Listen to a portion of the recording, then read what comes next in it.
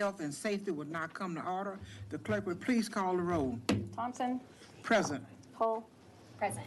Allison. Here. Capriglione. Dutton. Van Johnson. King. Here. Landgraf. Here. Lozano. Here. Corns present. A quorum is present. For those of you who would like to have a seat or who would like to go, we have and sit down. There is an overflow room in E2016. The overflow room. You'll be able to hear everything that we're doing in here. And if you happen to be a witness, you'll hear your name called, where you'll be able to come over and present your testimony. Let me also say that we don't have any signs or banners on display during the course of the hearing. We're happy that you're here with us. We're sorry that we're so late in the day to get you started on your testimony, but we certainly appreciate you coming from whatever distance that you came to be with us this afternoon on the various bills. Anyone wishes to testify before the committee, please register in the kiosk located in the hallway behind the hearing rooms. If you require assistance in registering, please contact the committee clerk staff here. And before I bring up the first bill, I want to remind those witnesses who have registered that by filling out and submitting your witness affirmation form, you have agreed to give your testimony on oath. Members, we have about 70 witnesses registered as of now. Testimony is limited to 3 minutes, as noted on our posting, and I respectfully ask our witnesses to adhere to the 3 minutes limits. We want to hear your testimony. We want to hear what you have to say, but we also want to hear all the persons who traveled here to be able to testify as well. We value each of your testimony, and we want to hear from every one of you here. Please do not be repetitive in your testimony.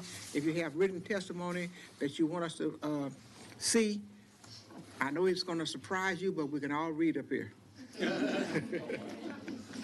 And we'd be happy to accept your testimony and let the record reflect that Chairman Capriglione is present. And with that, I'd like to recognize Donna Howard, Chair, lays out House Bill 1680.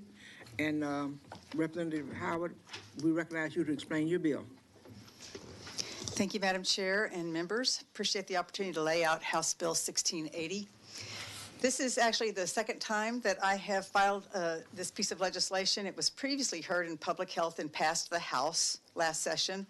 Actually, before that, Speaker Phelan carried this legislation in the 86th.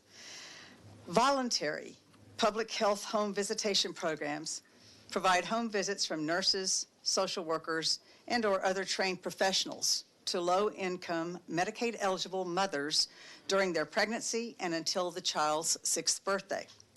Most of the mothers served by the Texas home visiting programs are low-income, some of whom are under the age of 18. By law, these women are able to consent to care for themselves and their unborn children. However, agencies report confusion regarding whether these mothers are able to consent to their personal continued care after their child is born. So to be clear, they are able to consent prior to delivery, and then it's unclear after delivery if they can continue to consent for their own personal care. HB 1680 would clarify the law that allows minors to continue to consent to services not only for the child, but for themselves once their baby is born. Texas home visiting programs have demonstrated a multitude of positive results, including a 48% reduction in instances of child abuse and neglect, a 56% reduction in ER visits for accidents and poisonings, and an 82% increase in months employed by the mother of the child. HB 1680 is an opportunity to help continue to break the cycle of poverty by supporting and improving health outcomes, employment, and economic self-sufficiency for young Texas mothers. With that, I'm happy to answer any questions and reserve the right to close. Members, are there any questions? Thank you. Santi Sanchez. Santi. Auntie Sanchez? Santi. Santi. She was registered against. Put your mic on and call her name. You can call her Sandy Sanchez. Angie Sanchez, She was here against the bill, she was here and she registered, I believe, against the bill, representing herself. and she was representing herself. Okay. Brittany McAllister. Brittany McAllister, She needs to tell her computer. The system's not working. Just let them know that the system's not working. our system is not working, so we're having trouble with the computer system. We show you representing, The national, here. The National Service Office. we show you as Brittany McAllister, and you are representing the National Service Office for the Nurse Family Partnership And Child First. and Child First. Is that correct? Yes, that's correct. And you are for the bill? Yes. You may proceed. You have Thank you. You have 3 minutes. Thank you, Chair Thompson and members of the committee. I appreciate the opportunity to provide comment on behalf of the National Service Office for Nurse Family Partnership and Child First in support of House Bill 1680.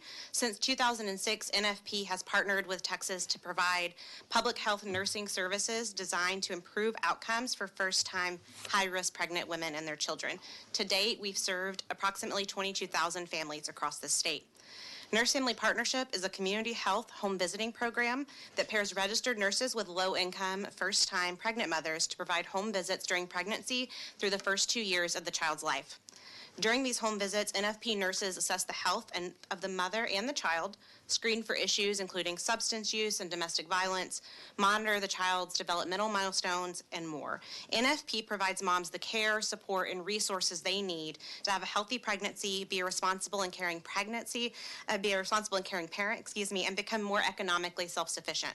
Texas Nurse Family Partnership is funded through the Department of Family and Protective Services Prevention and Early Intervention Division right now. Approximately 90% of the mothers we enroll are in or are eligible for Medicaid. The median age of our clients at enrollment is 22 years old, and approximately a quarter of our moms are under 18 when they enroll. Portions of this bill, as Representative Howard said, were first introduced in the 86 by then Representative Phelan, and they've been carried forward by Representative Howard since then. The bill and its Senate companion did get past their hearings in their respective chambers, but unfortunately fell victim to timing and calendar crowding last session. NFP enrolls and serves first-time pregnant moms regardless of the age of the mother. When unfortunate circumstances lead to a teenage mother becoming pregnant, if she's eligible for our program, she can be referred to NFP and continued to serve, but there's currently a lack of clarification, a little bit of confusion regarding whether that mother can continue to consent for services for herself after delivery, as the representative said. However, she is allowed to consent to services for her child. So we're just seeking to clarify that she can continue to consent for herself as well, so that we can continue to provide that two-generation service to the mom and the baby. This clear directive would allow our teams to continue to serve these moms, to receive these life-changing services, no matter the age of the mom. I appreciate the opportunity to comment, and I'm available for any questions. Thank you. So are there any questions? Thank you. Thanks. That's it. That's it. Is there anyone else here wishing to testify on, for, or against House Bill 1680? If not, the testimony on House Bill 1680 is now closed, and the chair recognizes Representative Howard to close on her bill. Thank you, Madam Chair. I think that this is a pretty simple fix that we can do here. Clearly, if the teen mother is able to consent to her care prior to delivery, she should be able to continue to consent to her care after delivery. And with our maternal morbidity and mortality issues the way that they are in this state, this is one of the ways that we can make sure that those new moms have the care that they need so that they can continue to take care of their families. And with that, if I have any other questions, I'll close. Members, do you have any further questions of Representative Howard? Representative Howard, thank you for coming to our committee. Thank you. This excellent piece of legislation. Members, the chair moves to leave House Bill 1680 pending. Are there any objections? The chair hears none. House Bill 1680 will be left pending. Chair, let the record reflect that Chair Dutton is now present. Thank you, Chair. Well, got the least number.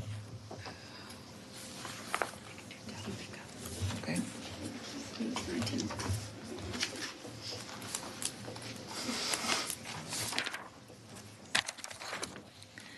The chair lays out House Bill 1905 and recognizes its author, Representative Tellerico, to explain the bill. Thank you, Chair Thompson. Thank you, committee members, for hearing House Bill 1905. Tragically, this bill is even more timely in light of today's news. Representative, let me lay out your committee Yes, substitute. yes. Representative Thompson offered the committee substitute. The chair lays out the committee substitute and recognize Representative Tallarico to explain the substitute. Thank you, Chair Thompson. Many of you saw the news coming out of Nashville that we've lost at least 3 children to another mass shooting. And so this bill, 1905, amends the Education Code to state that school districts may make school safety trainings, including active shooter trainings, available to employees of child care facilities and after-school programs and some private schools. Those that saw the news today saw that it happened in a private school. Many public school districts require all educators to attend school safety trainings and school safety courses provided by the district. Other organizations providing care to students or children often do not have the resources to provide such trainings to their staff. Protecting Texas children is a priority in all educational settings. Allowing school districts to make the existing school safety training courses available to employees of child care facilities or after-school programs or some private schools is one step our state can take to ensure our children are safe in all places of learning. By expanding safety training options to additional facilities caring for kids, we can help prevent the worst of disasters from hurting our youngest and most vulnerable. At this time, I'd be happy to answer any questions, and I'd like to reserve my right to close. Members, are there any questions of Representative Tallarico? I have Chair Dutton. Thank you. Have we gotten to the point where, rather than trying to prevent these shootings, we're just going to have to do something after the fact? Thanks for the question. And I know I just asked you that No. question because this is tragic. I mean, and the thing about that makes it even more tragic is today, this is the first time we had a female shooter. And I think it's bringing up memories for our state. The massacre in Uvalde will go down, I think, as the darkest day in Texas history. And on that day, I said, as an educator, nothing will change until we love our children more than we love our guns.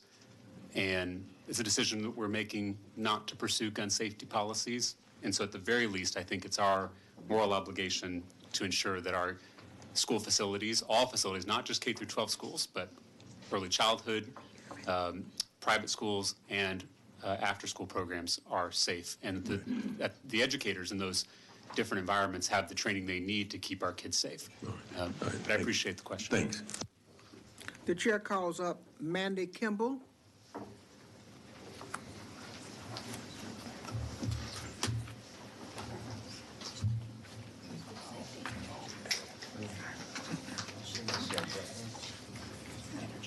Mandy, we show you representing children at risk, and you would be testifying for the bill. Is that correct? I'm sorry, against? Let me see. In support? For the bill? Yes, ma'am. Testifying for the bill. You may proceed. You have 3 minutes. Good to Thank see you. Thank you, Chairwoman, and thank you, Vice Chair Hull, and the committee for your time. My name's Mandy Kimball, Director of Public Policy and Government Affairs for Children at Risk, and we're supportive of the bill. Children at Risk facilitates the Texas Family Leadership Council, and this council is made up of child and family serving organizations from across the state.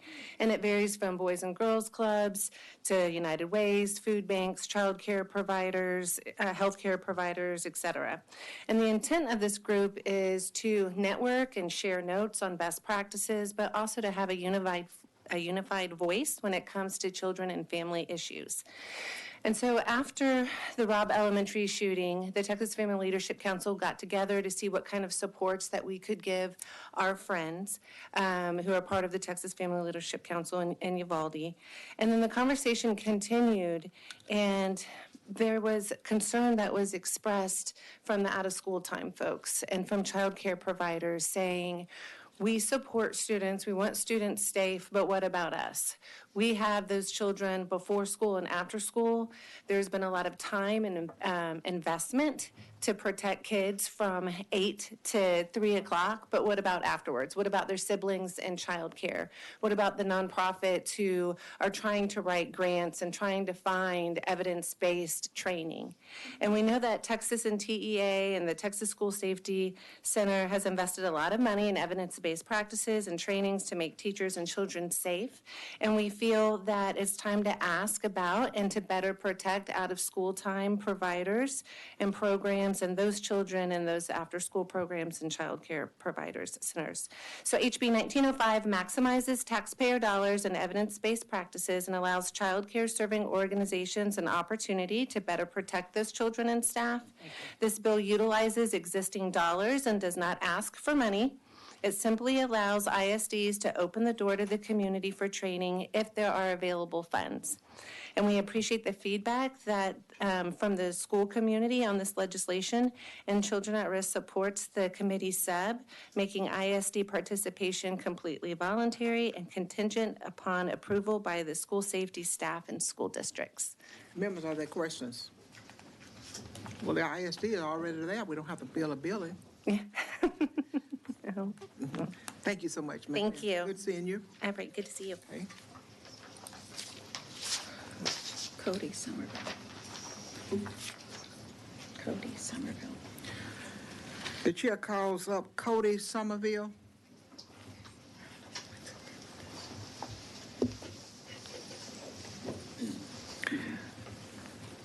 Yes, he was against it. He's for Cody, we show that you are, we're having computer problems. Texas Association for the Education of Young Children. You are with the Association for, you represent the Association for the Education of Young Children. And himself. And himself. And self. And you, and yourself, and you are for the bill. Correct. You may proceed. You have 3 minutes. Thank you. Thank you, Chairman Thompson and members of the committee. My name is Cody Somerville. I'm the Executive Director of the Texas Association for the Education of Young Children. We're the state's largest professional association for early childhood professionals with about 3,000 members across the state. The health and safety of our children starts at birth, not at kindergarten. Many young children attend child care programs prior to entering public schools. These programs support the health and safety of young children and provide nurturing experiences that foster optimal development. Unfortunately, these programs are becoming more rare. As of January 2023, Texas had 27% less child care programs operating than compared to March 2020. And a recent survey that we conducted revealed that 44% of responding child care programs are likely or may be likely to close in the next year, which will leave working families with fewer safe options for their child when they're at work. Child care programs are small businesses with very little administrative staff. This means that the child care director has to also serve as the nutrition director, the school safety director, the transportation director, curriculum director, amongst many other roles. This is a lot for one person to do, but our child care system is underfunded, so these specialized roles typically are not included in the organizational chart of our child care programs. HB 1905 recognizes that school safety is not just a matter for school districts, but also for child care programs and after-school programs. With thin budgets, child care programs do not always have the funds to attend specialized safety trainings, which are regularly conducted in school districts. This is a common sense measure that maximizes taxpayer dollars, while most importantly, ensuring our young children are safe. We ask this committee to vote in favor of HB 1905, and I'm happy to answer any questions. Members, are there any questions?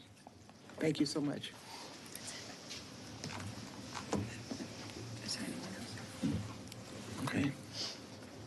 Is there anyone else here wishing to testify on, for, or against House Bill 1905? If not, the testimony on House Bill 19. Somebody? Okay. Did you register? Yeah. No, ma'am, I guess I didn't. I was an invited testimony. Need a register. You have to register for the testimony.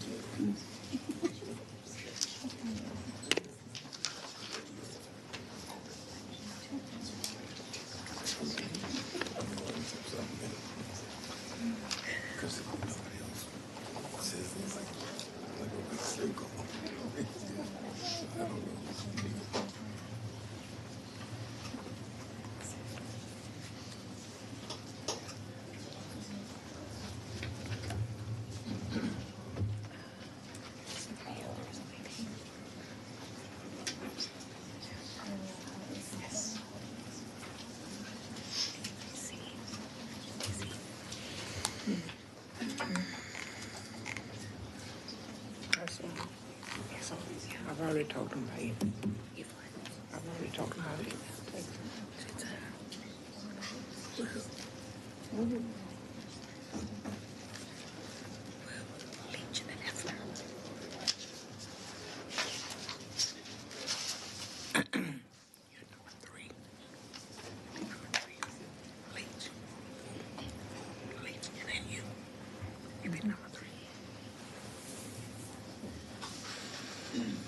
Let me make this announcement. Is there anyone in the audience who plans to testify, invited, uninvited, or otherwise?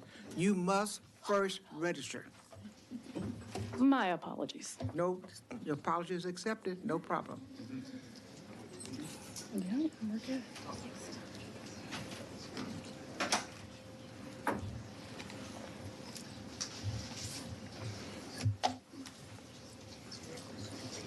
Yes.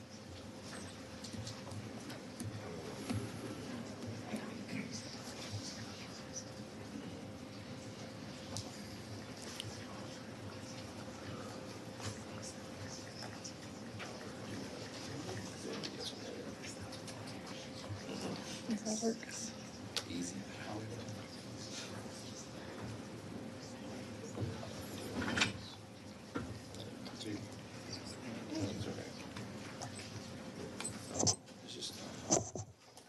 Not popping up here yet.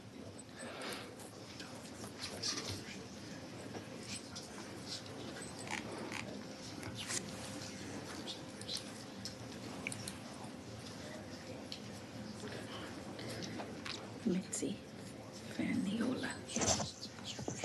Mitzi, you're gonna have to pronounce your last name. for Yes, me. ma'am. Thank you, Madam Chair, members. My name is Mitzi Stute And Faniola, I believe you're registering as, to represent the Boys and Club, the Texas Alliance of Boys and Girls Clubs. Yes, and ma'am. you are for the bill. Yes, ma'am. Please proceed, you have 3 minutes. Thank you, and I apologize. You think as a former staffer, I Apology would is accepted. known better. The Texas Alliance serves 69 autonomous Boys and Girls Club organizations in 90 counties across the state. Boys and Girls Clubs provide safe places where young people can grow and learn. Boys and Girls Clubs in Texas are committed to supporting communities, and local clubs ensure the safety of all youth, especially when they are not in school. Community collaboration is one of the most transformative forces in improving relationships between leaders and youth and the families our clubs serve. Opportunities that enable our club leaders to work with school districts and other providers together towards a common goal, such as solving a community need, can help grow safer communities. Because many of our clubs partner with and utilize public school campuses, we believe it imperative to ensure all out-of-school time providers are fully trained should this violence occur in and around our programs. The Texas Alliance believes that club organizations should have access to the same certified and quality training school personnel receive to ensure community safety. This includes state-approved school safety and active shooter trainings. We believe that by partnering with youth-serving organizations and supporting community collaboration, we can build safer communities. What age group do you all start accepting kids? 5 to 18. 5 to 18? Yes, ma'am. And you work with them in the afternoon? Some of our club organizations open prior to school start date. All right, then. Many of our organizations open as early as 5 a.m., especially during the pandemic. Okay. Members, are there any questions? Thank you for your testimony. Thank you. Okay. Is there anyone else here wishing to testify for, on, or against House Bill 1905? If not, the testimony on House Bill 1905 is now closed, and the chair recognizes Representative Tellerico to close on his bill. Thank you again, Chair Thompson, for hearing this bill, and thank you, committee members, for hearing this bill. I wish more than anything it was not necessary. And as someone who cares about early childhood education, I wish we were having a conversation about how to lower staff ratios and get more enriching curriculum, but instead we're having to have this conversation, and it is necessary, and I ask for your favorable consideration, and with that, I close. Thank you. Members, are there any further questions of Representative Tellerico? Chair hears none. Thank you very much. Members, the chair moves to withdraw the substitute to House Bill 1905 and leave it pending. Are there any objections? The chair hears none. The substitute is withdrawn, and House Bill 1905 will be left pending. The chair now lays out House Bill 1342 and recognizes Author Representative Wu to explain the bill. Representative Wu, I'm going to offer up your substitute so you may be able to explain that substitute to the committee. Thank you so much. You may proceed. That's perfect because the substitute takes care of the fiscal note. This is a pretty simple thing that I've been working with both TJJD, and for those who don't know, TJJD is the Texas Juvenile Justice Department that handles your local juvenile probation department and also the incarceration of kids. Essentially, what this is there's a lot of overlap between kids in the CPS system and kids in the juvenile justice system. And it is important for both systems, whether juvenile probation or CPS, to know the history of a kid in dealing with them. So one of the most common issues that comes up is a kid is arrested and juvenile probation wants to release them back to a responsible adult. But if that child has past CPS history, there may be responsible adults in their life that are not proper for them to be released to. For example, like if in a prior CPS case that, let's say the court decided mom should not have a primary conservatorship, that mom should only have possessory conservatorship, that child probably shouldn't go back to mom in opposition to what the judge had previously ordered in the CPS case. And in the same way, if a kid is picked up by CPS and the kid has prior juvenile history, and there might be mental health issues, there might be behavioral issues, the child might have been trafficked, CPS needs to know that information and needs to know that information quickly because, again, there are, like, if a child has sex trafficking history, there are certain homes you can't put that child in, right? And there's some dangerous areas that you need to be careful of. And essentially, this piece of legislation provides the statutory permission for the two agencies to exchange information quickly. In the past, there's been a strong sense of frustration between both juvenile probation and CPS caseworkers, like we're ripping our hair out trying to get information from each other. And just for your information, we have writers in the budget that basically allows this on the budgetary side to allow them to exchange information more quickly. This puts it into law and provides additional protections in the law of, like, they're allowed to exchange information. And what we did in the substitute to get rid of the fiscal note, originally the legislation said immediately that you should exchange information immediately. Now it just says as soon as practical. That's it. And that is the entirety of the bill. Are there any questions of our colleague, Representative Wu? Thank you, Representative Wu. Is there anyone here wishing to testify on, for, or against House Bill 1342? If not, the testimony is now closed on House Bill 1342, and the chair recognizes Representative Wu to close. I would just ask that this go out to local consent when y'all are ready to kick it out, and that's it. Close. Thank you very much, Representative Wu. Members, the chair moves to withdraw the substitute and leave House Bill 1342 pending. Are there any objections? The chair hears none. The substitute is withdrawn, and House Bill 1342 will be left pending. The chair lays out House Bill 3176 and recognizes its author, Representative. Wait a minute. It's the same one. 3176. 3176. 3176. 3176. That was 1342. The chair now lays out House Bill 3176. 3176, and recognizes its author, Representative Leach. No, it's Wu. Oh, has two I'm sorry. bills. I apologize. I keep trying to. I know we can play. It's okay. Wu has two bills. Okay. Yeah, two bills. I keep trying to give you one bill this day. I get it all the time. Okay. Go ahead, Representative Wu, and tell us. A little bit Thank about you. the bill. Just simply put, this is for those. I'm sure all of you guys know that we've had a lot of success in other specialty courts. We do veterans court, we do mental health court, we do substance abuse court. Most of those courts have done exceedingly well, and in Harris County, I know we're looking to expand to quite a few of them. One of the ideas that people have had is looking at a youthful offenders court. This is, as this bill states in the bill, this would only be for first-time offenders, nonviolent offenders. It's basically, young adults who made a mistake, and we're trying to genuinely give them a true second chance, because, even if they're in regular court, they take a deferred under federal guidelines is considered a conviction. So while Texas law may say, oh, you're not really convicted, a deferred on your record is considered conviction. So like if you wanted to be a postman or a mail carrier, you would have trouble clearing the background check for federal for federal positions later on.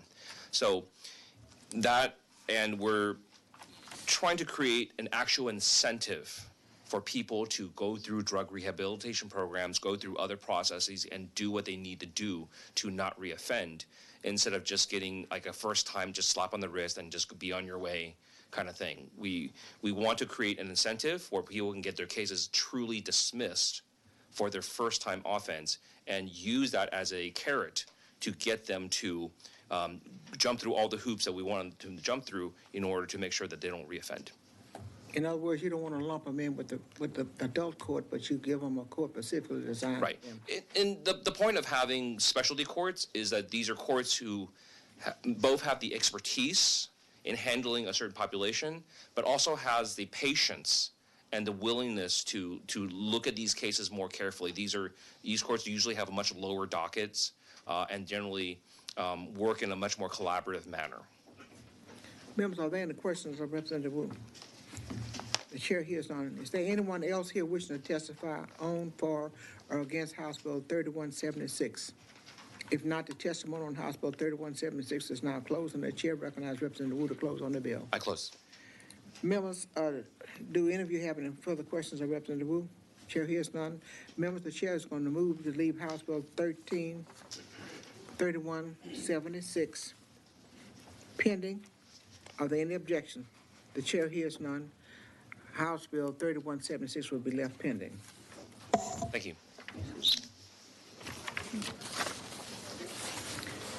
The chair lays out House Bill 2687 and recognizes Author Chairman Leach to explain the bill.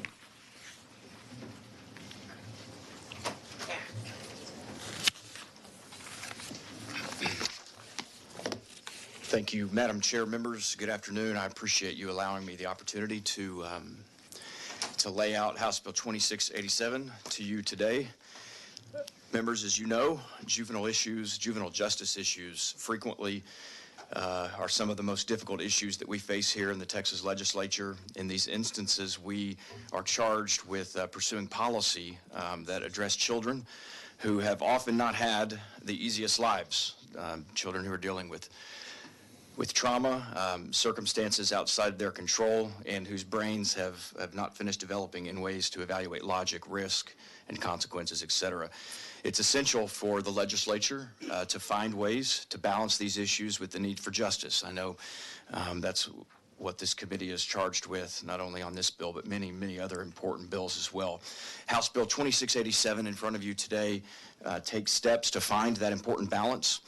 First, this bill seeks to raise the lower age by raising the age of criminal responsibility to generally exclude 10, 11, and 12-year-olds and to divert them to the services that they need to address the core issues and causes for their actions, whether those be mental health issues, substance abuse issues, issues with the family, or just access to basic needs like food and clothing and transportation. However, ensuring justice is still a necessary and key component. If the offense committed is of a violent or serious nature, this bill in front of you today outlines a separate process. In those instances, a juvenile court would be required to hold a hearing to determine whether or not to waive jurisdiction over a child under 13 years of age. During that hearing, a judge would be required to consider what interventions are available for that child outside of the juvenile justice system. So those could be, what attempts a family, a school, CPS, a county, youth services, maybe a nonprofit or a church in the community can offer that would be sufficient to ensure both public safety and the safety of the child. if that intervention by the court is warranted and what is in the best interest of the child. So if a judge decided to not waive jurisdiction, they would be required to state why, and the proceedings would go on as normal. If a judge did elect to waive jurisdiction, those charges would be dismissed, and the child would then be referred to the appropriate services that have been identified by the juvenile court.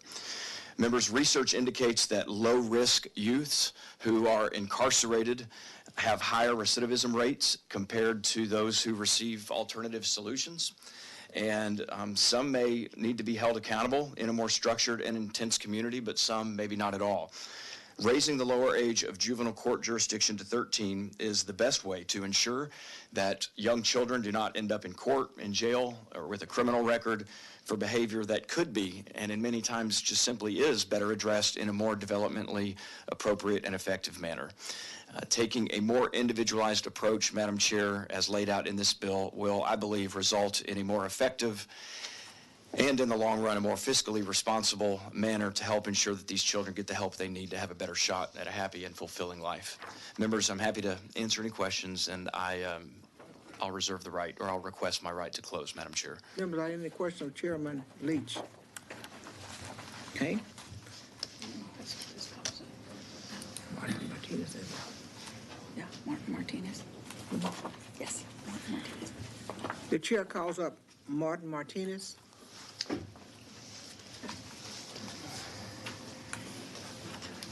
representing Texas Appleseed himself. I have some materials. Thank you. We showed that you are representing Texas Appleseed and yourself, Yes, and you would be testifying for the bill, yes, that is correct. and you have 3 minutes. Thank you. Good afternoon, members. I want to thank Chair Thompson for this opportunity to testify in front of you today. So when children this young, who are 10, 11, and 12, act out, it is vital that we ensure that their families, schools, and communities are involved in age-appropriate responses that avoid arrests and formal court processes. Raising the low age of court juvenile jurisdiction will do just this, and it is the best way to ensure that young children do not end up in court or more punitive areas of our juvenile justice system. I want to give a brief overview of the population we're talking about. So in 2021, there were 2,985 referrals for 10, 11, and 12-year-olds, and more than half of these referrals to probation departments were for misdemeanor offenses. So minor fights at school, misdemeanor theft, largely nonviolent crimes. That said, it is rare for youth to refer to the juvenile justice system for homicide or other capital crimes. In fact, from 2015 to 2021, only 8 youth under the age of 13 were referred to juvenile probation for homicide offenses. So this is a small population, and even smaller population commit aggressive offenses. And I want to really emphasize that the point of this bill is ensure that there are protections in place for youth to receive services outside of the juvenile justice system, which we know can be harmful for youth this young. In fact, it's found that youth who are confined in state secure facilities, instead of being supervised in their community, are 21% more likely to be rearrested and for a more serious offense. And so families and schools and community members should be involved in these kind of solutions to ensure that young kids 10, 11, and 12 are taken care of. Thank you, and I'd be happy to answer any questions you guys have. Members, are there any questions? Thank you very much. Thank you. Alicia Castillo. Alicia Castillo. Alicia Castillo? Oh, sorry. Lauren Rose. Lauren Rose. Apologize. Lauren Rose. Lauren Rose. Alicia did not testify.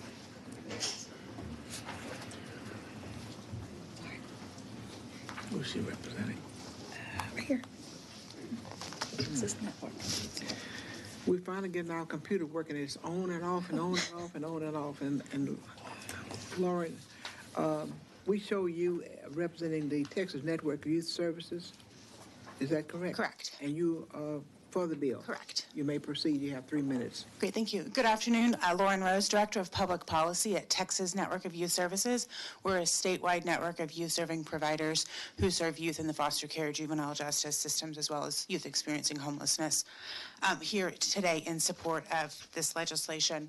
And I wanted to kind of give you an idea of what kind of services are available to better serve these youth outside of the juvenile justice system if this legislation were to pass. And I think to truly understand what that could look like, we need to understand kind of some of who some of these youth are. I think it's in Texas, we don't truly have the data, but if you look at national data and anecdotal of who's being served in these systems in Texas, what we hear is that disproportionately the youth in the juvenile justice system are youth who are in the foster care system.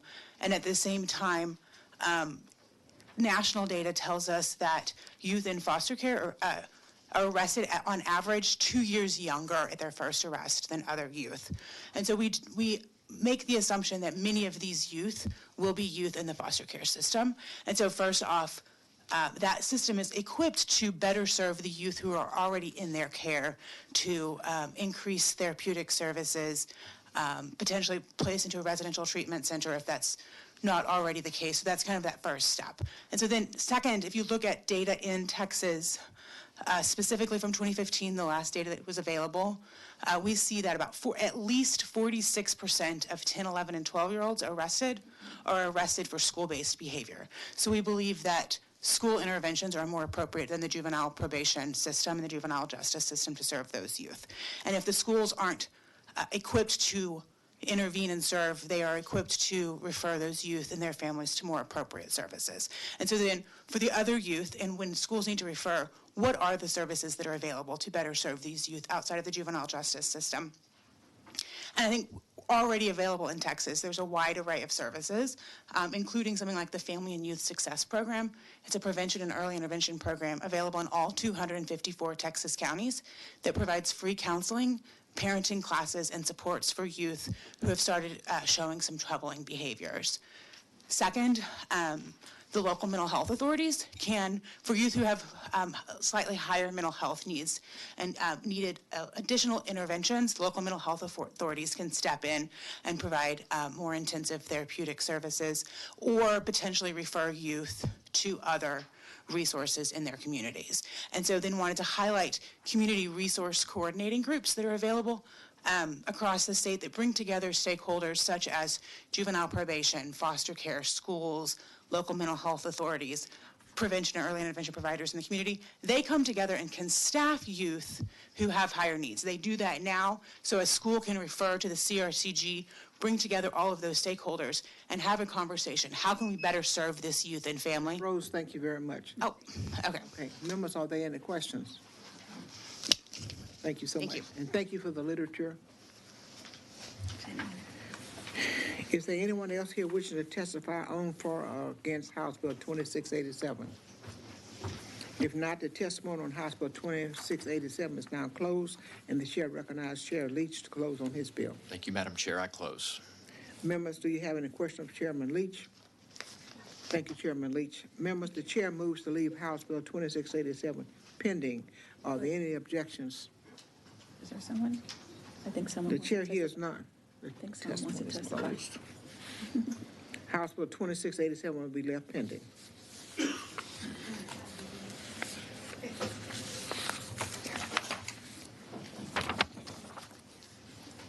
The chair lays out House Bill 3623 and recognizes author Representative Hefner to explain the bill.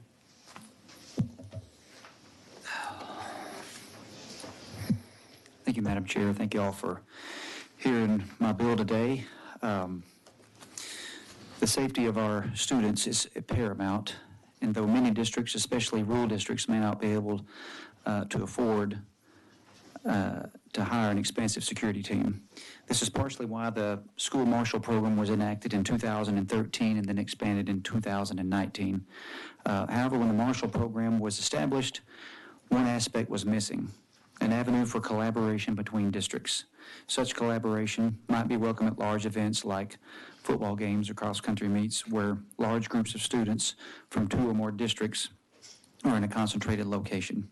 So extra security at such an event would be welcome. However, current statute does not specifically specify if a school marshal can serve outside of their district.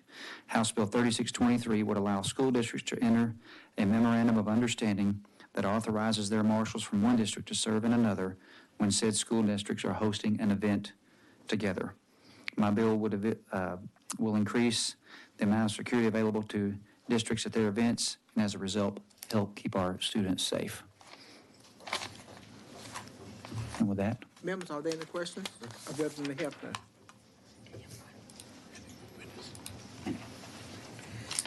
Lewis, Wishers, Lewis, Wishers, Wishers. Popping up.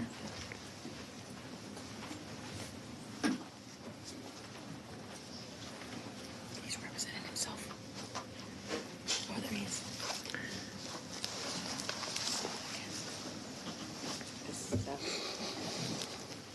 Mr. Wishers, we show that you are representing yourself and you are against the bill. Is that correct? Say that again. We show that you are representing yourself. Yes, ma'am. You are against the bill. Yes, ma'am. You may proceed, please. You have 3 minutes. Yes, ma'am. My name is Lewis Witchers. I am testifying in opposition to this bill. Before retiring, I was a teacher for 8 years, a full-time police officer for 15 and a half years, reserve officer for 8+, and a certified police firearms instructor for 20+ years. I am also a recreational shooter, which means that on a bad day on the range is better than a good day shopping at IKEA. I think, in my analysis, that this bill sets up armed civilians, namely school marshals, for what's called a friendly fire incident.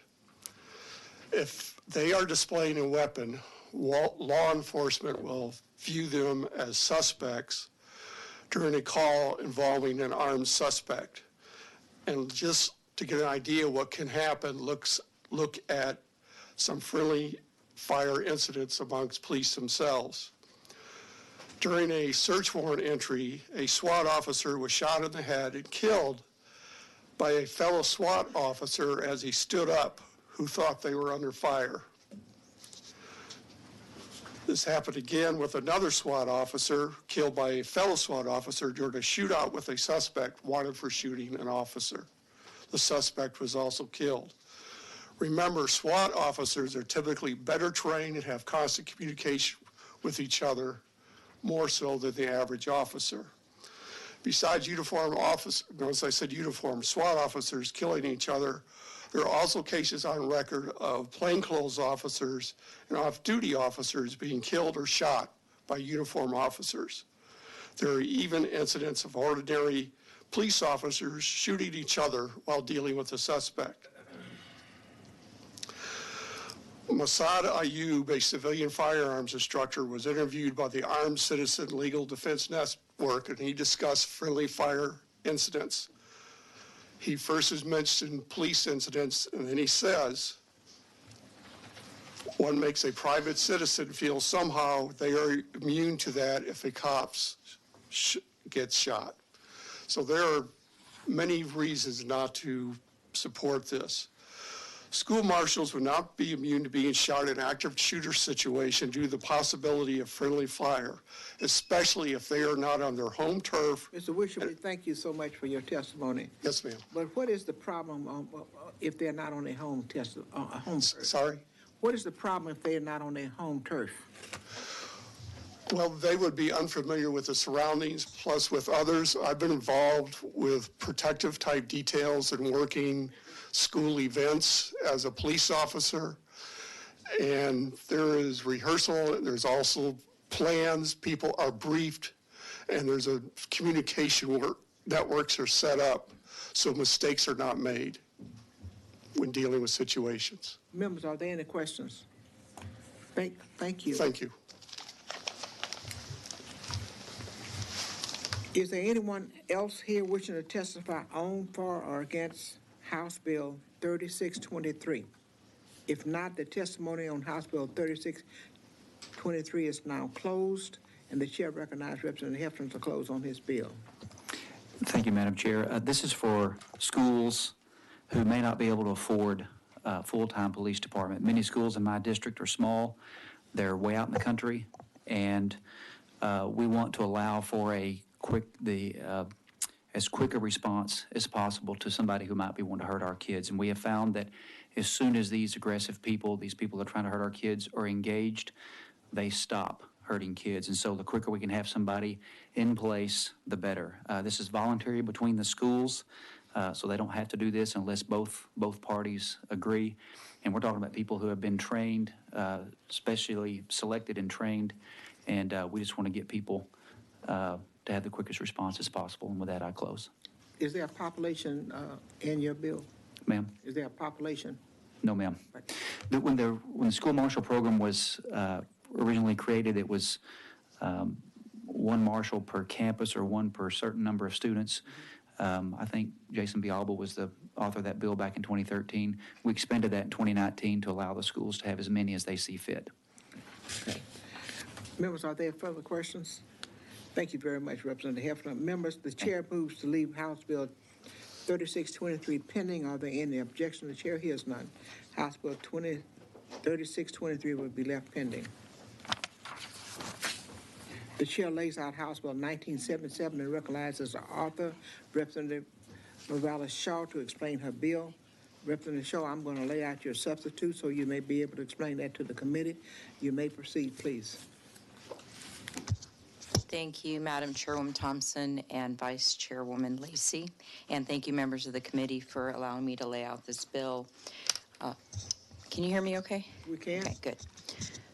This bill is, and I do have a committee sub, and that resulted, by the way, from working with The sub has been laid out. Yes, that's from working with the Association of DAs and County Attorneys and other stakeholders. I wanted to thank my JAs, Jean Wu and Lozano, for joining me on this bill. Texas lacks a uniform pretrial intervention youth program, also known as a PTI, for first-time youth offenders. The PTI program gives wayward youth a chance to get their life together and back on track. In places where PTI is successfully practiced, youth are less likely to return to the criminal justice system, and they're more likely to succeed. This kind of PTI program puts kids in community service and offers rehabilitation programs while they're on community supervision. Eligibility is established by the criteria set out in the bill. The defendants must be a child as defined by the Texas Family Code and consistent with the criminal code, and the first time that they're involved with the criminal justice system. The intervention program is a tiered program, so the more serious the offense, the more extensive the youth's involvement and time on the program, and the lower the offense, the lower duration of time on the program. A dismissal of the case is granted only upon successful completion of the entire program, and the youth who successfully complete the program are entitled to an automatic expunction so that the case does not follow them.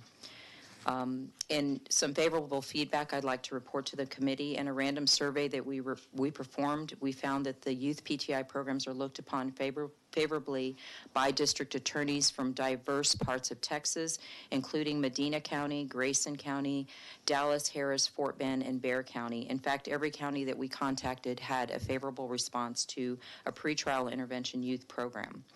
I'm not going to repeat a bunch of the data that you heard on Rep. Leach's juvenile bill, but I would like to make a couple of points. The rearrest rates of youth are as high as 75% within 3 years if they've gone into a juvenile justice facility. And that's the number that we'd like to reduce. And out of 254 counties, only 45 of our counties have either an informal or formal PTI program that offers rehabilitation programs for youth. As a 21-year lawyer, I would say the scales of justice are balanced not just by punitive law, but by compassion as well. This bill passed out of the 87th legislative session with a unanimous vote out of committee, and it passed the House. I'm happy to answer any questions that the committee has, and I reserve my right to close. Members, are there any questions?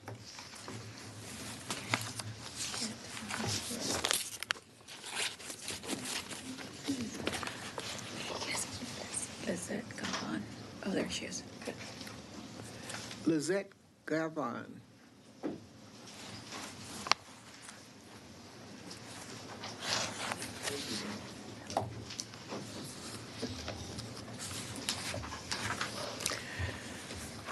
right, we show you as representing the public, NAMI, Texas. Yes, And ma'am. you are for the bill. Yes, ma'am. You may proceed, please. Thank you. have 3 minutes. Good afternoon. I'm Lisette Galvan. I serve as Public Policy Director of NAMI, Texas, and I'm here to testify in support of HB 1977. This bill would expand opportunities for Texas youth to participate in a pretrial intervention program for certain first-time offenses. In 2019, out of 39,000 juveniles in TJJD, at the time of referral, 18% had a known and untreated substance use disorder, 39% had an identified mental health need, 17% had a co-occurring mental health and substance use disorder. Currently, 30 to 33% of youth in TJJD are prescribed psychotropic medications for mental health problems. Meanwhile, the agency currently has a 50% vacancy rate for correctional staff and mental health providers, and with continued difficulty filling these positions. Mental health positions are essential in helping youth rehabilitate successfully. We know that substance use, lack of preventative medical care, and access to high-quality medical and mental health care lead to complex health problems requiring costly specialty care, inpatient care, and/or justice involvement. Prevention and intervention programs are designed to keep youth from deeper involvement in the juvenile justice system. Texas currently has a special needs diversion placement program and regional diversion alternative program, which provide different community-based services, including mental health treatment and specialized supervision to youth in counties to keep them further away from the juvenile justice system. By expanding on our current system to build out a robust youth pretrial intervention program with increased availability and access to specialized treatments and mental health professionals, family-based services to treat youth in the community, and evidence-based youth engagement and skill development strategies, we give them a second chance. This will not only be cost-effective, but will also reduce recidivism rates among our youth as they successfully rehabilitate. For the upcoming biennium, TJJD has projected about 1,200 youth with an additional community-based programs to reduce out-of-home placements in the Regional Diversion Alternative Program. By establishing a uniform youth pretrial intervention program across our state, we can expand these services to more than the projected 1,200 youth. First-time offender programs that only aim to keep youth out of justice involvement, but will help them heal and rehabilitate within their community. Multiple regions of the state do not have sufficient resources to sustain programs needed to keep youth close to home. Without enhancing our juvenile justice system, they will continue to have to rely on expensive, distant placements for their youth and with the kids with the highest need. HB 1977 would help our youth and counties and TJJD system by addressing the needs of kids while rehabilitating within their communities. Thank you. Members, are there any questions? Ms. Galvin, it's good to see you again. Thank you so much. Thank you, Ms. T. This guy, Jim Allison. Jim Allison.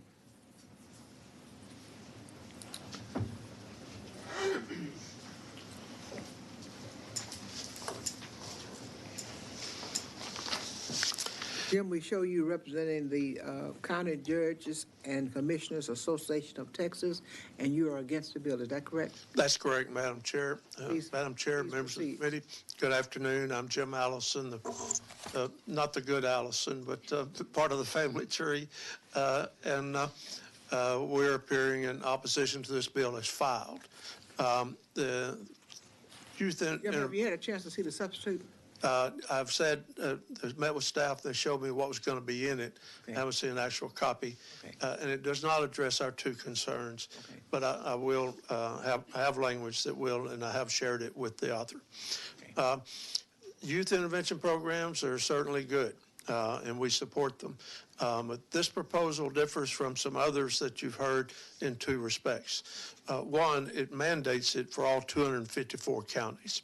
And frankly, at this time, there are counties that still don't have a sufficient caseload to warrant mandating resources for this. And the second thing is it does not carry any state funding. We have appeared before appropriations and asked for additional funding, and we're hopeful to get some this time. But up to this point, counties pay over 70% of the juvenile probation costs. States only pay 30%. So without state funding, this unfortunately, if it were mandated, would be a mandated property tax increase, because that's the only way we could pay for it. We have suggested language to the author that would make it permissive so that it would not be mandated on those smaller counties, and that it would be only if it carries sufficient state funding. That seems reasonable. With that, we'd be able to support the bill.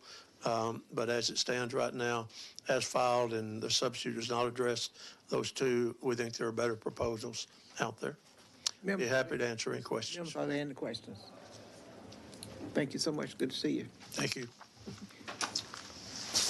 If you get a chance, come by. I want to talk to you about a bill. Okay. Sir. Tal Wildman.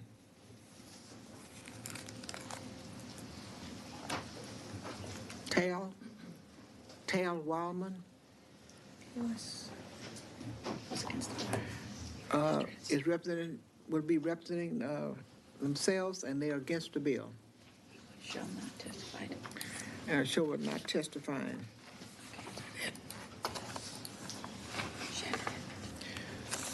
Shannon Edwards, we see you back there.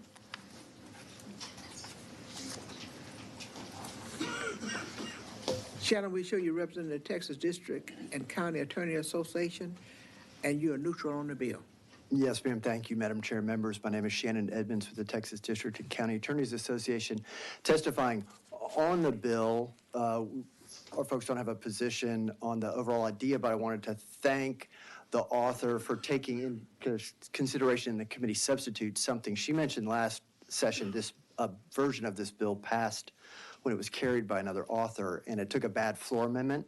And this committee substitute removes that floor amendment to make sure that this program will operate like all the other intervention programs that we have. And that's what we want to make sure is that if it does pass, that it operates similarly to other intervention, especially courts for mental health defendants, for veterans that we have for adults, and all those programs.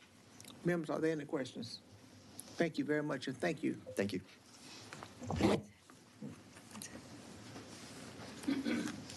Is there anyone else here wishing to testify on, for, or against House Bill 1977?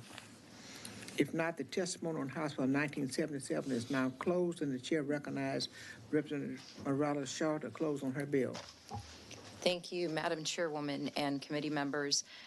And I just wanted to state in response to Mr. Allison that his testimony about an unfunded mandate, we did get a letter and about the permissive language. I want to point out that this bill authorizes a fee. That means that if you're on the program, you pay for the program. But additionally, we are considering pursuing additional funding in the budget. And I, just as a last closing statement, I want to say that I think it's nonsense to say that we can't afford to rehabilitate people, but we can't afford to jail them, because it's a lot more expensive to jail them. And I would say, for consideration of people who might not want to do this program for whatever reason, I would say it's a lot cheaper to raise a healthy child than it is to fix a broken man. So, and I ask for your closing, I ask for your favorable consideration of this bill, and we will continue to perfect the language as we move forward. And I close with that. Members, are there any further questions? Thank you so much, Representative Shaw. Thank you. Members, the chair moves to withdraw the substitute and leave House Bill 1977 pending. Are there any objections? The chair hears none. The substitute is withdrawn, and House Bill 1977 will be left pending. The chair lays out House Bill 1819 and recognizes Arthur Representative Cook to explain the bill. You can do it from there if you would like. Thank you, Madam Chair.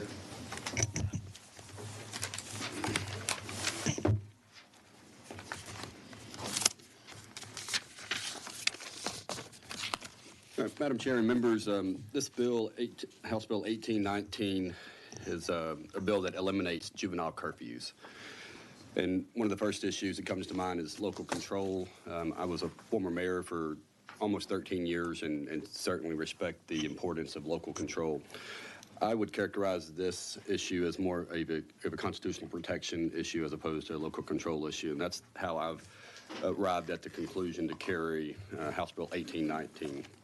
Current Texas law allows political subdivisions to implement local curfew ordinances, allowing law enforcement to charge youth between the ages of 10 and 17 with a Class C misdemeanor, which carries a fine of up to $500 and gives the youth a criminal record at an early age.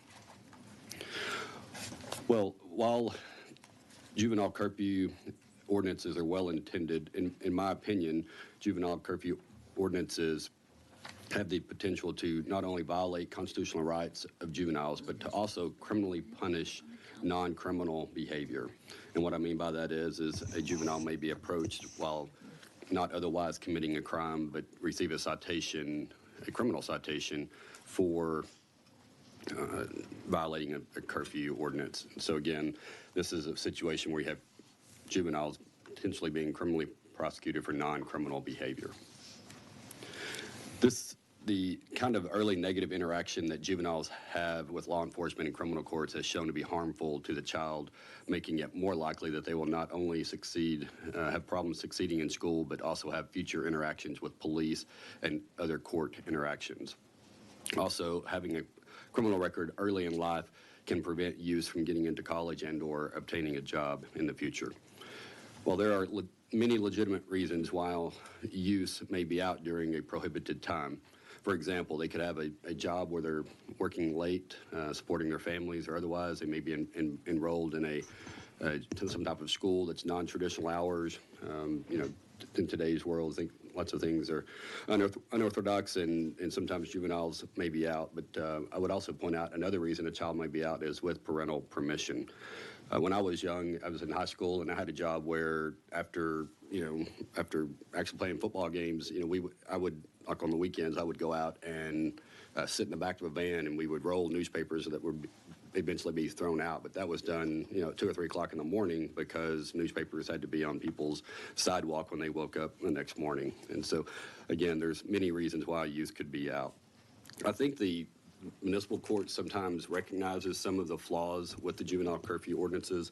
The Texas Municipal Courts Education Center is a organization that assists municipal courts with regard to different law-related matters. And I would point out that some of the problems that they are teaching to their different cities are some of the issues that come up are equal protection issues, criminalization of youth, infringement of parental authority. They can punish parents and others, profiling and targeting of juveniles, and sometimes used as a pretext to an otherwise unconstitutional stop. I would ask the committee give favorable consideration to removing juvenile ordinances and prohibiting or banning them from being allowed in the state of Texas. And would ask that for your favorable consideration and would like to have an opportunity to close when appropriate, Madam Chair. Members, are there any questions of Representative Cook? Thank you, and we'll reserve your right to close. Leader Scott.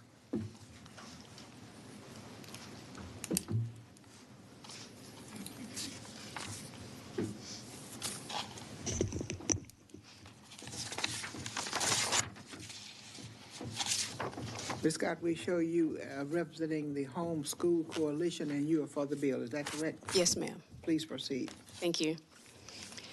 Good afternoon, Chairwoman Thompson and committee members. My name is Anita Scott, and I am testifying on behalf of Texas Homeschool Coalition in favor of 1819. THSC is the largest statewide advocacy organization for homeschooling and family rights in Texas. I am a homeschool graduate and the fourth of 8 children whose parents began homeschooling my siblings and me in the 1980s. While homeschooling was native to the African American community, especially in the Oak Cliff neighborhood in Dallas, it was also uncommon, unpopular, and illegal. At some point, my mother, who had already earned her teaching certification, began homeschooling the children of her friends. During our homeschool tenure, there were many times during the day when we completed our studies before the traditional hours of school had elapsed, and therefore had the opportunity to walk to the local recreation center or the YWCA.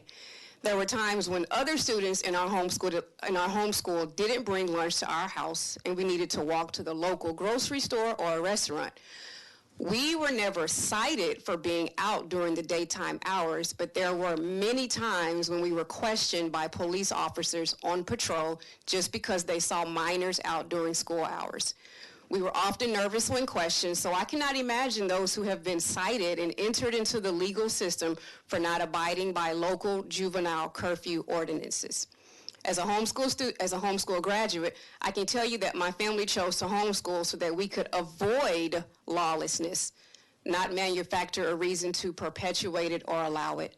I can even attest to how homeschool families and homeschool curricula actually reinforce the necessity of abiding by the law, not apart from it. Our times out during daytime hours never caused a crime or even the mere thought of it, as these local ordinances were originally meant to prevent. However, these local ordinances do induce fear in homeschool families with the thought of entering into the justice system and becoming another statistic. For this reason, I ask for your consideration to repeal the authority of political subdivisions to adopt or enforce juvenile curfews. Thank you. Members, are there any questions? Thank you so much. Thank you. Lindsay Sykes. Lindsay Sykes. Lindsay Sykes signed up to represent herself, and she is, Lindsay Sykes is against the bill. She did not register. She did not testify. And he did not testify. Carver Simmons. Selling shoes in Japan. Tiny.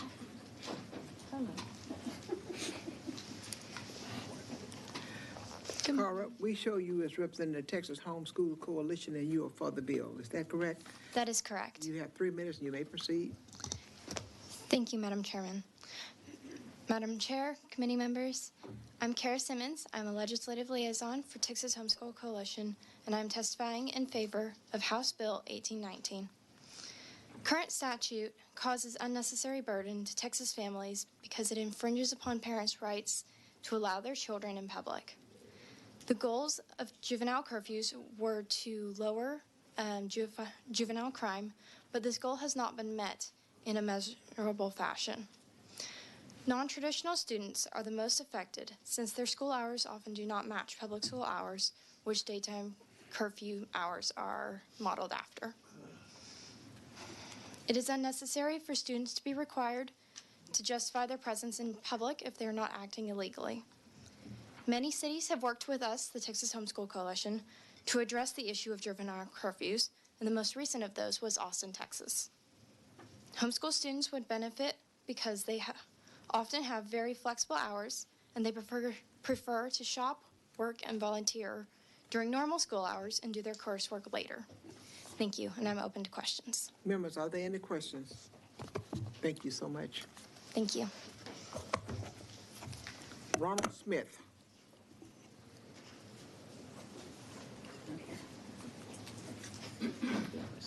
Ronald Smith registered representing the Texas Network of Youth Services and himself, and he was for the bill, but did not testify. How are you? Second? Are you Ronald Smith? I apologize, you was in the overflow. No, I have to. No, that's okay. That's okay. That's all right. Ronald Smith, we show you as representing the Texas Network and of Youth Services and yourself, and you are for the bill. Yes, ma'am. You have 3 minutes. Thank you so much. I hope you guys are doing well today. We are. Thank My you. name is Ronald Smith, and I'm with the Texas Network Services of Young Adult Leadership Council. I'm here in support of House Bill 1819 because we shouldn't be ticketing young people for curfew violations. We should normalize providing a supportive response when youth are experiencing tough times. We should be addressing what is causing them to be out late at night or missing school. Can we please get rid of curfew ordinances completely? When I was 12, I ran away from home because I didn't feel safe due to being physically abused, and mentally I was overloaded with a lot of pressure and expectations. One night I decided to not come home from school. I decided to try to find an alternative place to sleep. I ended up sleeping on the stairwell, and the police was called due to me snoring on the stairwell. They assumed I was out committing crimes when in reality I was out because it felt safer in the streets than I did at home. They threatened to take me to a detention if I didn't tell them where I lived. And at that moment, I felt nothing but disappointment and a huge rush of anger. I had to make a difficult decision between going back to my aunt's house or going to a detention center. I chose to go to a home where I was being abused by my aunt's husband, which still felt like the lesser of two evils. A few years later, I entered foster care. I ran away while in care too and stayed out past curfew. Luckily, I didn't have to do too many run-ins with the police for curfew, but not everyone is so lucky as myself. When I aged out of care, I became homeless. I was 18 years old and wouldn't have received a curfew violation for sleeping at bus stations or other places outdoors, but there are many youth experiencing homelessness on the streets who are younger than 18. Having these curfew laws that allow for youth to be cited for being out late at night and sleeping in the only place they have to sleep criminalizes and perpetuates their homelessness. They now have to pay fines and fees for the citations instead of buying food, saving for a phone, or paying their bill, or having somewhere to sleep in a hotel room for that matter. The citation does not do anything to get them housed, let alone encourage, but it only encourages them to engage in unsafe behavior to pay the fees and fines to justify housing. Thank you for listening, and I please hope you guys support House Bill 2066. Members, are there any questions? Thank you for your testimony. You got the bill number wrong. I think it said House Bill 2026. No, I said House Bill 1819, I'm sorry. Okay, thank you so much. Okay, thank you. Martin Martinez.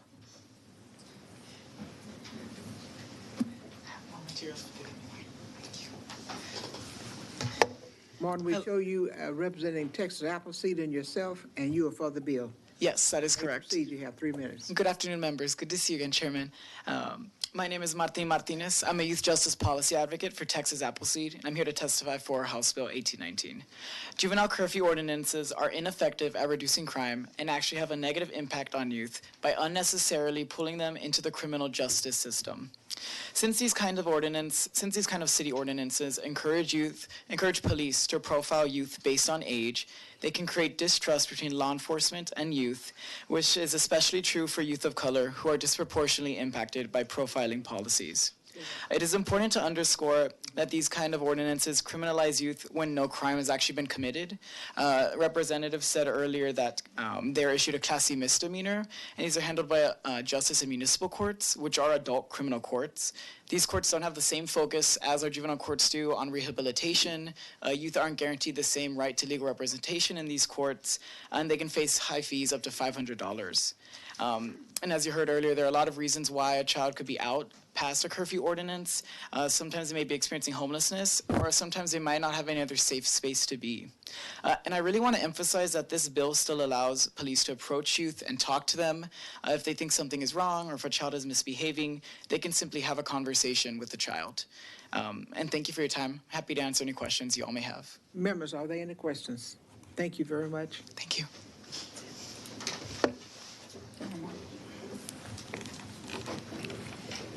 Is there anyone else here wishing to testify on, for, or against House Bill 1819? If not, the testimony is closed on House Bill 1819, and the chair recognizes Representative Cook to close on the bill. I close, Madam Chair. Have you thought about expungement as a part of your bill? Expunction? Yeah. Have not, but I believe some of the bills that are out there probably would Well, this would be an area that you could use expunction. specifically. Okay. We'll talk. Okay. Members, the chair moves to leave House Bill 1819 pending. Are there any objections? The chair hears none. House Bill 1819 will be left pending. The chair now lays out House Bill 2066 and recognizes author Representative Cook to explain the bill. Thank you, Madam Chair and members of the committee. First thing I want to say is former Chairman James White carried this bill last session, and this bill passed out of the House 143-0. And so I'm asking Madam Chair if she may want to vote this bill out today, as she has taught me to, ask for that in my committee. So I make that request. But Madam, members of the committee, often children in foster care exhibit bad or otherwise delinquent behavior as a trauma response. All too often when this happens, these children are referred to the juvenile justice system by the same general residential operations, which are referred to as GROs, who have agreed previously to the replacement and to address these behavioral health needs. I want to emphasize this. These GROs accept care and treatment of these children after they've been made aware of their mental and behavioral needs. It raises a question why the GROs are in charge of these children's care and then pushing them out of supportive services into the juvenile justice system when they knew the children's background and history from the beginning. The Juvenile Justice Center is not appropriate for many youth, especially for those with low-level crimes. It inhibits their rehabilitation, increases the rate of recidivism, exacerbates their underlying mental health problems, and alienates them from any sense of community. House Bill 2066 will require local juvenile probation boards to create policies to divert these youth to participate in services or informal probation designed to help them work on their behaviors and prevent future incidents. This will allow for these children to avoid having a juvenile record, and upon having completed any services or probation, their charges would be dismissed. These young children deserve the opportunity to continue receiving help and support to heal them from their trauma, not to be criminalized for it.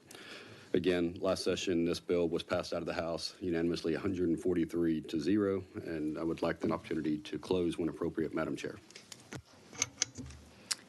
Members, are there any questions for Representative Cook? Okay. The chair calls up Zoe Jones Walton.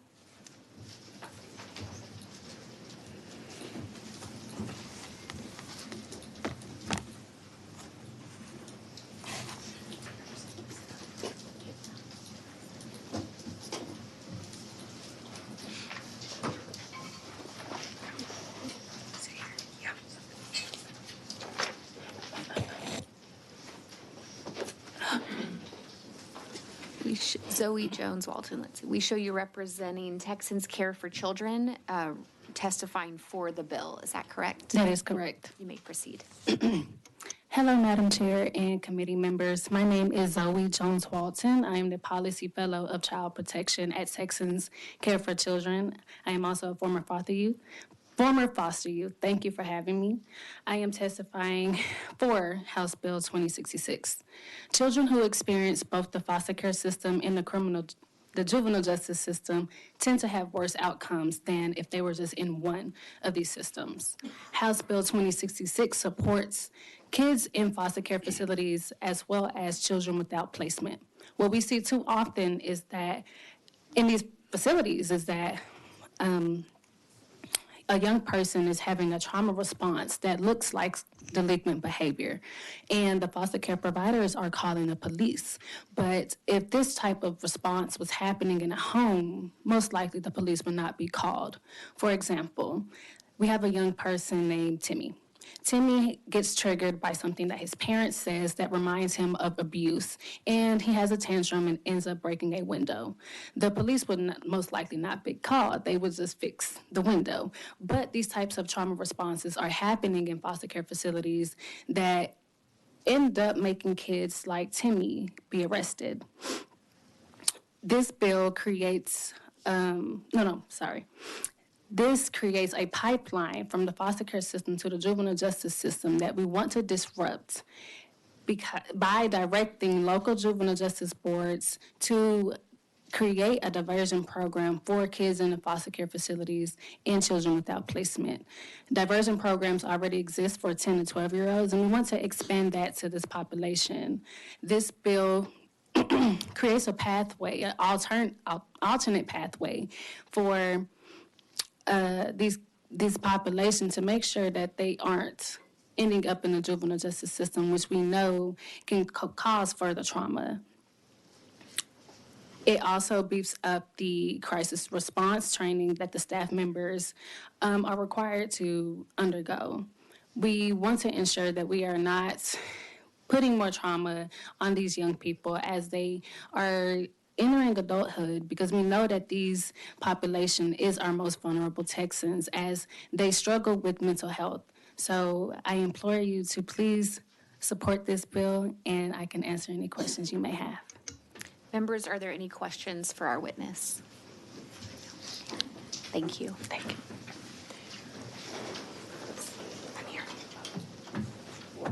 Okay. The chair calls up Ronald Smith.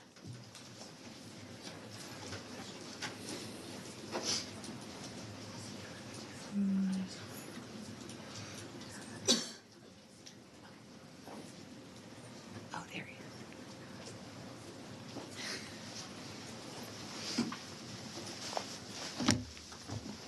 Show you representing the Texas Network of Youth Services and yourself, and you are testifying for the bill. Yes, ma'am. You may proceed. Good afternoon. My name is Ronald Smith with the Texas Network of Youth Services, Young Adult Leadership Council, and I'm here in support of House Bill 2066. Youth in foster care have experienced a lot of trauma, often have psychological challenges, and the system needs to do a better job of supporting them in their mental health instead of just locking them up. I went into foster care when I was 14 after a tough childhood. I transitioned through a lot of placements when I was in care, from residential treatment centers, emergency shelters, mental health hospitals, and foster homes during my 4 years in care. In those placements, I met many young people who, like myself, had experienced a lot of trauma and very little stability. One day there was a new kid at the facility. He began threatening a girl that I was friends with. I stopped him from assaulting her, but then he began to threaten me. The threats got worse and worse, and I didn't respond well due to my ability of not being able to control my emotions. I said and did things I shouldn't have. But to be clear, no one was injured, nothing was destroyed. However, I was arrested and was in jail for 5 days. 5 days of crying in jail, in shock.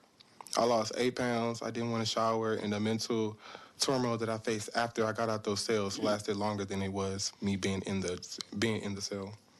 I recognize the bill you're talking about today is specifically for juveniles. In this example, I had just turned 17, so I was considered an adult and treated as one. However, I was still young, and young people in foster care deserve second chances and opportunities to keep them out of the justice system. Our surroundings and circumstances are driving some of those behaviors. Criminalization of our trauma is not the best response. As youth grow up in residential treatment centers, shelters, or without placement, their living circumstances aren't always great. But it's better than detention or jail. Putting foster youth in jail or juvenile probation because of their trauma responses is just one of the more instances where systems are working against them rather than for them. In my instance, I was fortunate that my attorney and CPS worked to get me out of jail within 5 days. And a few years later, I was able to get it expunged from my record. But those days are still hard to think about, and I still feel like no one tried to understand my side of the story and help me. Instead, they just tried to arrest me. Please pass House Bill 2066. Members, are there any questions for our witness? Thank you. Thank you so much.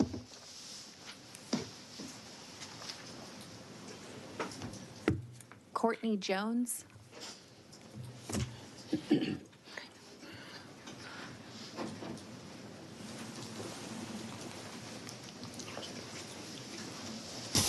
And you're representing yourself and you're testifying for the bill. Yes. Hello, my name is Courtney Jones, and I'm testifying for the bill. I am representing myself, but also I'm representing those with lived experience from the foster care system. I am a former foster youth myself. I spent 10 years in the foster care system. You're representing yourself. Is that correct? Yes. Just yourself. Okay. Yeah. Thank you.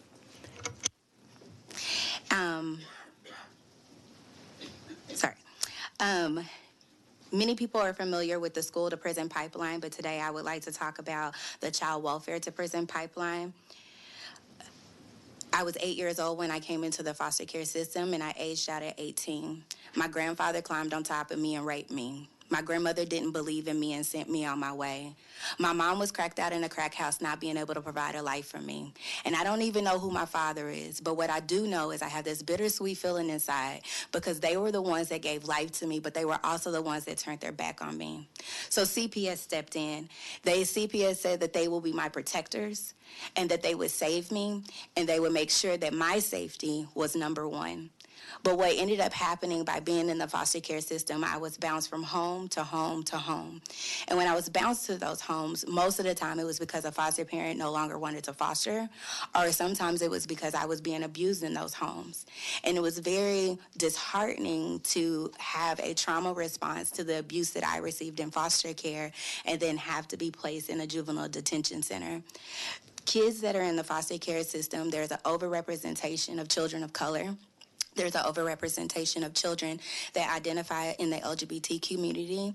And I feel like we need to support all children that are in the system, and we should make sure that they have a better outcome than the ones that they have as they come out of the system. Incarceration, high pregnancy rates, and these are very disheartening when Child Protective Services said that they can do a better job.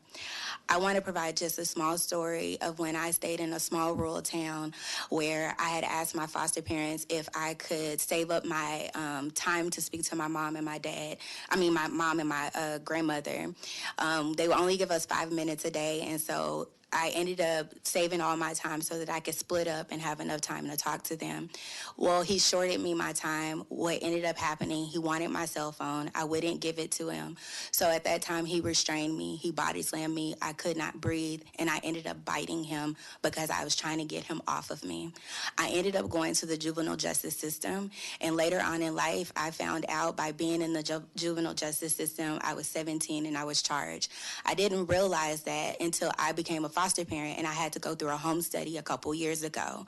No kid should leave the foster care system because they were abused and neglected, and then they had a trauma response, and then as a result of that trauma response, later on in their 30s, they're having to figure out what to do. Thank you so much. Members, any questions?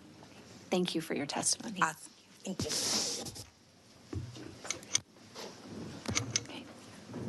Is there anyone else here wishing to testify on, for, or against House Bill 2066? If not, testimony on House Bill 2066 is now closed, and the chair recognizes Representative Cook to close on his bill. Madam Chair, I'll be glad to answer any questions, but otherwise I close. Members, any questions for Representative Cook? Thank you, Representative Cook. Members, the chair moves to leave House Bill 2066 pending. Are there any objections? Chair hears none. House Bill 2066 will be left pending. Chair lays out House Bill 3 and recognizes Author Chairman Burris to explain the bill. Thank you, Madam Chair, committee members. It is my honor today to lay out House Bill 3 for your consideration, the School Security Act, which focuses on the development, implementation of public school safety and security requirements for every public school in Texas. As a Texan, no matter what city or town you call home, every one of us expects our school children to learn in a safe environment.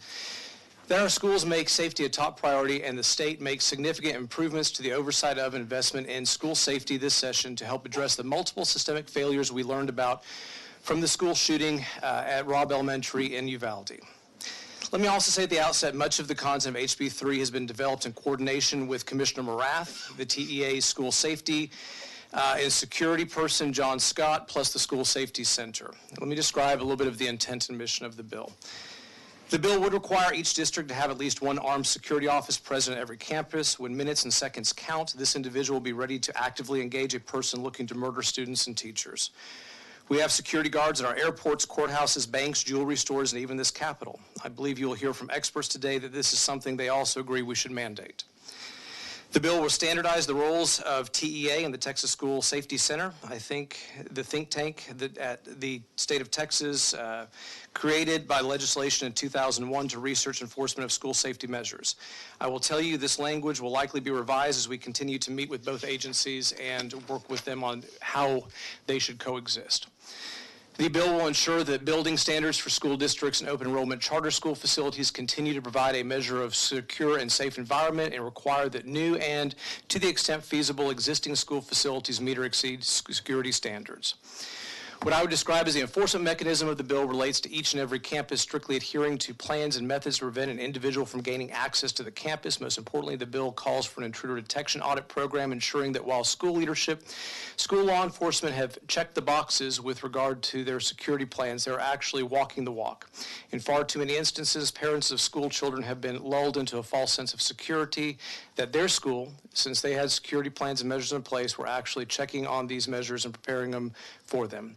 Additionally, the bill requires regular meetings between ISD leadership and law enforcement personnel with the intent of ensuring clear and transparent communications regarding preparedness and action plans, and also provides funding for this and creates a new state-approved vendor list for technology, because technology does play an important role in this. In closing, members, this is an important bill to help address some of the failings that were uncovered in the investigation into the shooting of Robb Elementary. By no means am I suggesting that this is the only bill necessary to address those failures, but it is an important and critical piece to make school security and safety better for all students across our state. Members, with that, I would be happy to answer any questions. If not, I would ask for my right to close. I do have a meeting I may step out in, but I'll be watching testimony and back to address any of the concerns anybody lays out, and happy to do that as well. Members, are there any questions? Thank you very much. Thank you all. Chair call Cornelius Gilder.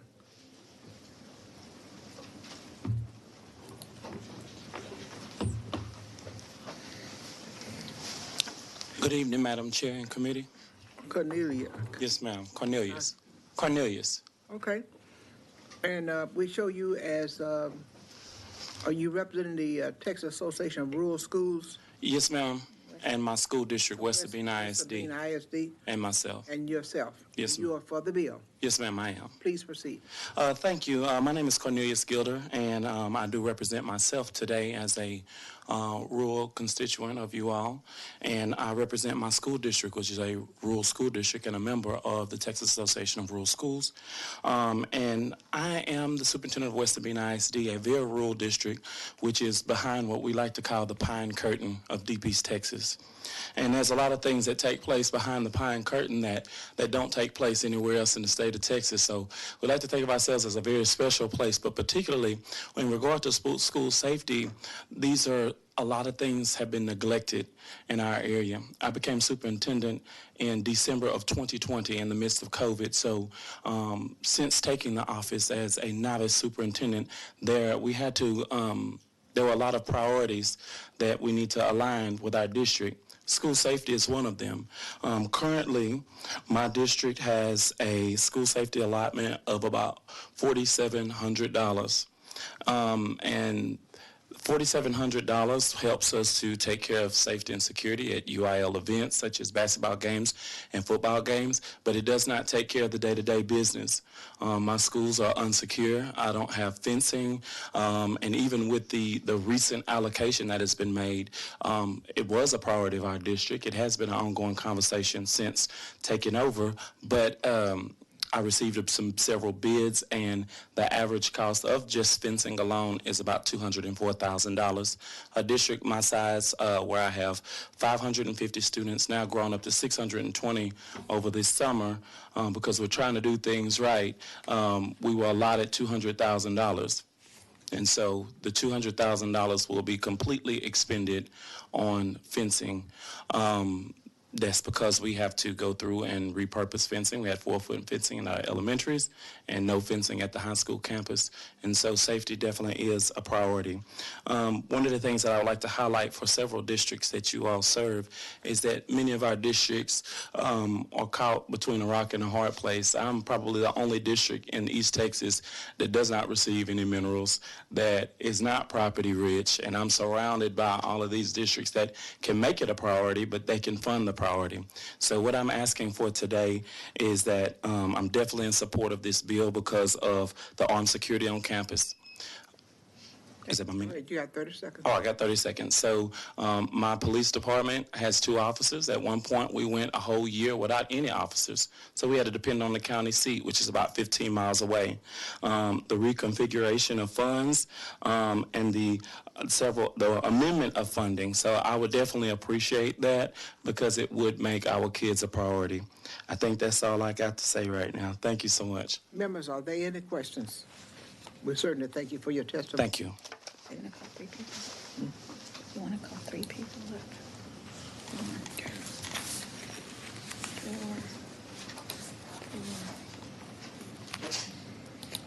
Let them 3.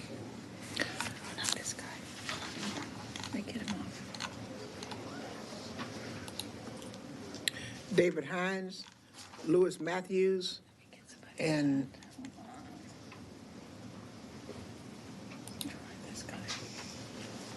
Tyrone Morrow.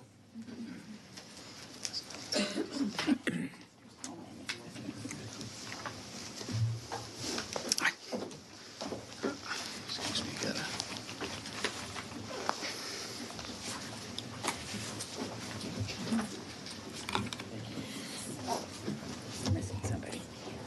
let me see, David Hines, Lewis Matthews, and Tyrone Morrow. We need you to sit right here.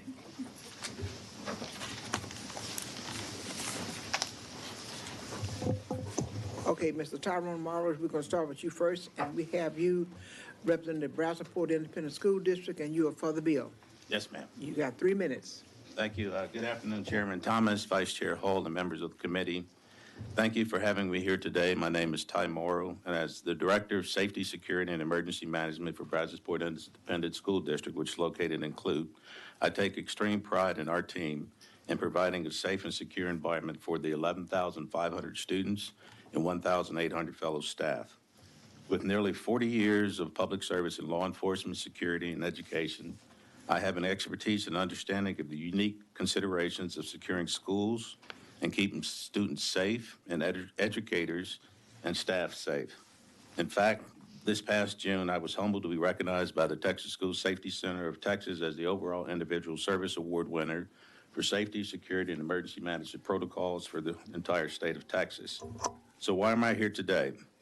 I want to tell you about an indispensable tool that helps us prevent school shootings. It's human-verified AI gun detection by Zero Eyes. Brazosport ISD has always prioritized security, but the May 2018 Santa Fe school shooting that killed 10 and wounded 13 was a wake-up call for everyone in Texas. In response to that, this district created my role, and they wanted to have one person responsible for safety and security protocols across the district. Over the last 4 years, I have identified and integrated best practices and tools for security industries into Brazosport, and so students can focus on learning, teachers can focus on teaching, and security professionals can keep everyone safe. Unfortunately, the May 22 Robb Elementary School shooting tragedy forced all us to re-examine if we were doing enough. Texas school directors like me have 3 universal challenges. Schools are hard to protect. I have 24 facilities, 19 schools that are built to be open, welcome places of learning and not a fortress. Security programs are lean on staff and budget. The ISD is fortunate to have a police department headed by Chief Wade Nichols, Captain Maury Creaton, and additionally they have 19 police officers, and we have 17 dedicated, outstanding, phenomenal safety specialists that can't be everywhere at all times. Most technologies are reactive, but before this year, my 2,000 security cameras are only good for piecing together events after they already happened.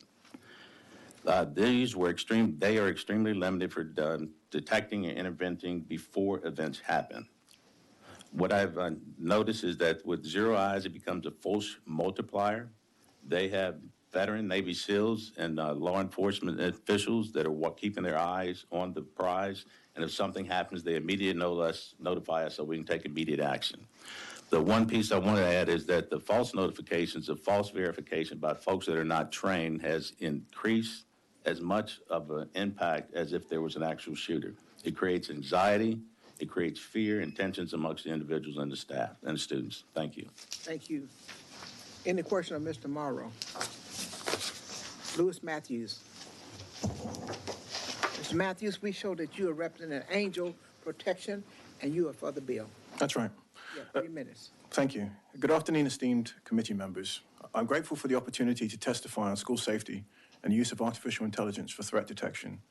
Today, I wish to explore the benefits of harnessing AI technologies, specifically for early detection of firearms on campus and unauthorized personnel using facial recognition. As a former oil and gas data scientist and current CEO of Angel Protection, I have firsthand experience in deploying such technology in complex settings. If you remember nothing else from what I'm about to say to you, or run out of time, please remember this. Successful pilot tests in Texas demonstrate that AI technology cost-effectively and significantly amplifies human capacity for detection and intervention of on-campus violence. While security relies on human leadership, recent technology advancements can bolster human capacity and security, similar to computers' impacts on human efficiency in the 1980s. For any of these applications that I'm about to discuss, please ask about real-world anecdotes that happened in the state of Texas at the conclusion of these remarks. First, let's discuss AI for detecting firearms on campus.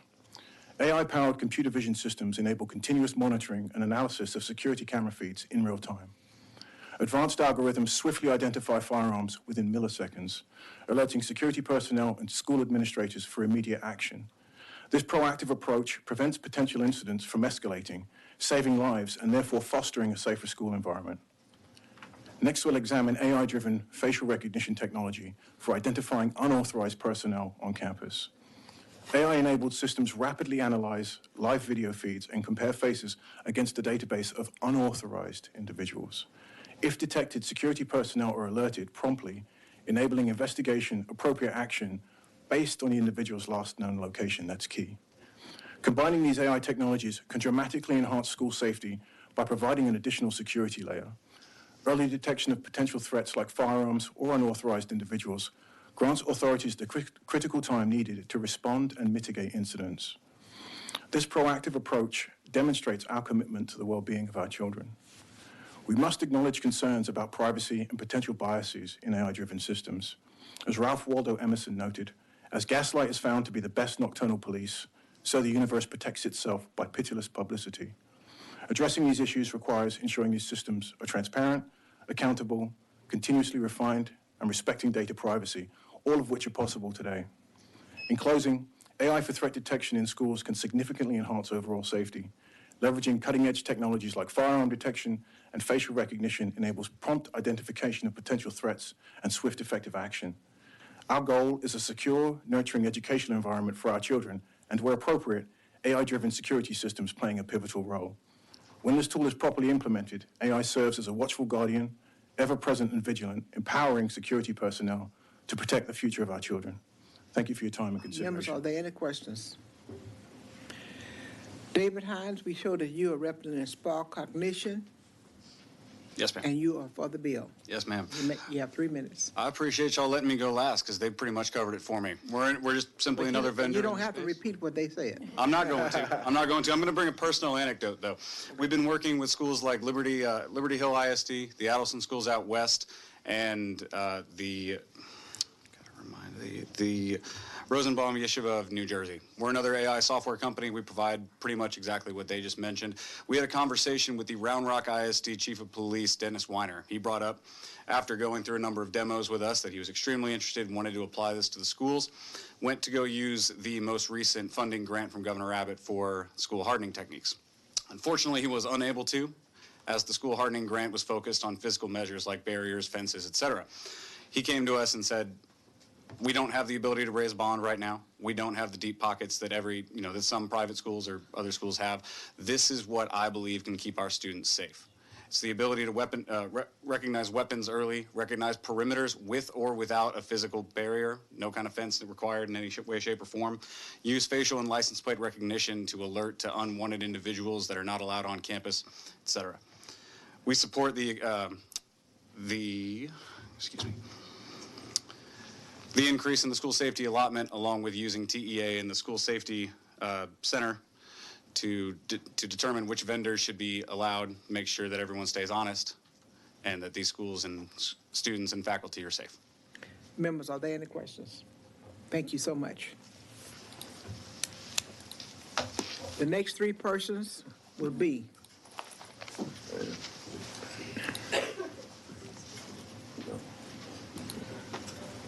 Paige Clay, Alicia Castillo,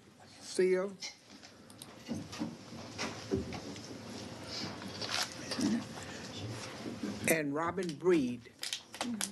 Lisa, we finally got you.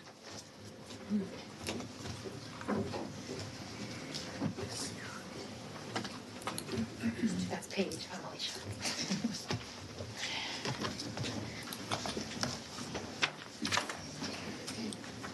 Okay. All right, who want to go first? Who want to go first? Go ahead. I'm happy to kick us off. Okay, you are Paige Clay? Yes, ma'am. And you are representing IDRA. Tell us what that means for the benefit of the committee and the audience. Yes, ma'am. Thank you, Chairwoman Thompson, committee members. My name is Paige. And if I'm recognizing correctly, you are against the bill. Yes, ma'am. Okay. Thank you. And you also represent yourself. Yes, ma'am. So IDRA stands for? The Intercultural Development Research Association, ma'am. Thank you. Proceed. Thank you. My name is Paige Shuggins-Clay. I'm an attorney and the chief legal analyst for IDRA, a nonpartisan nonprofit organization dedicated to equal educational opportunity. I'm here today to respectfully testify against House Bill 3. House Bill 3 would require every school in the state to have an armed police officer. It would also allow the state through TEA to take over any school district that fails to comply with the state school safety mandates, which is an undemocratic process and principle. And it would require local school bonds to fund the state school safety policy mandates ahead of locally decided priorities at the local level.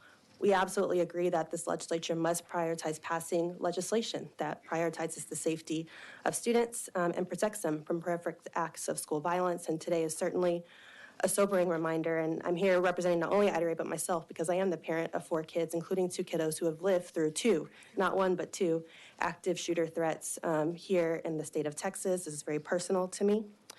House Bill 3 and its emphasis on requiring police in schools would be a step in the wrong direction, and it would make our schools less safe, particularly for Black students, LGBTQ+ students, other students of color, and students with disabilities, where research shows that they are more likely to come into contact with harmful school policing practices and exclusionary discipline practices, which also are associated with the implementation of school-based police. I want to be very clear that we can't have a conversation about safety without talking about gun safety, and guns are the root cause of this problem. It's the #1 leading cause of death for youth in our schools, youth in our country, including in our schools, and the corollary principle that the answer to gun violence is simply not more guns in our schools. I've provided to the committee a copy of a recently published article, which has 2 really important key findings. It's certainly understandable to reach for, a policy solution like school-based police in these instances of fear and concern. But the research is clear that there is no association between the presence of school-based law enforcement and preventing school violence. And very equally concerning, a study that looked at 133 mass shooting incidents over the last 30 years showed that, in fact, when there was an active armed school resource officer on campus, it actually resulted in more casualties, more innocent lives lost because of human errors and mistakes in those regards. We also, we have provided a lot of research about the disparate impact of police contact on Black students in particular, who are twice as likely to be arrested at school and to not have those protections.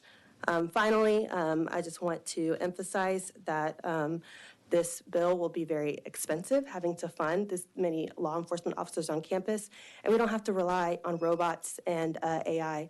We can invest in relationships and evidence-based supports that will help address school safety. Thank you, Chairwoman. Members, are there any questions? All right, Robin Breed.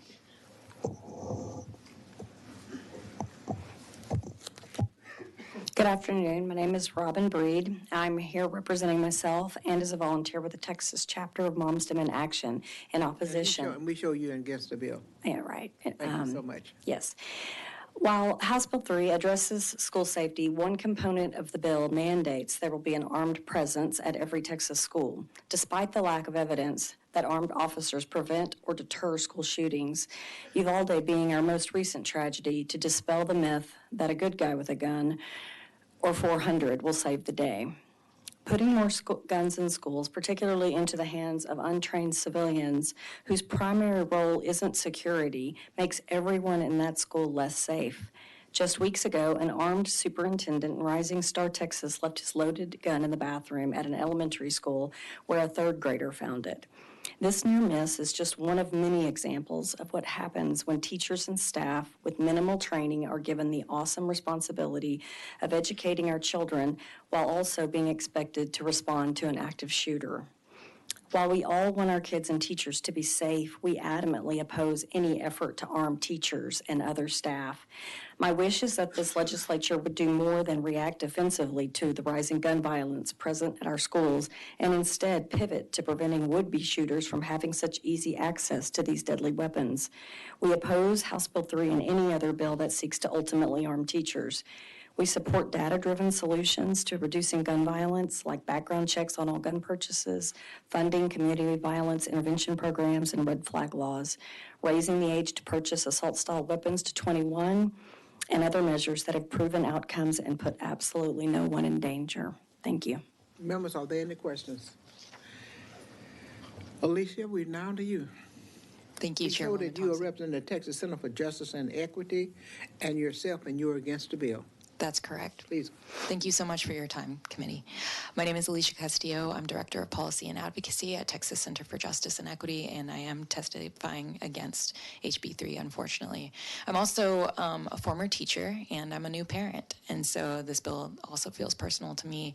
I did live through an active threat as well at the school where I taught, and I know that many people in this room, they've had children that have lived through that as well. There may be even other teachers who have lived through that as well. And still, I know that we have over 20 years of research now, unfortunately, about these tragic, horrific events that happen year and after year, again and again. And none of that evidence tells us that cops are preventing that violence. Instead, we've been increasing the prevalence of police on school campuses, and instead what has increased is the criminalization of youth and the instances of use of force against youth, kids becoming hurt by those purported to keep them safe on school campuses. So we, as a new parent and as someone who studies this issue, I would be really heartened to see some policy proposals come from this body that are evidence-based and data-driven and work to prevent this violence rather than react to it time and time again. Our children deserve more. So respectfully, I would urge the committee not to vote for a bill that puts more guns on school campuses. Thank you. Members, are there any questions? Thank you very much.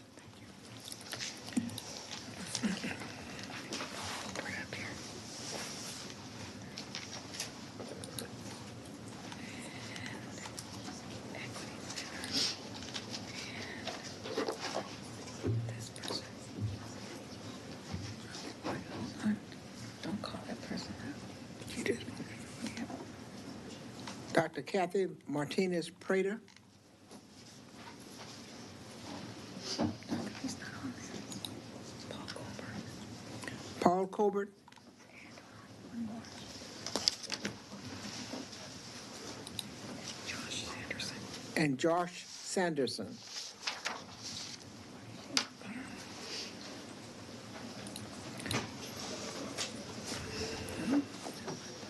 Dr. Prater, we show you that you are representing the Texas School Safety Center at Texas State University, and you are neutral on the bill. Yes, ma'am. You may proceed. You have 3 minutes. Yes, ma'am. Good afternoon, Madam Chair Thompson and committee members. My name is Kathy Martinez Prather, and I am the director of the Texas School Safety Center at Texas State University. The Texas School Safety Center, just a little bit of background, was established in 1999, shortly after the Columbine school shooting.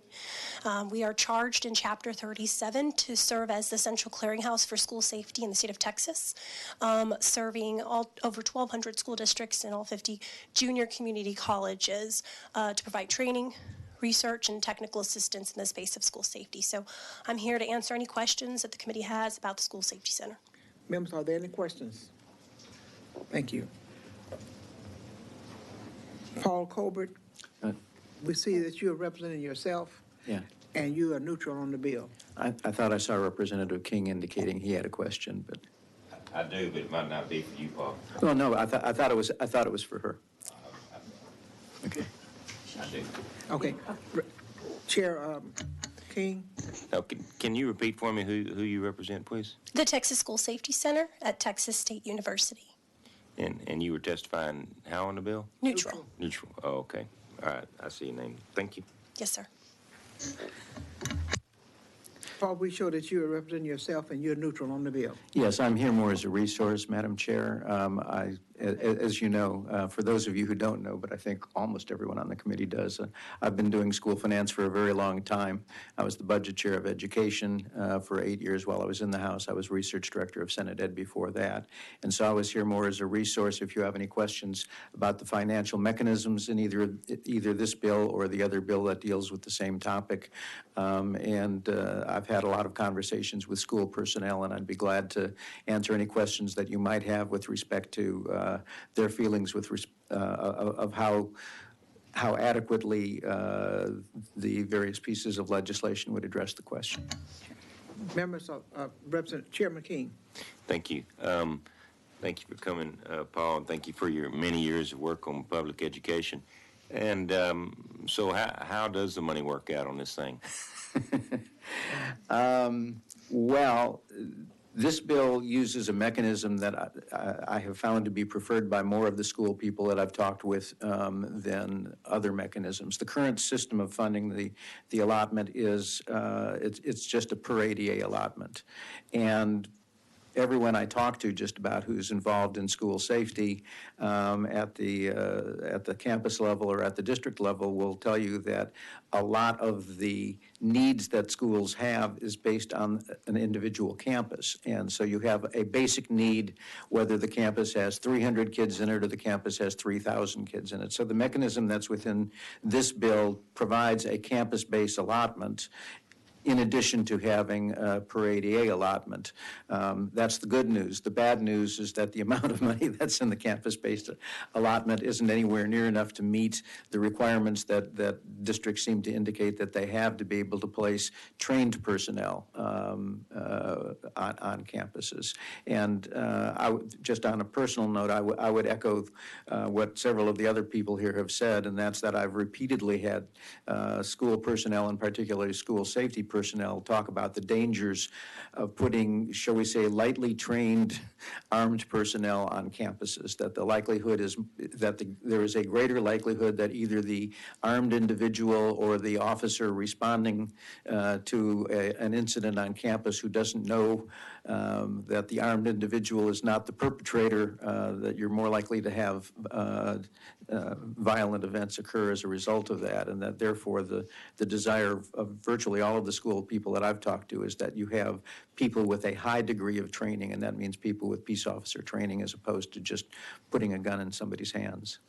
I would agree that you would prefer to have highly trained individuals. I'm going to make an assumption that most of the districts that use lightly trained folks are the ones that were allowing the school inside Marshall program anyway. Under current law. I would guess that that's true. I haven't really seen a breakdown as to who are the people having the Marshall programs. And the ones that were reluctant to use that program or had no request for it are probably going to make certain, I would hope, that they had highly trained people. So well, you understand my point there? Absolutely, but they would if they had the resources. And the problem is that right now, and particularly in the legislation that's before you and other legislation that you'll be hearing today, there are a significant number of mandates that are placed on school districts that have a tremendous amount of cost. And if you do not have a funding mechanism that meets those mandates, or just meet, even if the mandates aren't there, meets the current needs, you have either unfunded mandates or you have unfunded safety needs in the schools. Did you see the fiscal note, Paul? Yes, I did. Okay. And it's your testimony there's not enough money in there to pay for this? I don't think so. Okay. That's what we need to know. In my professional judgment. All right. Thank you, Madam Chair. Any further questions, members? Chairman Landgraf. Thank you, Madam Chair. And sorry, I was reading some of the relevant provisions of the bill, and I'm curious if we can bring Dr. Prather back on the record. My questions are going to be directed toward her, if that's okay. Dr. Prather, would you re-identify yourself? Yes, my name is Kathy Martinez-Prather, and I'm the director of the Texas School Safety Center. I appreciate that, and I'm sorry that I didn't ask this question immediately after you testified, but there have been some other witnesses who have wanted to address, this requirement, and I think in some cases it's been referred to as having a peace officer on each campus, but as I was reading the bill, it does make reference to armed guard, an armed guard requirement. Can you, just from the perspective of the center, go into that distinction a little bit so that we can all have a good understanding of what that requirement is? Certainly. So there's generally certain options that school districts have for having an armed guard personnel on their district. Many districts in the state of Texas have their own ISD police departments. Some districts will, if they don't, contract those services out through their local municipality or their sheriff's office. Then we have the school marshal program, which does have some components into it, training, 80 hours of training, psychological background testing. And then we have the school guardian plan, which authorizes a school board to approve school personnel to carry.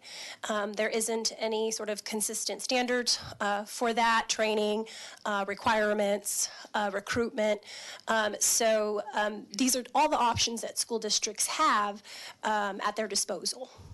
So in other words, the requirement under this bill encapsulates those different categories that you've just described. It's not limited to one. That is correct. One classification. That is correct. It allows districts to determine, based off their own local needs, resources, what is best for them. Mm-hmm. And this might be a more appropriate question from some of my colleagues here on the committee, but can you talk a little bit about the interaction between what some of these proposals are, or at least the armed personnel requirement as it relates to provisions that exist at law right now that allow for TEA to have a conservatorship of a school district? With regards to armed personnel? Yes. I guess in relation to, I don't know if TA oversees this currently right now. So I believe that's what this provision Right. would No, and I'm sorry, would add. speaking about the proposal itself. Right. Yes, yes. So there isn't any oversight over that. Right now, we also don't have a central repository for how many districts use school guardians.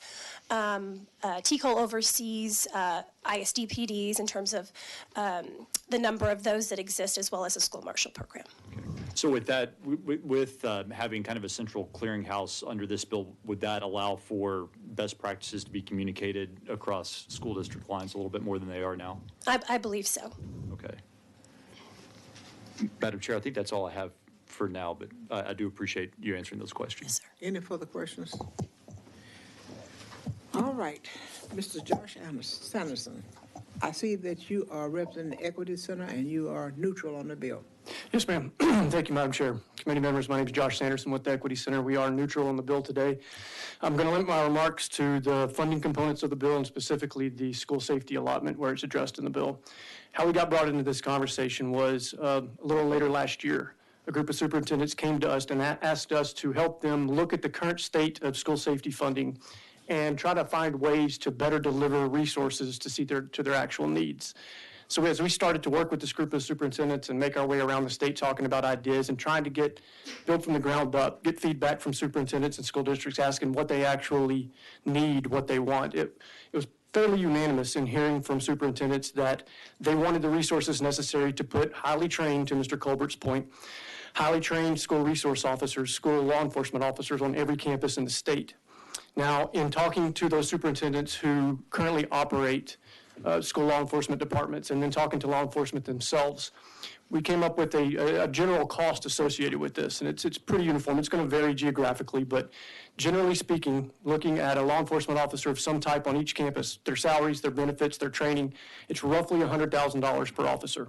And so the cost gets expensive fairly quick, but this is what we are being told these school districts are asking for. And the very first conclusion we came to when looking at the school safety allotment was the distribution method that it uses doesn't work for the vast majority of districts across the state because, as was pointed out earlier, it's distributed on a per ADA basis. And if you look at there's a chart in front of you, I believe, at least I hope it's in front of you. It breaks down the number of campuses in the state by size. If you look at that chart, it shows you that roughly 73% of the campuses in the state have fewer than 700 students. And as a point of perspective, as an example, even if you had a school safety allotment that was at $150 per ADA, you would need 700 kids on that campus to be able to generate the revenue to pay for one school resource officer. So you'd need a school safety allotment of basically $150. So what we have done is, in talking with these superintendents, is determined that the per ADA distribution basis is flawed for this purpose. And it's our recommendation, the recommendations from these school districts we worked with, is to move this to a campus-based funding model. So you're funding school security operations on every campus rather than just per student. Now, in House Bill 3, Chairman Burrows addresses this, and we're appreciative that he puts in a funding floor, that $15,000, I'm running out of time. He puts in a funding floor with the per ADA amount on top of it. That is a great start. That is the mechanism we believe needs to be put into law to generate the revenue on every campus regardless of its size. Now, going back to the actual cost that we were being told school districts are asking for, that's still well below the $100,000 that they're requesting to put a resource officer on every campus. And I'll cut my remarks short and make this point because I know I'm running out of time. The point we want to emphasize the most is for every dollar that schools have and spend on school safety needs that is not funded by the school safety allotment, those are dollars that are coming out of the classroom. Those are dollars that were intended for educational purposes. The school districts are having to supplement their school safety allotment in order to pay for their school safety needs. So it's our ask that this legislature moves forward with the model that's in House Bill 3, but that substantially increases the amount of revenue that's applied to it. Thank you. Thank you. Any further questions? Thank you very much.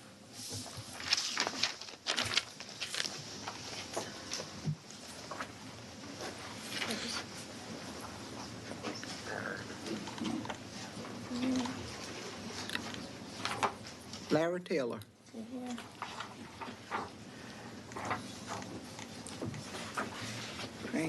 Craig Bassett. And Brian Hawthorne. The sheriff.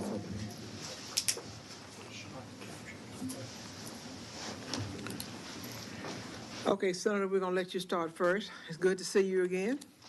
Well, thank you, Madam Chair, and thank you, members of the committee. It's great to be here before you today, seeing so many friendly faces. I see that you are I'm here today representing Texas Conservative Coalition Research and Institute. you are for the bill. And we are for the bill, yes, ma'am. House Bill 3 makes many positive steps forward that will help improve school safety in Texas. However, the state is going to make additional and significant financial investments in school safety, and it should. These investments must be focused in part on an appropriate technological response that is procured at the state level to provide the highest possible and proven standards available.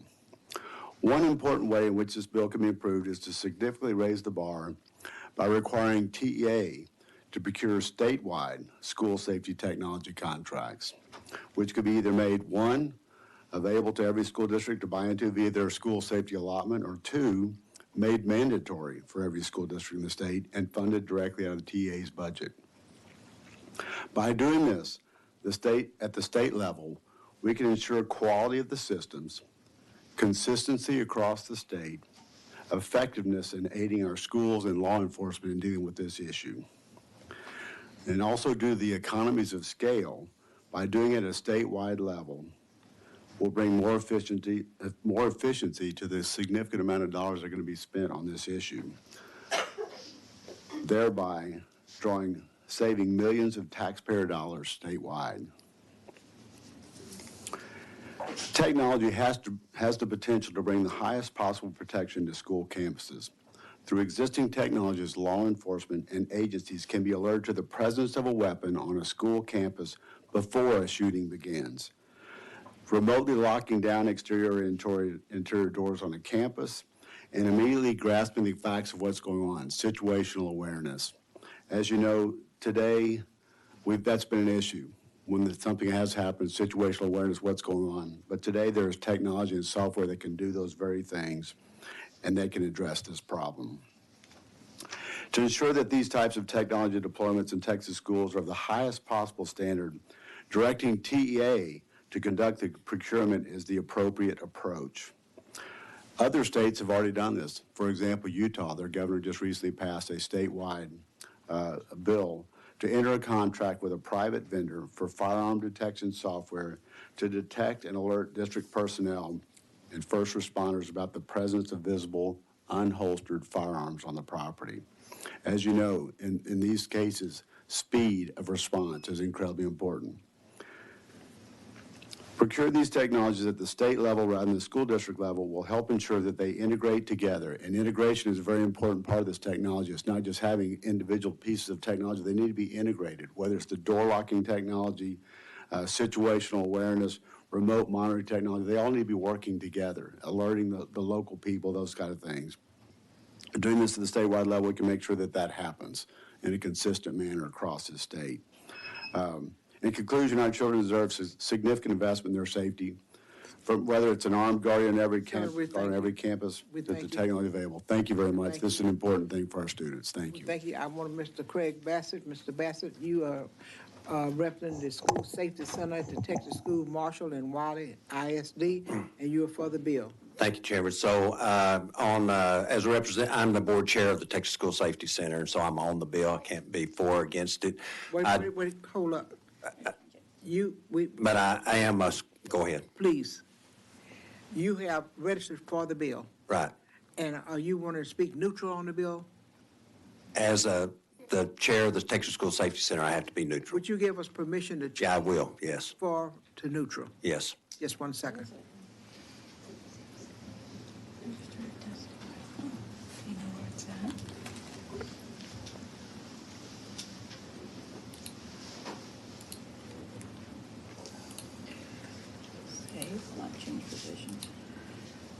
Go ahead. Okay. Go ahead. Sorry for that. So just my pledge is the board chair that of continued dedication for the Texas School Safety Center. I know we work with Senator Taylor in the 86th legislature, Senate Bill 11. We've come a long ways, but evidently we've got a lot farther to go. I would say also as the first school marshal in the state of Texas, 2014, the first class and the oldest active member, have worked for many years in legislative to improve that program, increase the amount of training, run the most prolific school marshal type program in the nation that does use over 75% of our marshals are law enforcement agents or retired military. And we've done that at our own district expense, was about $400,000 a year without any help from the state. Don't have much funding for that, but now this bill does allow for that, and it's a step in the right direction so that other districts can take up that. There are quite a few retired law enforcement agents that are able to do that. We have quite a pool of that right now in our area, rural West Texas too, and of course we're with a military base in our hometown, so we have those officers also available.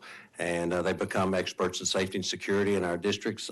We have stopped people that have tried to hurt our school personnel, both our staff and our students, and have been able to do that because the school marshal also is a licensed peace officer and act that they have to act, and they have the power to arrest and detain and use only force necessary to stop the threat.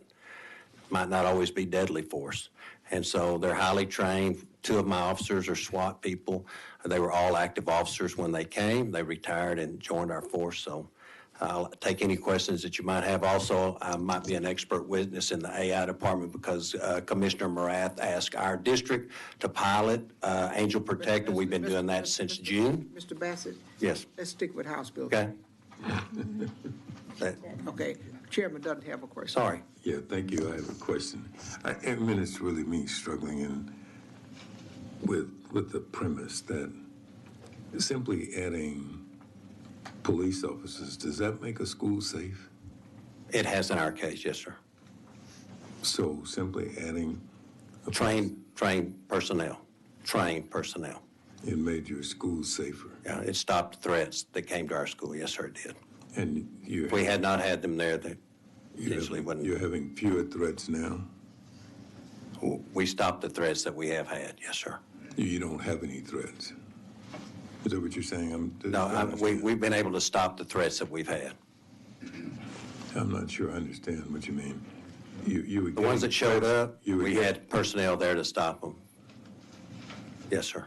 Oh, how many times did that happen? This happened several times. We've been doing this since 2014, so, you know. So I think all school districts have. No, I'm talking about what your testimony is. Yes, sir. So you've had threats that showed up on a campus? Yes, sir. And you stopped them? Right. We've had parents that have tried, people that have tried to come and take kids that they were non-custodial parents. We've had domestic disputes on our campus, and we were able to stop them. Okay. And you considered all those a threat to the safety of the students? And staff, yes, sir. Okay. And so we're not just talking about a situation where we have some active shooter on the campus. That's correct. We're talking about eliminating all the violence on the school campus. Protecting our staff and students, yes, sir. Okay. And so how about student fights? Those are student code of conduct in most instances, though. You know, that's an administrative duty that's done in that. So you don't think the officers would get involved in that? Our school marshals do not. Only our administrative staff and our teachers do that. So if there's a fight in the classroom, do you tell the teachers not to get involved in it or get involved? Well, I think that, you know, any teacher's going to try to stop any disruption in their class, you know, but they're going to call for administrative help. That's generally how it happens. But you don't have a directive one way or the other? No, sir. Okay, thank you, Madam Chair. That's really not in our statute for a school marshal to be able to do that, unless it's threat of serious bodily injury or death. They're not. Thank you very much. Mr. Hawthorne. Oh, I'm sorry, Chairman Landgraf. I apologize. Thank you, Madam Chair. I appreciate that. Having the experience that you have, I was just curious to ask you this. We've had some other witnesses who have testified kind of directly contrary to what you're saying. Sure. And we were also provided some information that cites various studies, and one really sticks out to me. It's the Livingston study from 2018. You're probably familiar with it, but the summary of the relevant findings here states that there is, quote, no evidence that the presence of resource officers in schools lessen the severity of school shooting incidents, end quote.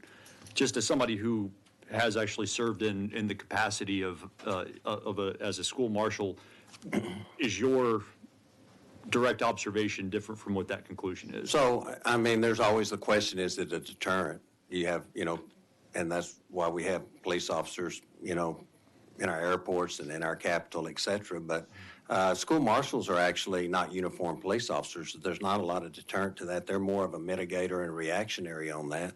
But they can, you know, they're experts in safety and security, so the response is immediate. We know that's an issue when anytime we have any kind of an event at a school or church or anywhere else, is time is of the essence, and so they're trained to do that. Okay. Well, thank you. I just, there did seem to be a narrative that was being laid out there without, you know, and it didn't seem like that's something that we should be just, you know, taking as gospel, but I certainly wanted to get your perspective as somebody who's been directly involved in this arena. Thank you. Chairman Dudley. Thank you.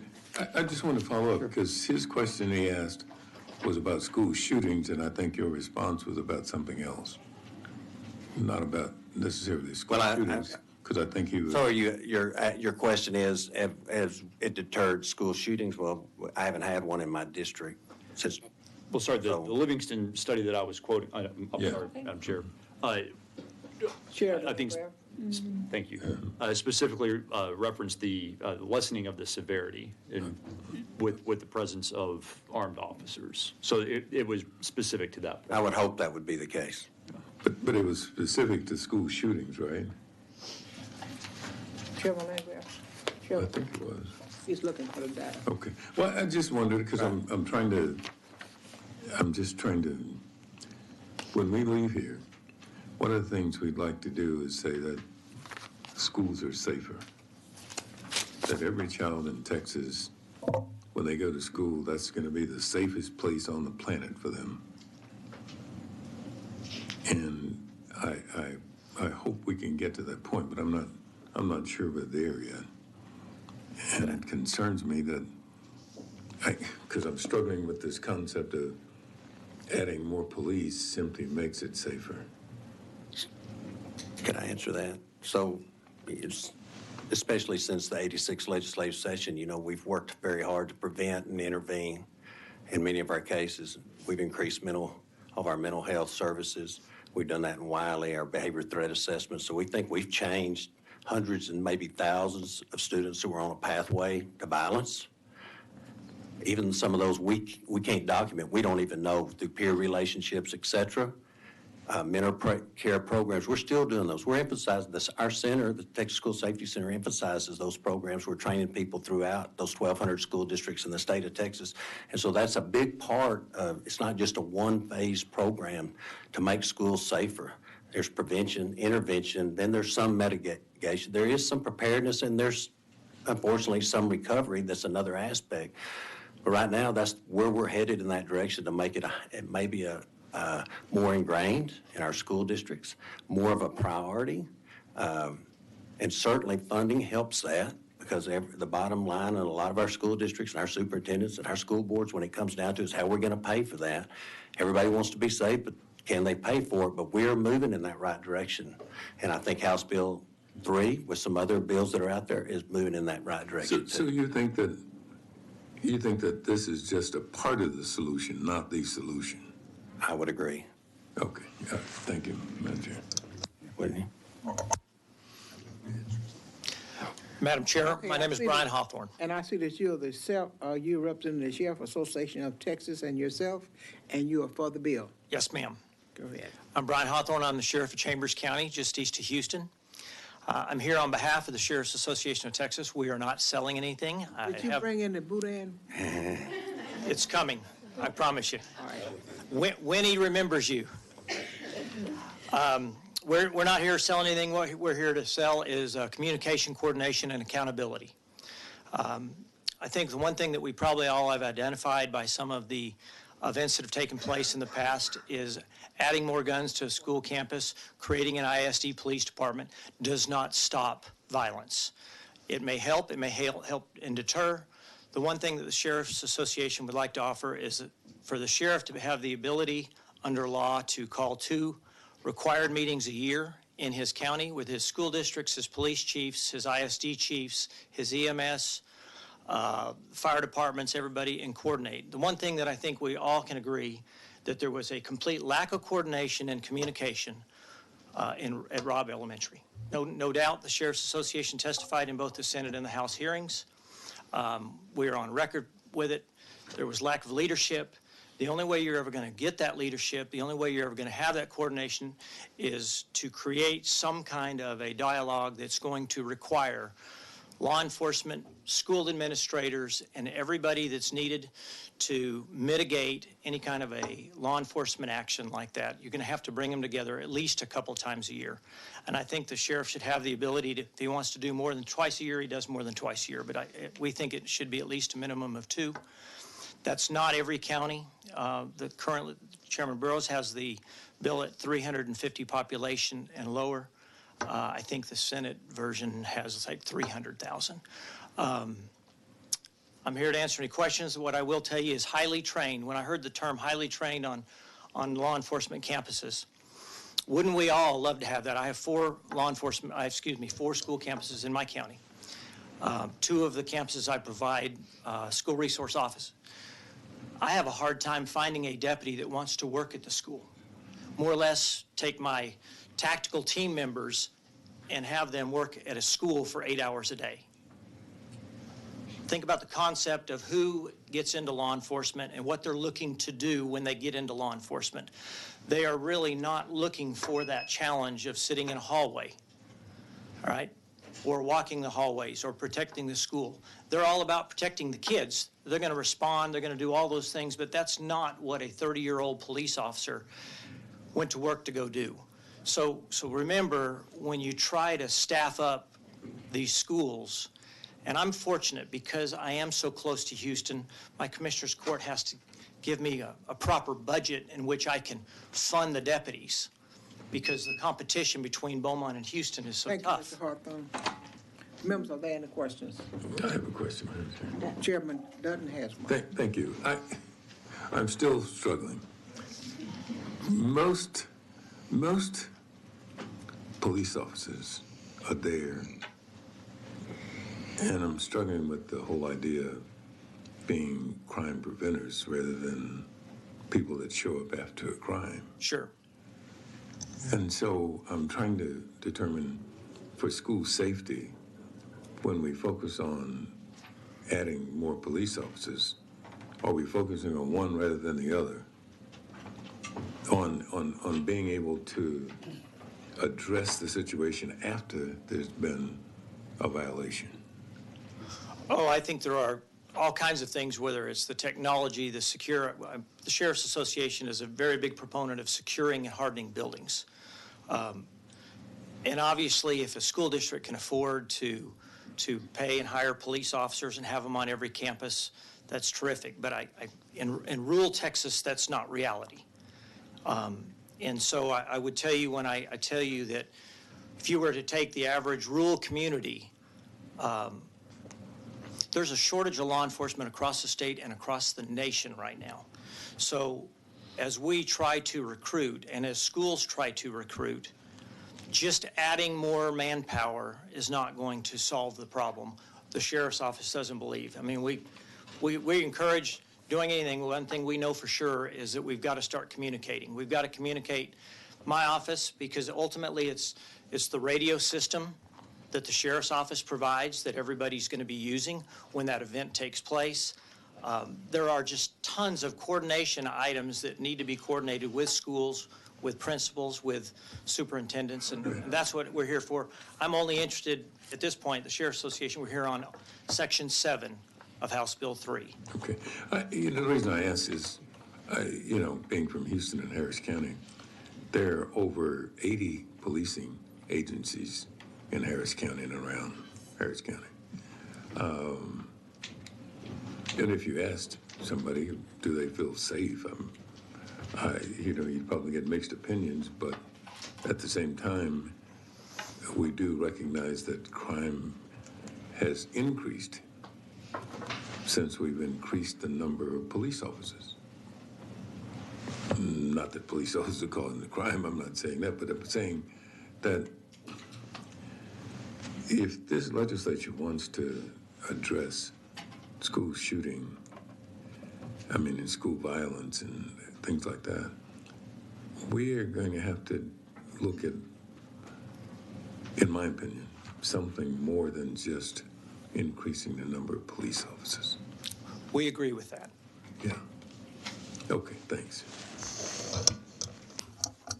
Representative Allison. Thank you. Let me, to any of you, let me ask about the school safety allotment, the use of it and the effectiveness of it, whether we're talking about armed personnel, hardening the campuses, whatever, because I know that House Bill 3 has several different provisions, starting with the commissioner or TEA making assessments about school facilities meeting or exceeding the amended building standards. How is that paid for? Out of the school safety allotment or out of the district's budgets? Well, there's different parts to it. Identify yourself and proceed. Just identify yourself. I'm still Larry Taylor, and there's different parts to that. If you remember in SB 11, we actually expended some money to harden facilities. It was like $100 million, and frankly, all that wasn't even used. We also have the school safety allotment, which was helping to pay to have some presence on campus. And from our friend Representative Dutton's questions, this is a multifaceted thing. There's not any single shot. People say you get rid of, outlaw, that's not going to do it. Hardening facilities is not going to. There's still going to be, there's always going to be imperfections. So this is a multifaceted, but SB 11 did include a lot of mental health. The best thing we can do is prevent this. Find that student who's getting off the path early on and get them back on the path. That's by far the best way. But even then, that's not going to always work. So that's when you harden the facilities, try to keep it out. And then you also have the presence of law enforcement and marshals. That's also a deterrent as well as immediate reaction when these bad things happen. Time is unbelievably precious when someone starts shooting on a campus. The numbers go up dramatically a longer time. So these are all parts of what has to be done. And what House Bill 3 is doing is frankly improving what we did in SB 11 and adding some technology that we did not have then and trying to get that out into the marketplace and fully supporting all the other things we've done. I think mental health has probably already saved a lot. that we don't know. We don't have the numbers for that, but we train teachers what to look for in these students and things like that. And frankly, Uvalde was a failure in that. That student quit attending school, and that should have let off some red flags, and nothing was ever done. There's a number of things that happened in Uvalde that frankly made me sick, having been through that myself. And you'll hear from someone here later today that was there. The things I saw at Uvalde violated the training that was required, talked about immediate response. You don't sit out there and wait. When there's an active shooter, you go.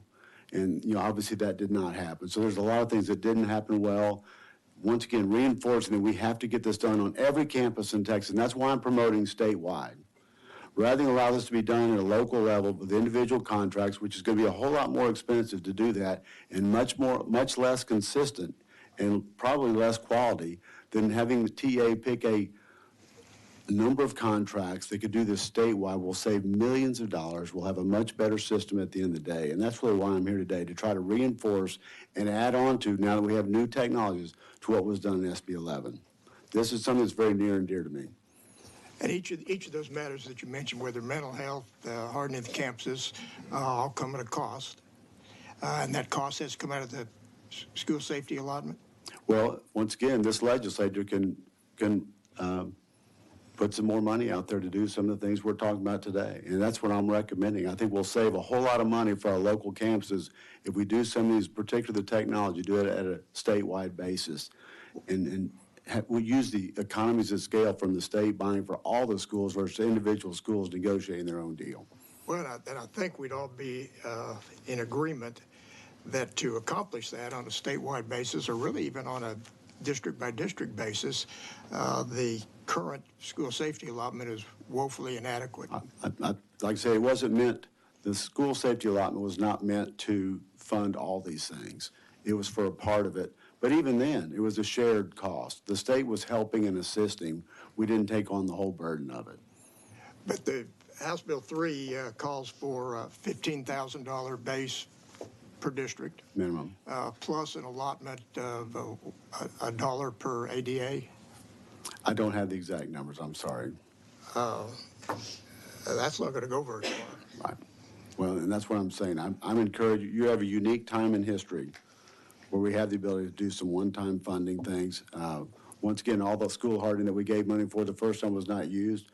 Going back around now and helping to implement that, adding some technology on top of that, I think would be very important to make sure ensuring the safety of our kids. Let me also ask you about a need basis. During the interim, this committee visited with the commissioner, and we talked about, rather than on a per campus basis that just didn't seem to be working, Uvalde being a prime example, maybe there should be a need-based factor.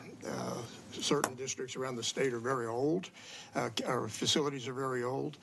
Some of the newer campuses may not need what's needed elsewhere. Wouldn't it make sense to kind of approach it maybe on a need basis factor and use the allotment a little bit differently? Obviously, that brings a complexity to it, but I certainly agree. And, that's one of the things the local district can make those kind of decisions. They know which ones of their campuses are older, which ones are newer. In some cases, they're all old. And, there may be something that you guys can come up to help customize this by district and their current situation. It gets a little bit more complex. That's why you turn over things like the Texas School Safety Center. Things you can't do in 140 days, you turn over to people that have more time to work on those types of things. But that's why I'm saying if you do a statewide contract, you can allow in that contract for them to make those kind of allowances and let TA do those kind of things when they're working with people to try to figure out how to do this. They can say, okay, now here's what, if a building's over 20 years old, for example, maybe we need to bump that up and that kind of thing. Those are the kind of things that doing it from the statewide basis will provide more consistency and I think a higher quality of level. And perhaps come up with a solution that applies statewide regardless of the campus. Correct. Our kids are worth protecting no matter where they are in this state. And I think we have a responsibility to do all we can at this level. Because regardless of the approach, whether we're talking about additional armed officers or hardening the campuses, the goal is to make our children and staff and campuses safe. Absolutely. Yeah, thank you. Thank you, Chair. Okay. Any further questions? Thank you. Thank you, Madam Chair.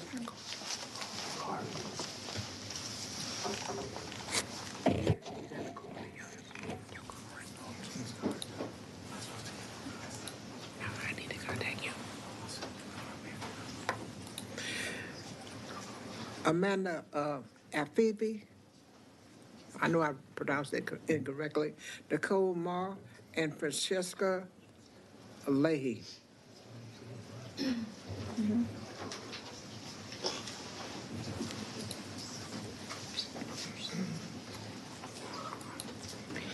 Afifi. Let me see. Remember, we're gonna have, on this bill, we have 23 additional witnesses remaining. Who's here? I'm missing somebody. Missing someone. Okay. Which one's Amanda? Okay, who's missing? Your name is Amanda Afifi? Nope. Amanda Afifi was representing the Texas Association of School Psychologists and herself, and she was going to testify against the bill. Okay, then you want to call Claudia Yanez?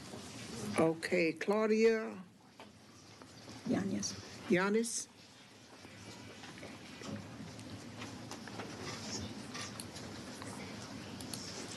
Start.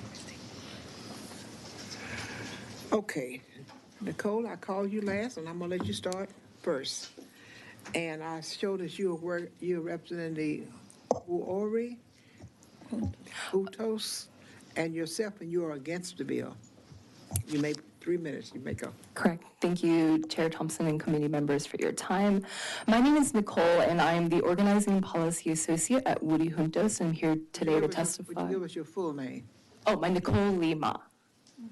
Yes. I'm here to testify against HB3 and also personally have been through 2 shooter threats while in school in my time. Dr. Pete Blair, the Executive Director of the Advanced Law Enforcement Rapid Response Training Center at the Texas State University, cautioned against any claim that having police officers at school as the most effective tool or that it prevents school shootings. Having a police officer presence does not prevent shooting or more violence. In fact, reports have shown that a number of shootings in 2018 that perpetrators, despite their presence of armed guards, still swarmed campuses, and in each case, guards failed to prevent the shooter from killing. And how can we forget the 77 minutes of inaction of police to confront the gunmen in Uvalde and their vehicles blocking medics from reaching victims? Also, not to mention yet another shooting today in Tennessee, marking over 129 shootings this year alone, according to CNN. According to the Violence Project, prior research suggests that many school shooters are actively suicidal, intending to die in the act. So an armed officer may be an incentive rather than a deterrent. Additionally, a paper that analyzed 133 cases of school shootings between 1980 and 2018, researcher Densley found that schools where armed guards were present had a death rate 2.8 times higher than those with no armed guards on scene. Densley believes that shooters that exhibit may see higher chances of death for themselves and may go in more heavily armed. Dr. Langford in their research said that if that is not the case, it increases the killer's chance of achieving notoriety and fame. The connection to suicide also means potential mass shooters can easily slip up under the radar of law enforcement who are trained to deal with crime, not crisis, as Langford said. Why is it that we are first addressing school violence by implementing a quote-unquote cleanup method for our children's bodies as opposed to investing in prevention? Placing police in schools admits that state leaders have given up on prevention measures through care and mental health investments. A number of students also report feeling less safe with armed law enforcement in their schools. How are we addressing students and faculty concerned of feeling unsafe around more policing? The presence of officers in hallways has a disproportionate discipline and arrest rates for students of color and for those with disabilities, according to several analyses and studies and testimonies prior to, more likely to be harshly punished by ordinary misbehavior. We should not expect our law enforcement to also take upon the roles of counselors, educators, and social workers. I would also like to highlight the undeniable sentiments of distrust with police in our society, especially given the repeated reports of police brutality and many unreported accounts of violence caused by policing. Thank you very much. Yes, I urge you to vote against HB 3. I appreciate it. You're welcome. Francesca Leahy. Good evening, Madam Chair and committee members. My name is Francesca Fraga Leahy, and I am representing myself in opposition to HB 3. Okay. Thank you for the opportunity to provide testimony today on a bill that, though perhaps well-intended, falls short in critical areas as currently written. And because we are considering state action affecting public servants and our most vulnerable populations in life and death situations, we must get this right. Many other who have provided testimony have spoken to research indicating that the additional presence of armed security officers on campuses is ineffective to addressing school-based gun violence, as well as the funding issues that have been brought to light in this hearing. So I will provide my testimony in opposition to HB 3 for the following reasons. First, this bill includes language that would lead to arming more teachers and administrators, especially in smaller campuses and districts, where positive and academically focused relationships with teachers and administrators is of more pronounced significance to families and communities. As a former teacher and as a parent, I am gravely concerned by and oppose arming teachers. An American Federation of Teachers survey of 5,100 Texas school employees conducted in the week after the deadly shooting at Robb Elementary in Uvalde found that 77% of respondents do not want to be armed to confront a shooter in their schools. I became a teacher out of a desire to strengthen the system that at its best provides all students with equitable opportunities for upward mobility, ensuring that my students received a high-quality education that prepared them for college careers and civic engagement required my full attention. An increased presence of guns in schools would have impaired my ability to effectively deliver instruction and would have impaired mine and administrators' ability to foster a supportive learning environment for all students. Also, the Texas Teacher Vacancy Task Force that was established in March 2022 to examine teacher retention and recruitment challenges across Texas identified working conditions as a theme of critical importance and recommended that schools ensure school-wide culture and discipline supports are based on best practices. As we've heard today, increasing the presence of guns in schools would work against, not for, this recommendation. In addition, HB 3 would expose more students to guns in schools and in school-based disciplinary actions with a disproportionately negative impact on Black and brown students and families. As a teacher, effectively addressing classroom behavior is a necessary and routine aspect of delivering instruction and strengthening learning relationships with students and families. The prospect of arming teachers in the process of managing behavior and executing disciplinary actions is alarming, to say the least, and a potentially deadly risk that would be irresponsible for the state to support. As a parent, nothing is more important to me than my kids' safety, especially at school. To that end, we need proactive and sufficiently funded school-based mental health programs and common sense laws to prevent children's access to guns, both at home and at schools. I ask that you do not pass this bill out of committee as currently written. The potential unintended consequences of this bill, especially on our most vulnerable and at-risk populations, are too great to ignore. Thank you for your time. And Claudia? That's me. We show you are representing yourself and you're going to be against the bill. Correct. Okay. Thank you. Good afternoon. My name is Claudia Torres Yanez, and I am representing myself in opposition to HB 3. I'm part of the majority of Texans who want gun safety to be a priority this session. I'm also the mom of a Texas public school student and a gun owner. Thank you for the opportunity to speak to you today on this very important issue. I believe that we all want to keep our children safe in school, but letting teachers and other personnel carry loaded guns in classrooms at all, but especially with minimal or light training, is dangerous and ineffective for preventing gun violence in schools, which is the end goal. Expecting a teacher to neutralize an active shooter who could even be a former student is unrealistic. We know that arming our teachers, on balance, doesn't make children safer. In fact, it increases the chances that a teacher's gun will fall into the wrong hands or that a gun will discharge unintentionally and injure or kill a student. Introducing guns into schools is introducing more, not less, risk. How will guns be stored? How will folks be trained? When will guns be used? How do you ensure kids won't get access to them? How do you ensure a gun isn't used in a tense situation at school?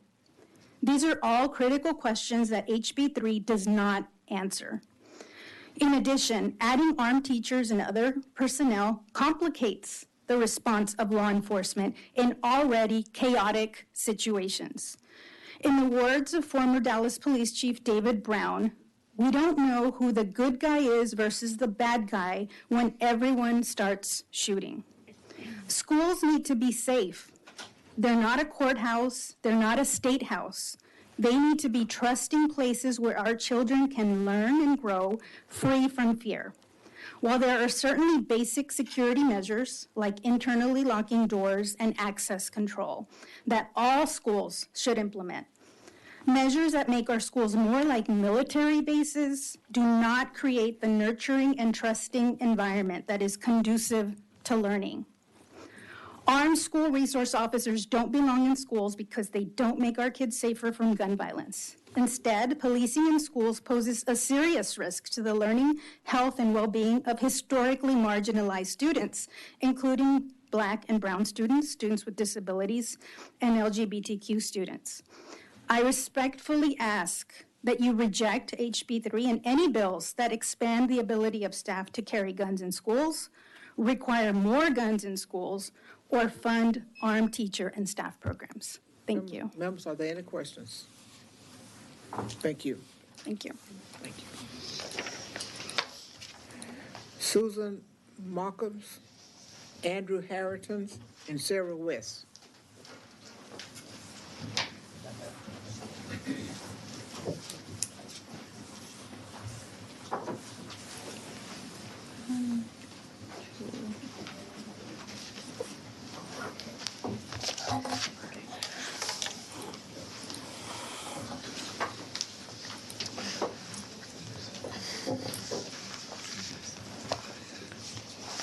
Andrew, you've been here before and you know the drill. Yes, ma'am. So it's good to see you. Good to see you. We see that you are registered Andrew Harrington, and you represent Texas Appleseed and yourself, and you are against the bill. Yes, ma'am. You may proceed. Thank you, Chairwoman Thompson and members of the committee. I'm Andrew Hairston. I direct the Education Justice Project at Texas Appleseed, here to speak against HB 3. So I think that there has been a robust discussion today about school policing and whether it does equate to school safety. And we answer no because of the history of school policing. We understand that the first school police officers appeared in Indianapolis in the late 1930s, and they grew in prominence across the 20th century, appearing in Flint, Michigan, and other communities in Michigan in the 1950s.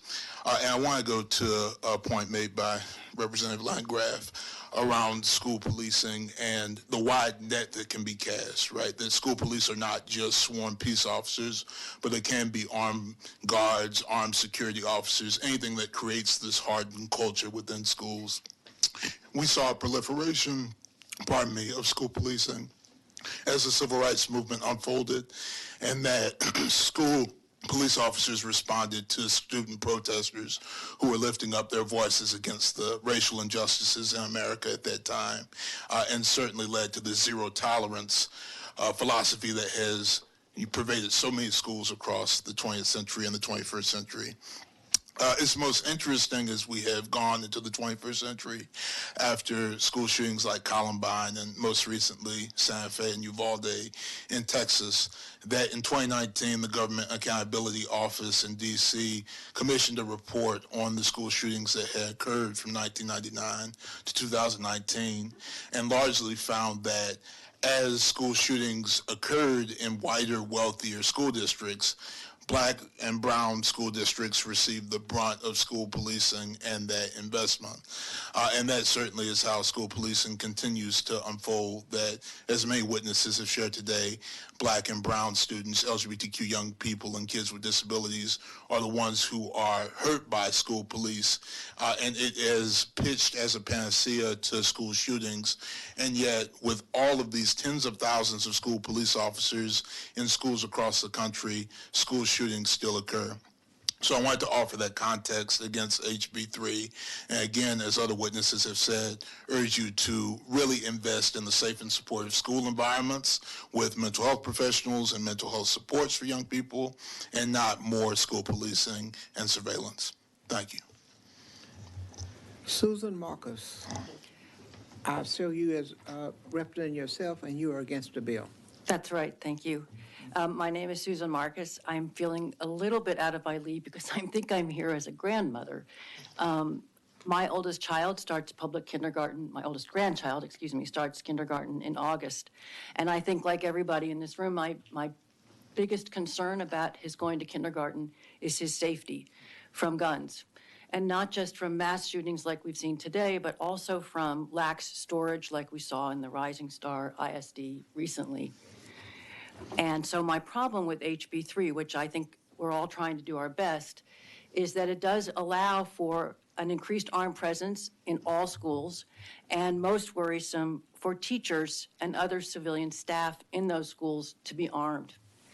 There's been a lot of discussion today about whether increasing the presence of guns in schools is a good way to go about increasing school safety. And I think the answer is no, that it's not, and that there are other mechanisms that this bill hasn't addressed that could be addressed. So this is a mandate that would require this in schools. How about we require counseling in schools?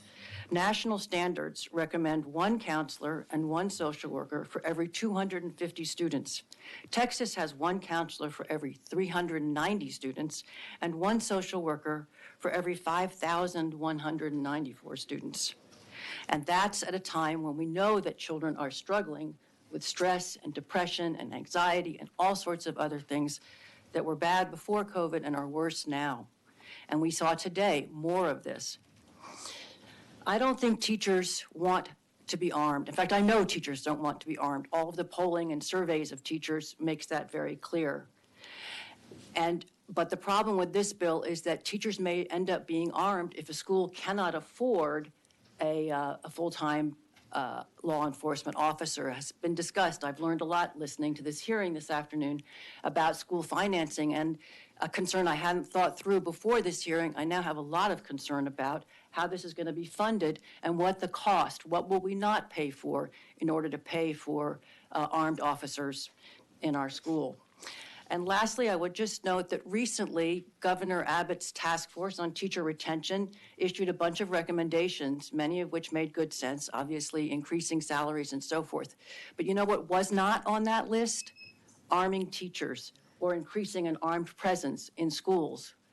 Teachers don't want it. It doesn't make sense. And there are other things that we can do that will make us safer. Thank you. Members, are there any questions? Thank you very much. And we have now Sarah West, and you are representing yourself, and you are against the bill. Yes, ma'am. I'm shorter. Okay. My name is Sarah West, and I'm representing myself, and I am opposed to HB3. Everytown Research and Policies report on arming teachers includes these key findings. Number 1, students will access teachers' guns. 2, the risk of shootings increases. And 3, arming teachers introduces new liability risks. I don't have time to discuss all 3, so I will focus on number 1, which was students will access teachers' guns. Here's a real story that just happened. It's been alluded to earlier, but I'll give more of it. Last month, a superintendent in West Central Texas resigned after it was discovered that he left his gun in a bathroom stall at Rising Elementary School. A third grader found the gun while it was unattended for 15 minutes. After this student reported the gun to the teacher responded by sending another third grader into the bathroom to see if the gun was real. The second child who encountered this gun had recently moved to that school district from Uvalde. His father, among many other parents at that school, is furious. It took those parents 1 month to even find out about this incident. The teacher was talked to by an administrator on campus, and that is the end of that story. The only people who actually acted responsibly on that day were in third grade. Third graders are 8 and 9 years old. Think about that. It's hard to monitor whether proper protocols are being followed, which could lead to situations similar to this one, said Otis Johnson, the executive director of the Center for Safe and Healthy Schools at Johns Hopkins University. Limiting gun access in schools is an obvious way to reduce students' access to guns while they're at school. Those 2 boys in the bathroom stall were only in 3rd grade. I can't tell you this enough times. I am a mother of 5 previous 3rd graders, and this breaks my heart to think of what could have happened to any of them. The situation on that day could have ended tragically. More than likely, the next one will. I implore you to vote no on HB 3. Members, are there any questions? Thank you very much. Charles Ramirez, Christy Rome, Flo Rice.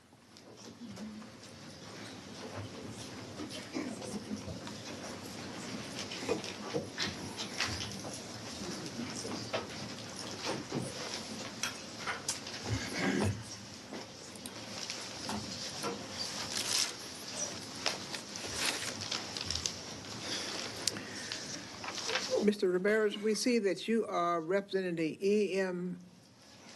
EMSISD and you are neutral on the bill. Yes, You have ma'am. 3 minutes. Yes, ma'am.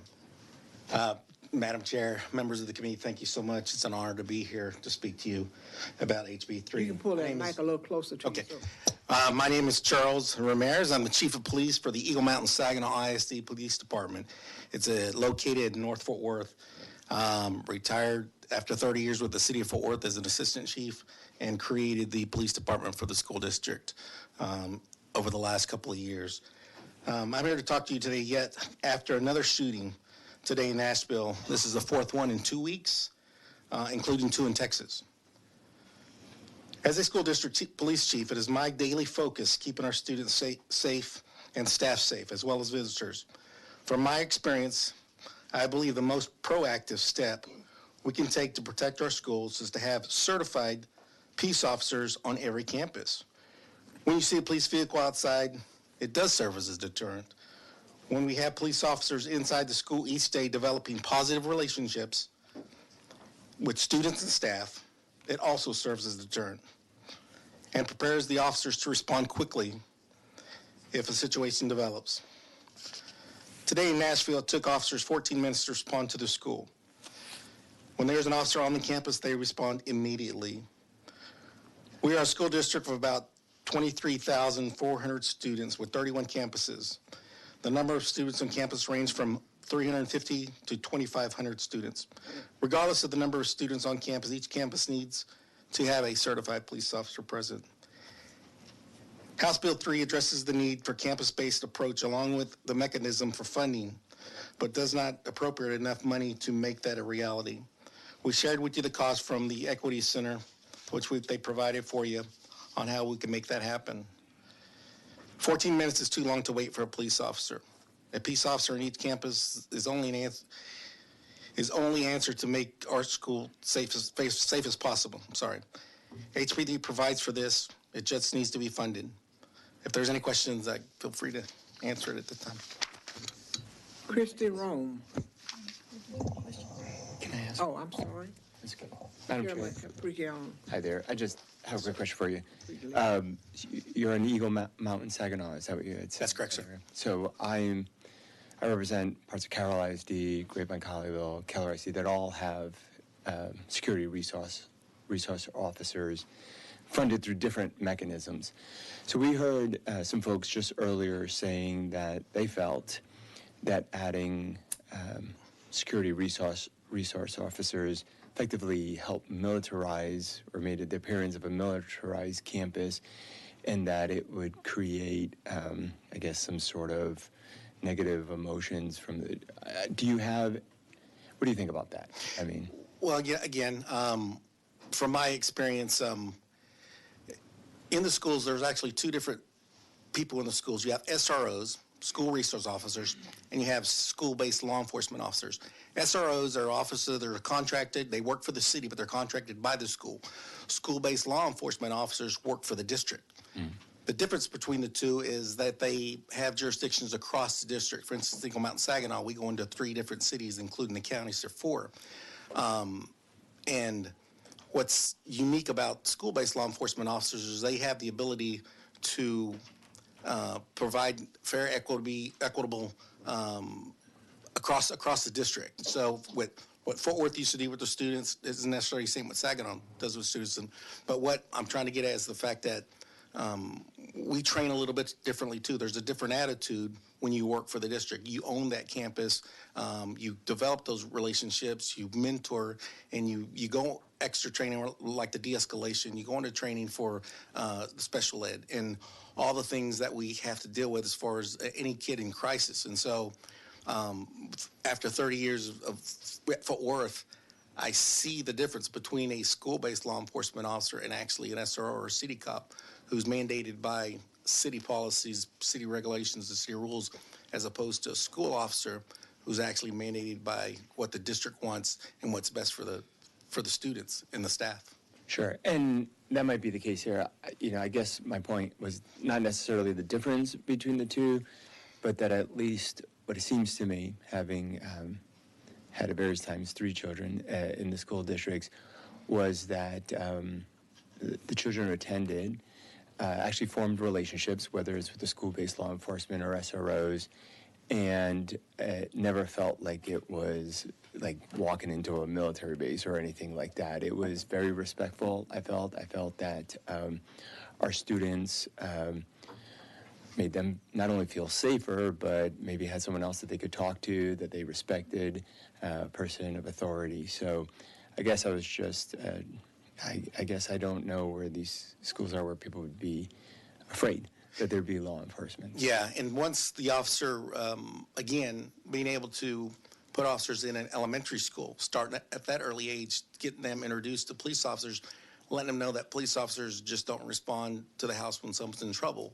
or pull their parents over, but they're for them each and every time. And if we start them in the elementary school, that will just grow into middle school and high school and then develop the relationships. Because we do, in our campuses, get a lot of information from students who come up and will say, hey, Johnny has a knife or Johnny has a gun, because they develop that relationship and they trust those officers enough to do that. Again, Senate Bill 11 addressed a lot of issues that I've heard earlier about criminalizing some student behavior, which we don't take it for fights. We don't do anything like that anymore. And so what we in the district really emphasize is developing those relationships with those kids at the earliest time, meaning in the middle school. So House Bill 3 would allow us to have officers in the elementary schools, which are our most vulnerable, and currently we don't have them there. Right. Thank you. Thank you, sir. Okay, Christy Rome. Yes, hello. I see that you are representing the Texas School Coalition and you are neutral on the bill. That's correct, Madam Chair. So hello, Madam Chair and members of the committee. My name is Christy Rome, and I'm here to testify neutrally on House Bill 3 on behalf of the Texas School Coalition. And we truly appreciate the intentions of this bill to improve safety in our schools for our students and for school staff. The increased funding from the per campus allotment is appreciated, although as you've heard from others today, I don't know that it goes far enough. $15,000 per campus is welcome, but doesn't quite pay for the requirements in this bill. So that's the reason that we are on the bill rather than for it, is the concerns over the local discretion that's available in the bill to ensure safety and security for our schools, because our schools in Texas come from and face a myriad of different circumstances, and what works in Plano ISD may not work in Plainview ISD. So we want to allow for the local discretion to meet the needs of each community. Because sadly, we know that while having an armed officer on the campus can help, it does not offer a guarantee against violence. Providing schools with the best practices and recommendations, providing for increased communication and coordination, setting standards and helping schools to identify the potential gaps along the way, those can be helpful, and along with the resources to address those gaps. All of those things can make a real difference. Can we put a price tag on how much we are willing to spend to keep students safe? I would argue that no amount could ever be enough.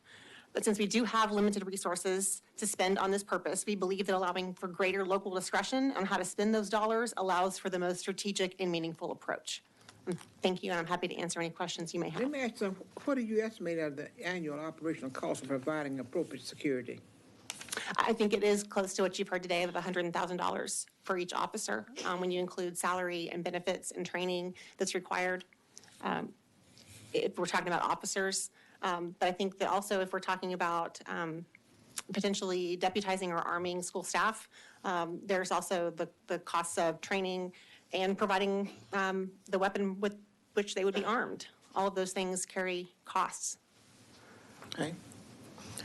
Flo Rice. Thank you for having me here today. My name is Flo Rice, and I'm representing myself. And you are for the bill? Yes, in support of HB 3. I was a substitute teacher at Santa Would you Fe pull High that School. microphone closer to you? I was a substitute teacher at Santa Fe High School the day 8 students and 2 substitute teachers were murdered. I was one of the 13 who was shot and survived. I was not going to mention this today, but I feel I need to, with all the other discussions. I'm not just alive by the grace of God, but I am here due to the heroism of Santa Fe ISD police officers. They saved my life. In 2019, I was here to support school safety bills HB 17 and HB 11. I testified that the devastation of the Santa Fe High School shooting was impacted by substitute teachers not having classroom keys or exterior door keys.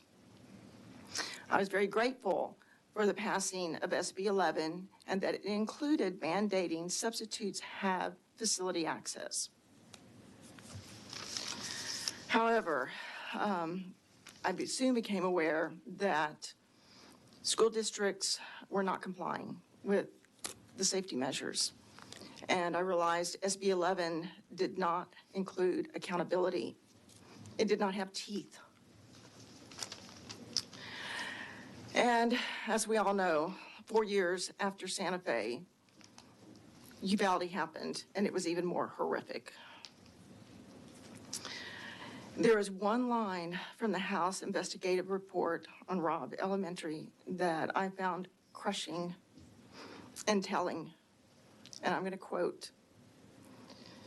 In fact, the school actually suggested circumventing the locks as a solution for the convenience of substitute teachers and others who lacked their own keys. I thought SB 11 was a law.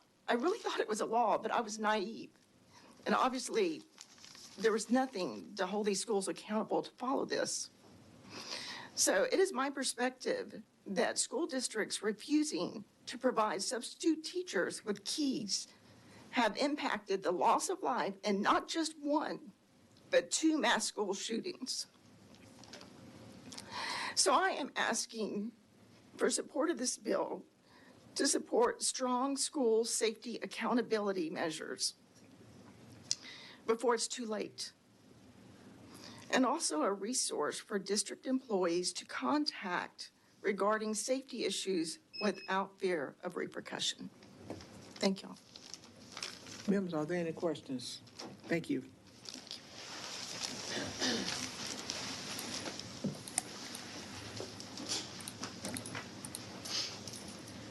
Kathy Vargas, Maritas Wong, Molly Bursey.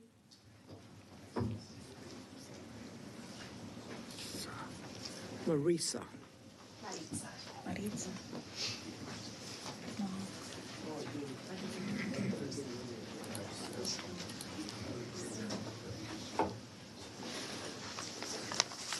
All right. Kathy Vargas, we're going to start with you. And I'll show you as Moms Demand Action, and you're representing yourself as well, and you're against the bill. Correct. Okay. Hello, my name is Catherine Vargas. I'm representing myself and as a volunteer with the Texas chapter of Moms Demand Action in opposition to HB 3.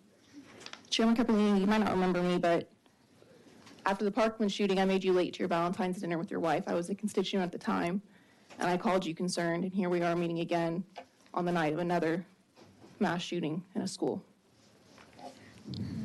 As part of my husband's routine training as a firefighter, he completes live active shooter training with relevant local agencies, participates in various classroom training regarding mass shooters, and regularly attends continuing education programs relevant to gun violence, like Stop the Bleed.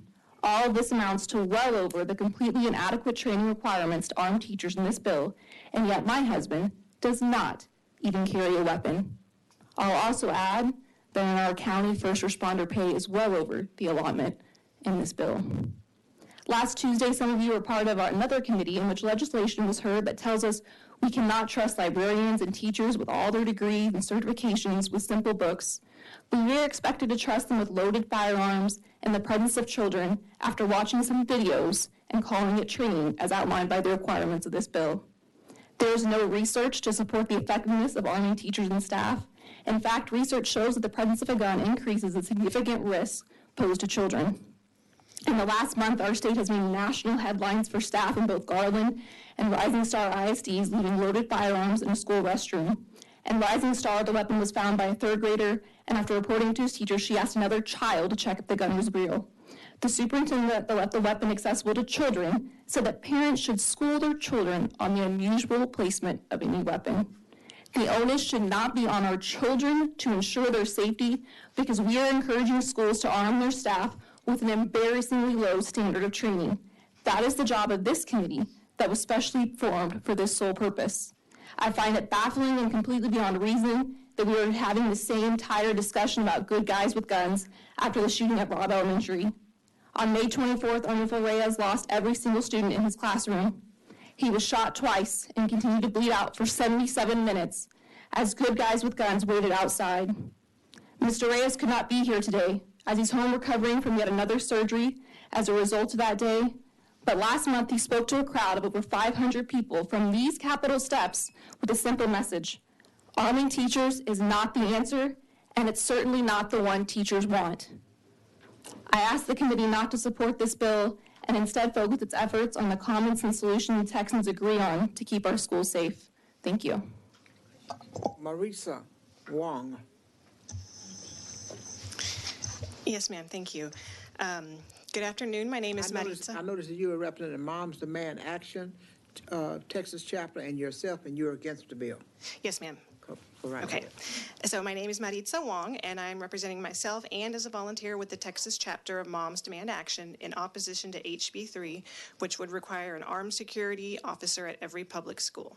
Thank you for the opportunity to speak today as the parent of 2 public school students in Pearland ISD. I would first like to clarify that the term armed security officer is misleading, as Representative Landgraf mentioned earlier. One of the 5 groups of people listed as fulfilling this requirement is school employees who have completed 15 to 20 hours of school safety training and have written permission to carry a handgun. A civilian who checks these 2 boxes is not a peace officer and does not hold a law enforcement certification. It would be more accurate to say armed security officer or armed school employee. The logical conclusion of this requirement is the proliferation of armed teachers and staff. There are financial limits to adding law enforcement at schools, as a couple of expert witnesses made clear today, the money in HB 3 is insufficient. And there are personnel limits to adding law enforcement at schools, as the gentleman from the Sheriff's Association spoke about. The easiest way, and maybe the only way in some cases, for school districts to fulfill the bill's requirement will be to arm a teacher or staff member. There is no evidence whatsoever to indicate that this is an effective way to prevent school gun violence. What there is, however, is example after example of guns being mishandled by adults in schools, putting our children at risk. Yet this idea keeps showing up as a proposal to keep our students safe, a classic example of doing the same thing over and over again and expecting different results. As a Mexican-American parent of 2 students of color, I must also express my concern for the risk that armed teachers and staff will pose to Black and brown students. Multiple witnesses spoke to this issue today, including the gentleman from Texas Appleseed.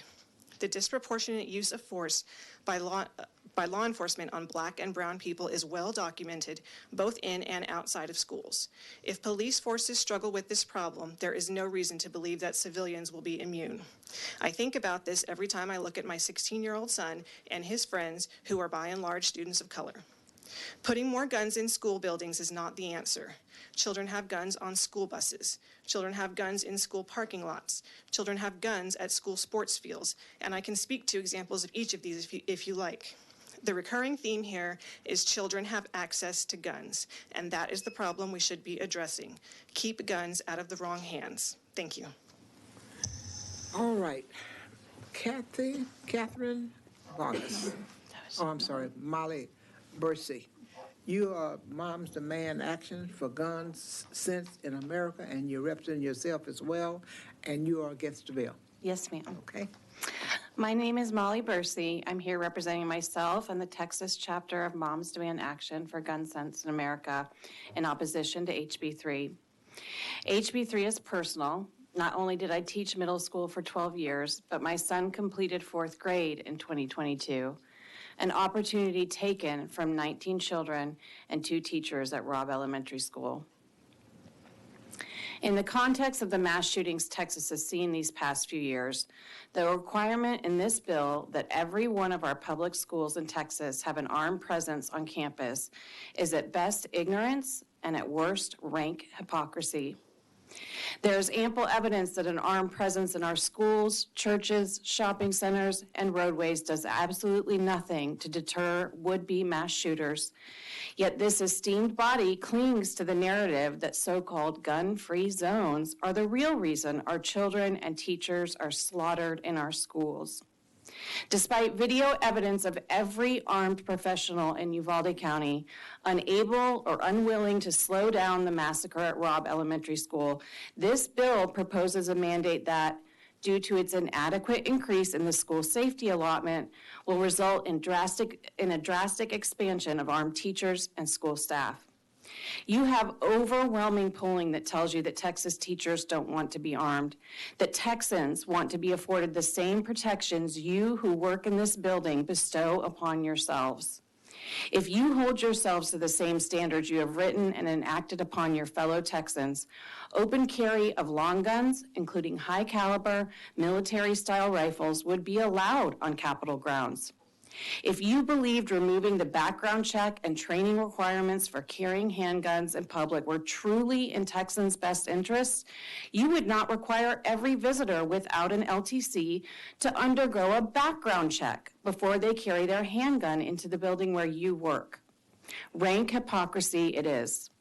I'd add cowardice and blind pandering to a tiny base of extremist primary voters and obeying the bidding of high-dollar campaign donors to the list of reasons this dangerous and unpopular piece of legislation has been proposed.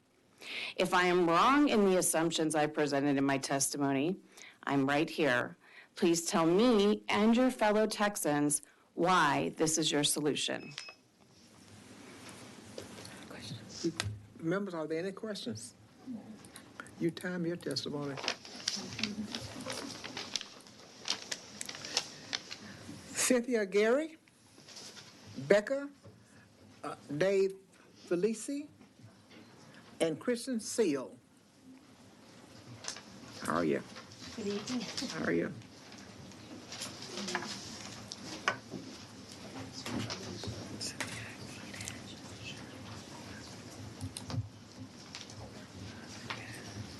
All right, we're going to start off with Cynthia Gary. I see that you are representing yourself and you're against the bill. Yes, ma'am. Thank you for allowing me this opportunity to add my voice to the conversation concerning HB 3. I am a grandmother and I am a former public school teacher. So as a teacher, I think about all my colleagues when we would put our pennies together back in my day and go shopping for school supplies to decorate our rooms to make it pleasant for the children when they came.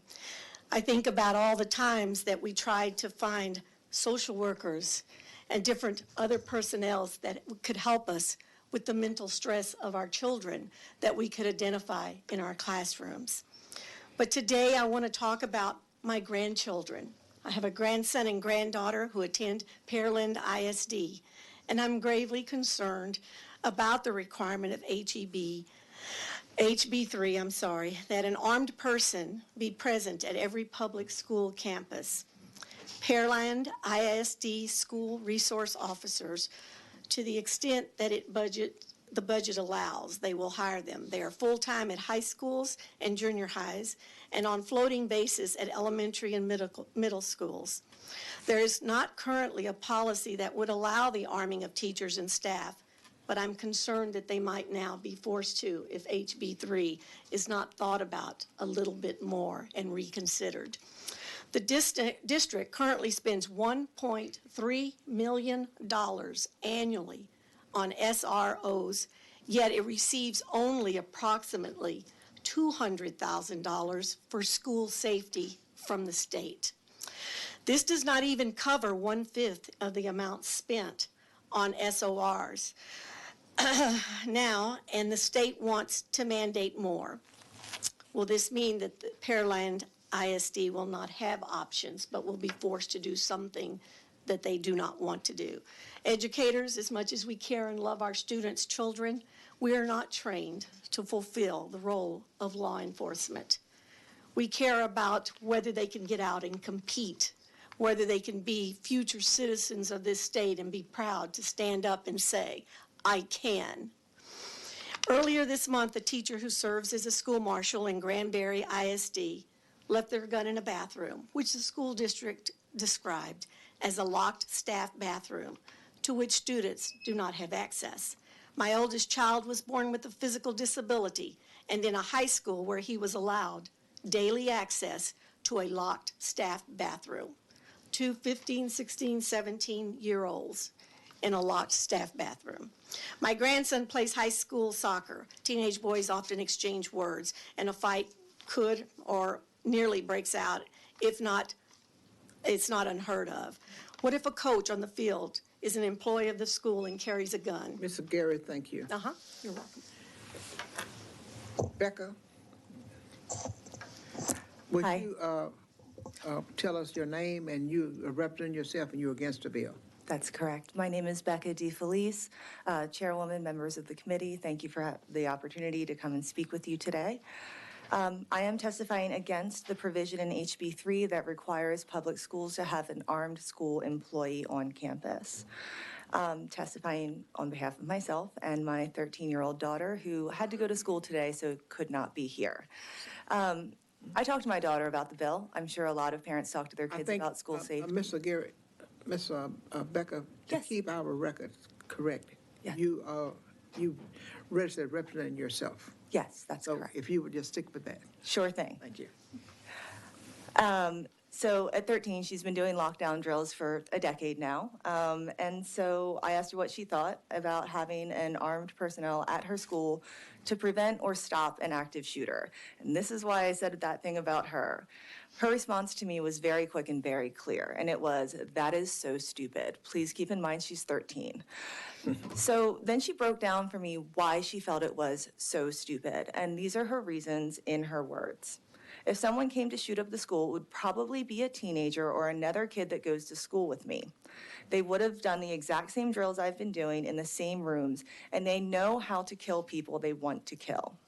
And even if we did everything right, the shooter would see the covers over the windows and they wouldn't be like, oh, the room must be empty. They'd know that it was just a bunch of kids hiding with their arms over their heads. They'd just come in and kill us. Everyone knows which teachers are nice and which ones are mean, and we'd all know which teachers had a gun too. So that would be the teacher they'd kill first, or they could just go to a different part of the school campus. Then she told me, if someone came to shoot up the school, I hope I'm in the science building.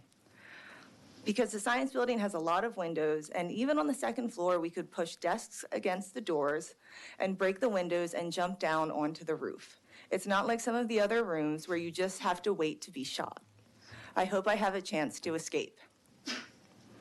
She told me that even though the kids aren't supposed to have their phones on in class, everyone keeps them on silent, because if someone came in with a gun, they'd be able to text their moms right away. When I reminded her that the chance of a school shooting happening at her school was so small, she said, but it's not zero, there is still a chance. So it's better to have a plan that might actually work and a way to tell you goodbye. This is what my kid thinks about when she's in science or eating lunch with her friends or in the library. And there are 5.5 million Texas public school students who are going to live with the consequences of the laws that are made in this building. So we already have SROs, we already have guardians and marshals, we have all of those things. We also have the highest number of school shootings in the nation. More guns in our schools is not going to keep our kids safer. All we are doing is telling our kids that it is not safe for them to go to a Texas public school. We can do better than that. I know that we can do better, and our kids deserve more. Thank you very much. We appreciate your coming. And Kristen Seal, it's your time. Hi, can you hear me okay? We can, and I see you're representing yourself, and you're against the bill. That is correct. Okay. Good evening now. My name is Kirsten Seal. I'm representing myself. I am the mother of 3 children, 2 of whom are in college. 1 is still in public schools. I'm a substitute teacher in the same Texas public schools, and I am definitely opposed to House Bill 3. I am a part of the majority of Texans who want gun safety to be a priority this session, and I appreciate the opportunity to speak with you all today. I know this is a long day for y'all, and thank you for letting us come and speak our truth and our piece. I believe everyone in this room, we're all in agreement that the status quo of school safety today is not okay. That's why we're here, right? Because we know we have to do a much better job of keeping our schools genuinely safe. We are compelled to do something because doing nothing is just not a choice anymore for anyone in here. House Bill 3 as it written would not make schools safer. Firearms are the leading cause of death amongst children and teens. Why in the world would we put more of those in schools? It just doesn't make sense. The idea of an armed educator stopping a gunman in our school, it's fantasy, it's not fact, it's not based in fact. Even trained soldiers only have about a 14% accuracy rate when they're shooting and they're under fire. How in the world would we expect that our teachers, our staff members in schools would do any better?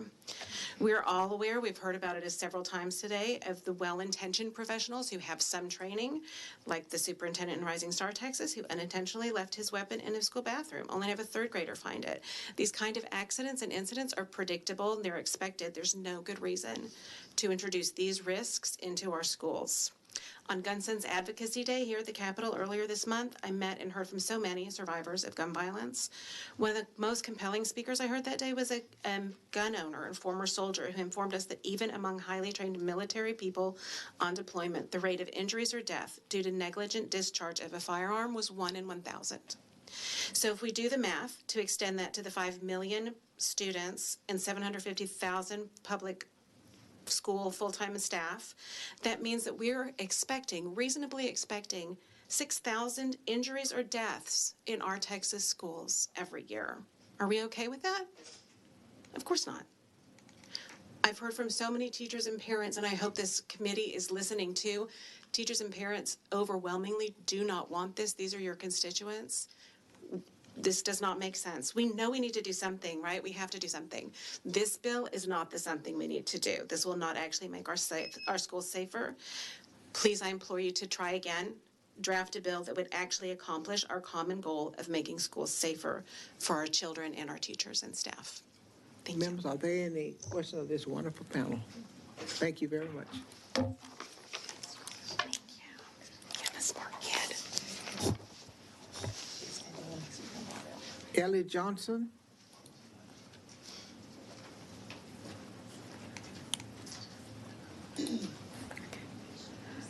Carrie Brady. She didn't pop up. Oh, that's good. Okay, and this one. And Misty Howard. You are? I'm Carrie Brady. Okay, is Mr. Howard here? She's in the overflow room. Okay, we'll just wait a few moments. You want to take her? Carrie, I see that you are representing the Texas Society of Architects and yourself, and you are neutral on the bill? That's correct.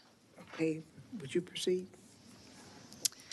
Good evening, Chairman Thompson, Vice Chair Hull, members of the committee, and Chairman Burrows. Thank you for the opportunity to provide testimony today on House Bill 3. For the record, my name is Carrie Brady, and I am testifying on behalf of the Texas Society of Architects, also known as TXA, registering neutral on the bill, as there are several sections of House Bill 3 that go beyond my expertise and the purview of the architectural profession. To give the committee a little bit of background for myself, I'm a registered architect with Huckabee. I've been practicing architecture for 25 years, and I humbly serve on the design team working on the new elementary school in Uvalde. I have also served on the TXA's School Safety and Security Subcommittee, focused on providing recommendations for best practices for facility design, as well as providing support in TEA efforts related to facilities. I also served as the co-chair of a statewide stakeholder committee working on providing consensus recommendations to update the TEA school facility standards. That work was done in 2019 and recommendations turned over. Ultimately, through a lengthy rulemaking process through the pandemic, those rules went into effect in November of 2021, and they incorporated and provided new safety and security minimum standards for school facilities that the jurisdiction of those school facilities control. In addition, there have been additional proposed facility standards provided in response to the shooting in Uvalde, and those are currently, they have been submitted for public comment and are awaiting implementation.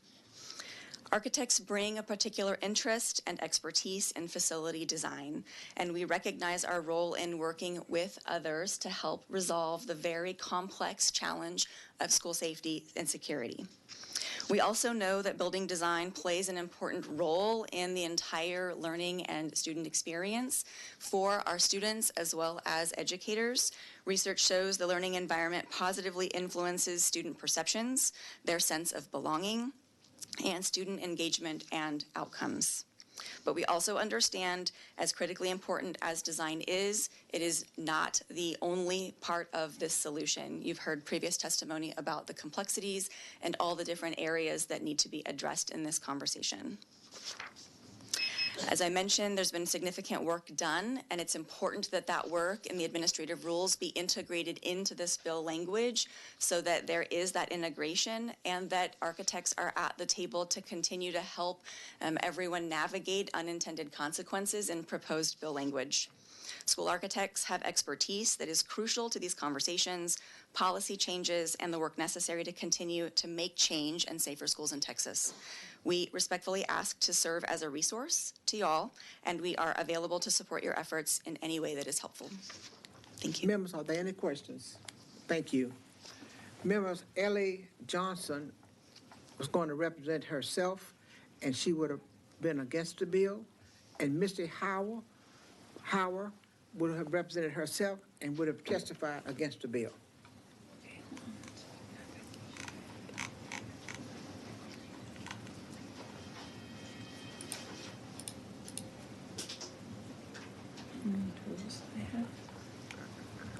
Kelly Johnson, where is she?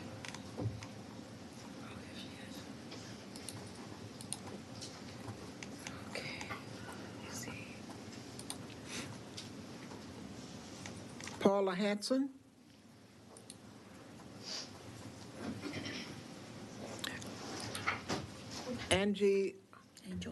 Angel Verse. And Cara DeVerta.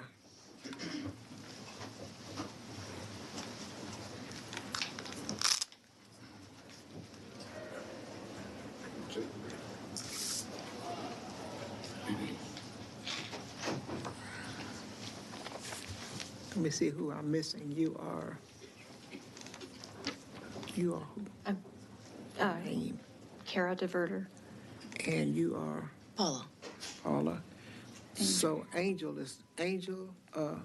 Bursey? Angel Bursey, okay, would have represented herself, and she was going to testify against the bill. Let me see if I get one more. See if we get one more person.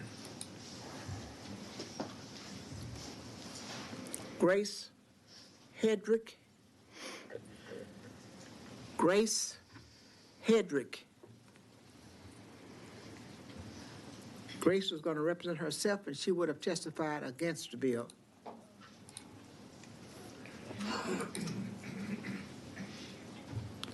Stephanie Greer.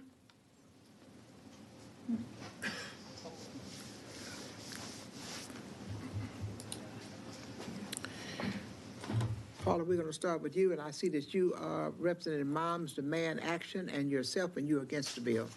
Yeah, that is correct. Okay. Yes. Good evening, and thank you all for hearing this, Madam Chairman and committee members. Yes, I am representing myself, and I am a volunteer with the Texas chapter of Moms Demand Action. I felt compelled to be here today. I have not done this before, so this is kind of a new experience for me, and I am happy to have this opportunity. But this is rather personal for me. I was a teacher in Illinois and Louisiana for 10 years. And I also am the mom of 3 grown kids that went to public schools in Texas. So I really care about safety of our kids in schools. School safety, and I am concerned though, and I understand you share this concern, that we have the same goal of trying to keep kids safe in schools. But I am concerned to see that this committee's consideration of encouraging schools to arm school staff. School safety experts, including teachers, school resource officers, and law enforcement officers, oppose this. The Texas Federation of Teachers, whose membership includes more than 65,000 members, surveyed K through 12 teachers in Texas recently and found that 76 opposed becoming armed. The survey echoes consistent calls to reject arming teachers by the American Federation of Teachers and the National Education Society, 2 of the largest organizations of educational professionals. And we know that law enforcement opposes such measures. The National Association of School Resource Officers cites the risk to law enforcement, students, and the school community, as well as the risk to armed teachers themselves. Many people have already mentioned this, but May 24th at the Uvalde shooting, we have since learned that 400, at least 400, officers responded. Last week, or just recently, we learned that the Texas Tribune broke news that officers described the AR-15 as a battle rifle and were afraid to immediately engage the shooter, concluding that confronting him would be too dangerous because of its firepower.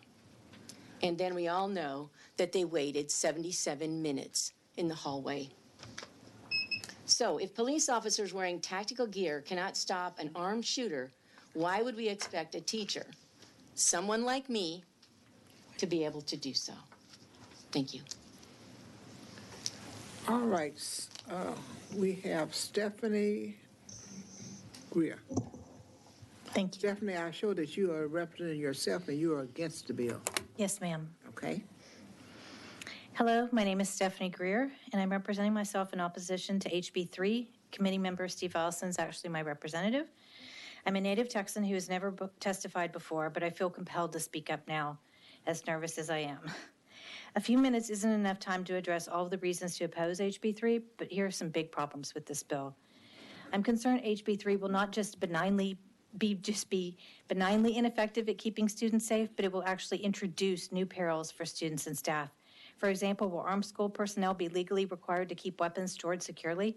If not, this is a grossly negligent omission.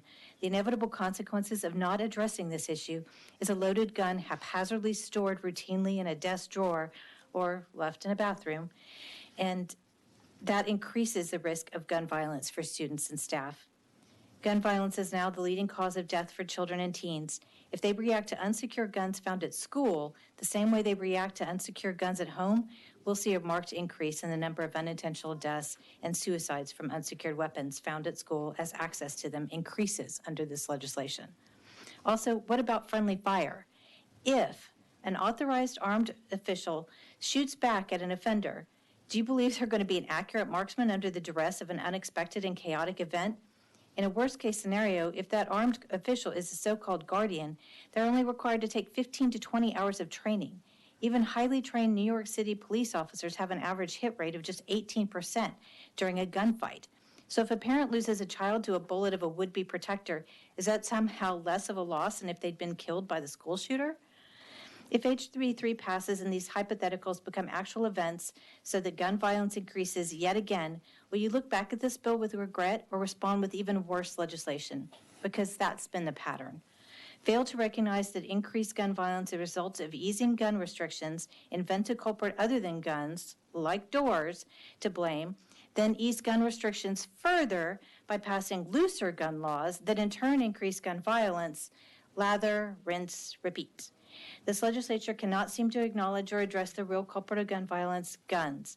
Until you craft legislation that addresses this, things will continue to devolve. Any legislation that introduces more guns into schools only exacerbates an already horrible reality in our state. Thank you for your time. Members, are there any questions of this wonderful panel? Thank you so much for coming. Cara, I don't want to overlook you. Cara DeVerta, you are here for Representative Allison District as well. Yes, he's my And you are representing yourself? Yes. And you're against the bill? Yes. Okay. Yes. Good afternoon. Thank you for the opportunity to speak. My name is Cara DeVerter, and I'm representing myself in opposition to House Bill 3. I provide contracted services in public schools, including Robb Elementary School, for the last 3 years on a part-time basis. I am not a district employee, however. As a matter of fact, I was supposed to be inside the building where the shooting happened on that day, so I feel a special responsibility to speak out after narrowly avoiding such trauma. I saw the emergency response from my car down the road after being told not to go to the school. I had thought before about where to hide in the room where I worked, but I still cannot believe or accept what actually happened to the beloved 19 children and 2 teachers that day. My 12-year-old attends a public school in San Antonio, but I don't feel safe sending him there. Our state is not making needed decisions to keep public schools safe. More guns do not make us more safe, especially in schools where there are children who have no safety awareness. Sadly, HB 3 does not propose any secure storage requirements for armed staff and teachers.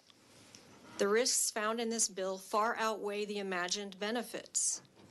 I would never feel safe at school with ill-trained teachers and staff, and with the potential a child would locate a gun and hurt themselves or others.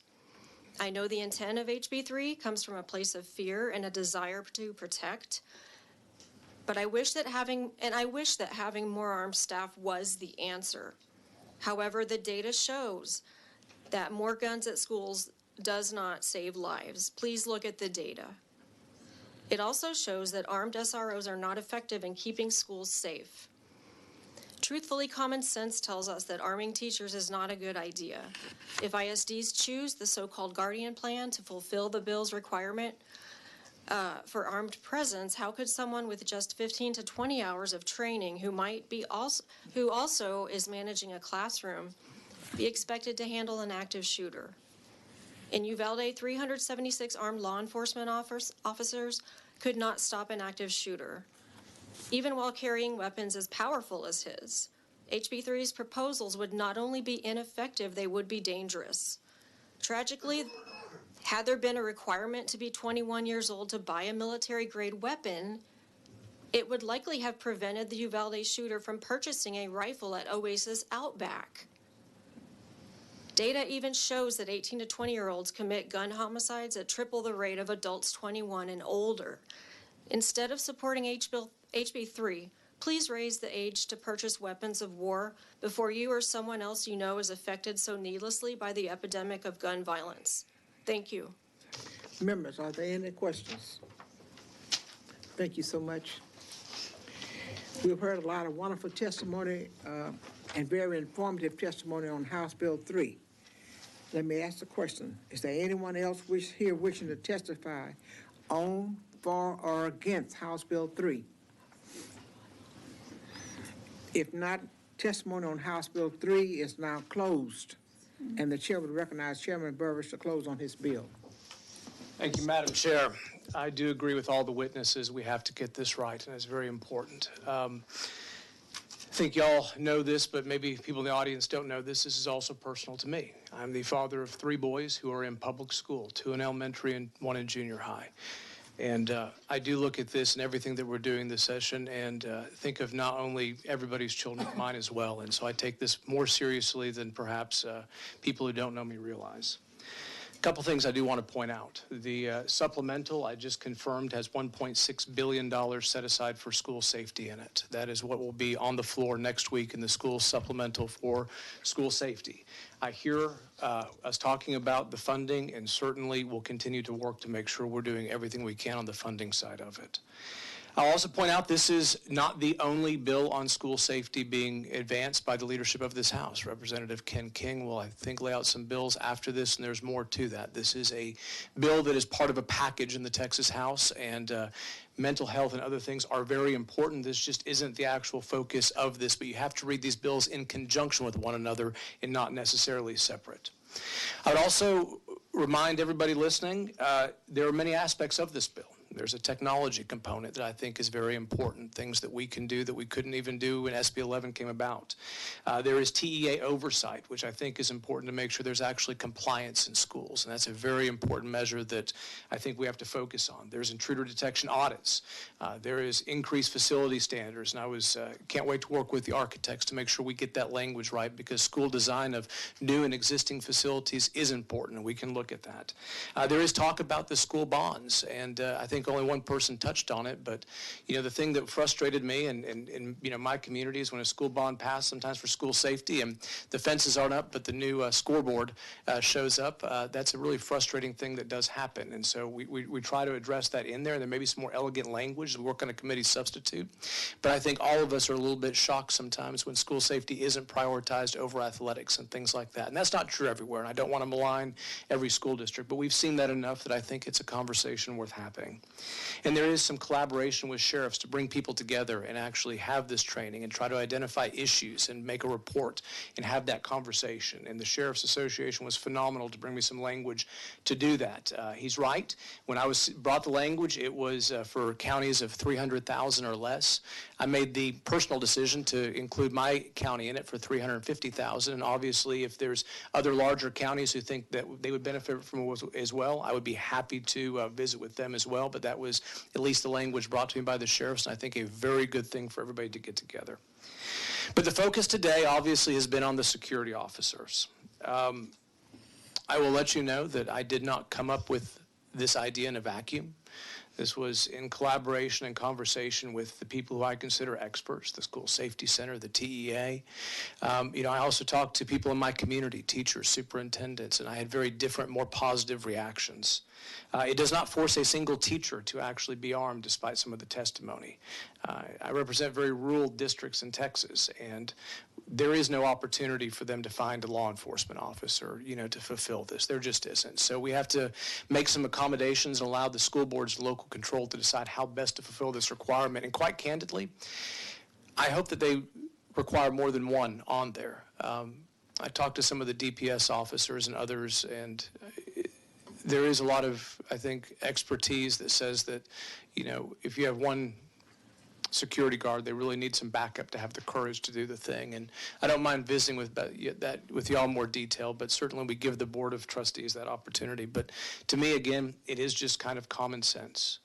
I feel better today, that when we go into a bank or a jewelry store or the Capitol or the airports after, 9/11, we have more security personnel in there. And it's not meant to arrest people. And certainly I'd work with anybody to make sure we're not increasing arrests of that nature. But having somebody there to have the opportunity to slow somebody down before they barricade themselves in a classroom, keep them in a hall, do whatever it is, the people I've talked to believe that is the right policy. And that comes from a place of true concern as not only a policymaker, but as a father, and something I believe. So I'm happy to answer any questions that y'all may have about that, but that would be how I want to close on the bill. Members, are there any questions? Chairman King? Thank you. Thank you, Madam Chair, and thank you, Chairman Burrows, and thank you, Chairman Bonin, for coming in and putting that, because that was obviously the big question is we, have a security officer at every deal, and then the fiscal note looked like it was woefully inadequate. So I assumed there was some money coming from somewhere, and so I'm glad we confirmed that. Thank you. Absolutely. One of my joint authors and gentleman with the checkbook was here to confirm the $1.6 billion, and I think that needed to be said. Members, the chair moves to leave House Bill 3 pending. Are there any objections of the chair? Here's none. House Bill 3 will be left pending. Thank you, members.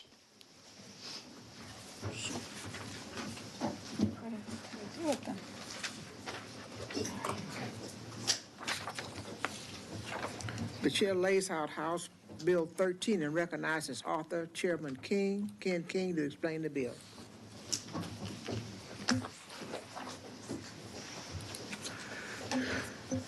Thank you, Madam Chair, committee members, for giving me the opportunity to lay out House Bill 13. If you give us a conciseness of this, we would be appreciative. Sorry, what'd you say, Ms. D? If you can be precise, concise. It's going to be more concise than what I have here to read to you, I can tell you. Thank you. So, given the recent incidents that we don't need to belabor, because it's what we've been talking about for the last several hours, we know the reasons behind House Bill 3 or House Bill 13. House Bill 13 does a lot of different things, and I'm going to do my best to go through them quickly and not belabor the points. Okay. First, House Bill 13 allows a district to create a safety plan that works best for their local community. House Bill 13 would mandate a mental health first aid training for all employees. Hopefully this training would allow teachers and school personnel to hopefully spot a child in trouble before another tragedy was to occur. House Bill 13 would require the cost associated with this additional training to be covered by the state. House Bill 13 sets up a new Guardian program, different from the current Guardian program and the Marshall programs that I intend on calling the Sentinel, the Sentinel program. The biggest part of the proposed Sentinel program is it would require additional first aid and trauma-informed care training for a district employee that carries a weapon under this program. And the training would be very extensive. But it would also come with a stipend up to $25,000 for somebody that's willing to do this. My position on that part of the bill, Madam Chair and committee, is if we're going to ask a teacher to carry a gun and possibly have to shoot a child, we should train them to the utmost, and they should be rewarded for their efforts. That's the whole point of the proposed Sentinel plan. House Bill 13 would require districts to establish clear procedures for students to report concerning behavior. House Bill 13 will require districts to have a plan in place specifically for active shooters. This requirement is laid out in the active shooter plan. It must include a map of each campus that is oriented to true north, walk-through opportunities for all law enforcement agencies in the district, and requires districts to specify the money they need to fully implement the safety plan and much more. House Bill 13 would allow a district to retain a portion of their recaptured dollars to pay for an off-duty peace officer if one is available.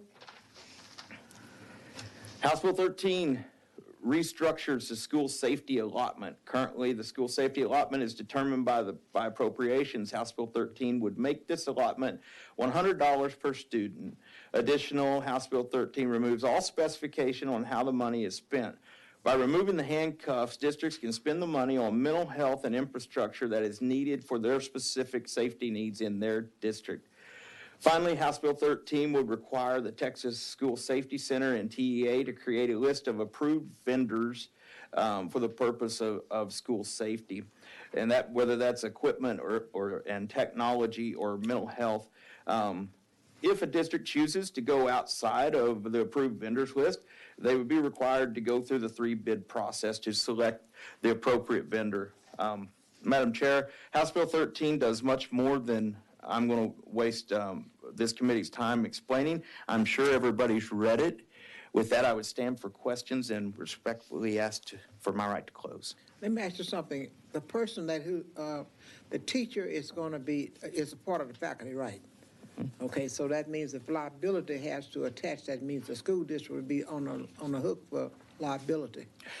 I would say they already are. We already allow the Guardian and the Marshall program. All I'm trying to do through the Sentinel program is expand the mental health portion of the training. And the person that you'll be bringing in, outside person to hire, if they're available, would also be a part of the school system? Well, they would be like the Marshall program now. Many off-duty police officers double as schools, say, as an enforcement officer or a safety officer. I don't think that changes anything. I mean, if somebody has to sue, where the liability is going to lie. Well, I think the liability is already there. I don't think this bill changes anything on that. Okay. Members, are there any questions of Chairman Ken King? I have a question. Chairman Dutton? One quick question. In Section 3 of the bill, on page 3 actually, it makes a provision for establishing a procedure for students to report concerning behavior. Yes. One of the things we heard is that some teachers didn't know where to report concerning behavior. I think that's the issue. Yeah, and so I just wondered if you might consider that, making that a part of this, that setting up something so that teachers knew where to make the report. Because, one of the things, I think you were there that day, that teachers said they might have seen or noticed some concerning behavior on the part of a student, but they weren't sure who to make the report to. And I thought, well, somehow or another we ought to fix that. Maybe we can. Well, I certainly want to get this right, and I would be amenable to any kind of language that does that. All right, okay. Thank you, Mr. Chairman.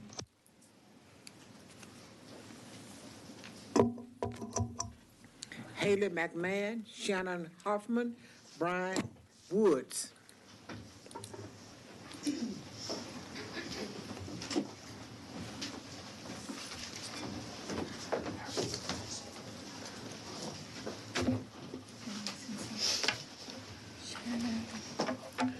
Okay, I have Mr. Woods, and you are? I'm Shannon Hoffman. Okay, and Haley McMahon?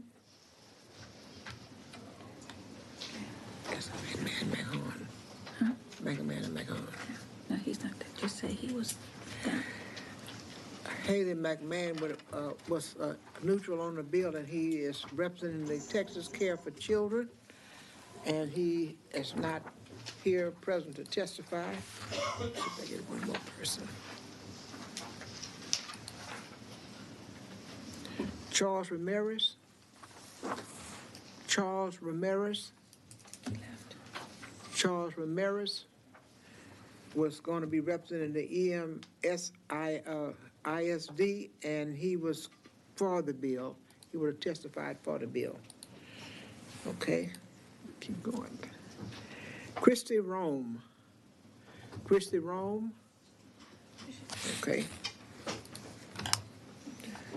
All right, Mr. Woods, you've been sitting on the front row for a long time. We're going to let you start off. I see that you are representing the Texas School Alliance and yourself, and you are for the bill. Yes, ma'am, that is Okay. true.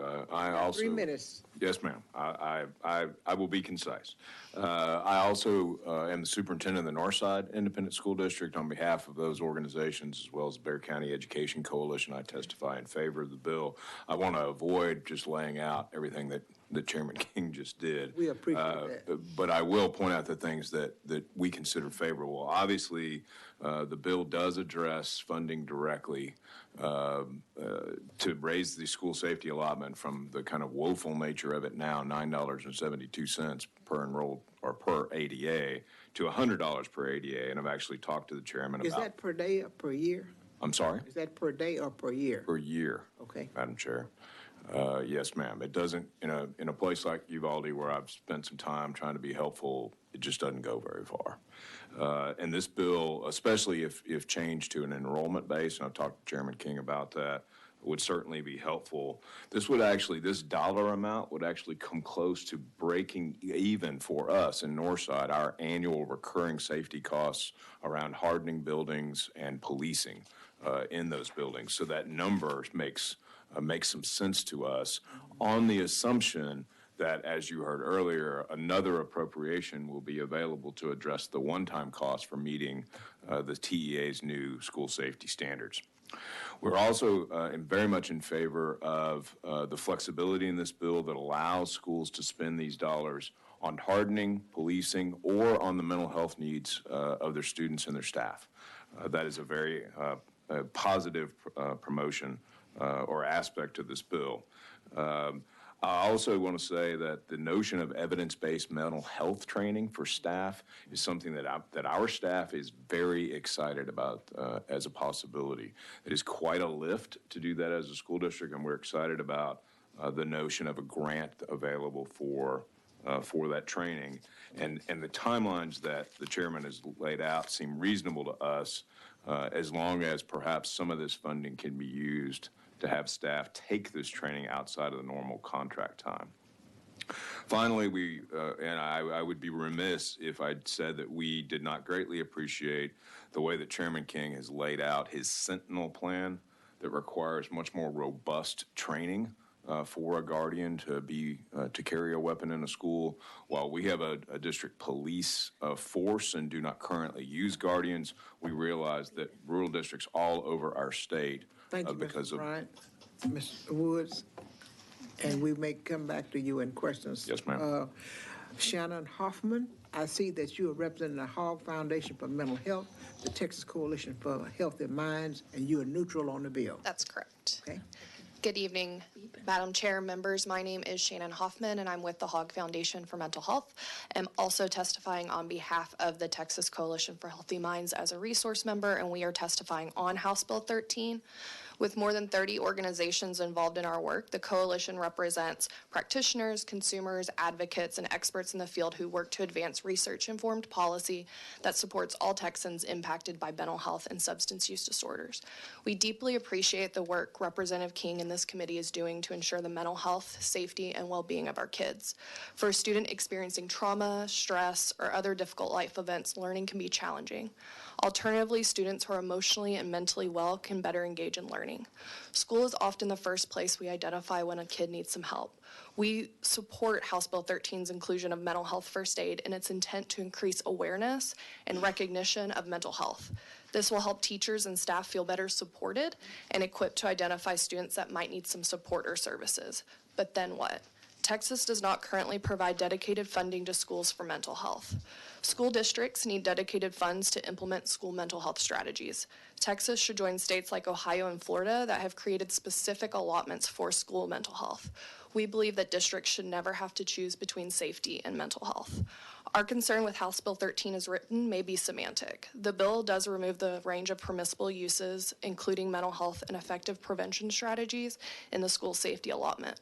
Further, it creates a directory of approved vendors of school safety technology and equipment that a school district can select from when using these funds.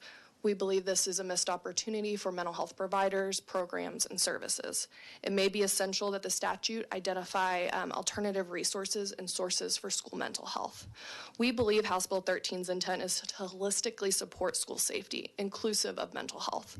As mental health experts, we hope to provide recommendations for the language to match this intent.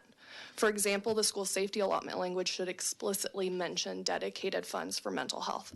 Better yet, we believe dedicated funds in a separate school mental health allotment would prevent schools from having to choose between security and mental health. Again, thank you, Representative King, for supporting the mental health and safety of our kids.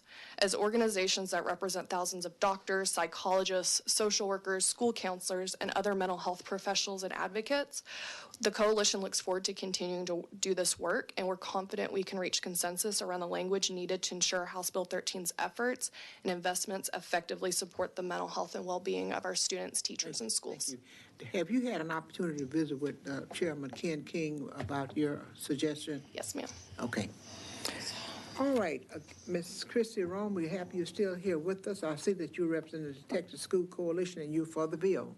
Yes, Madam Chair. My name is Christy Rome, and I am here to testify for House Bill 13 on behalf of the Texas School Coalition. We are grateful for legislation that increases both funding and the local discretion to improve safety and security in our schools for both students and our school staff. We believe that members of the local community are best equipped to know the priorities and circumstances of their community to know what will work best to improve safety. House Bill 13 puts new requirements in place and provides the resources to the schools to carry those out.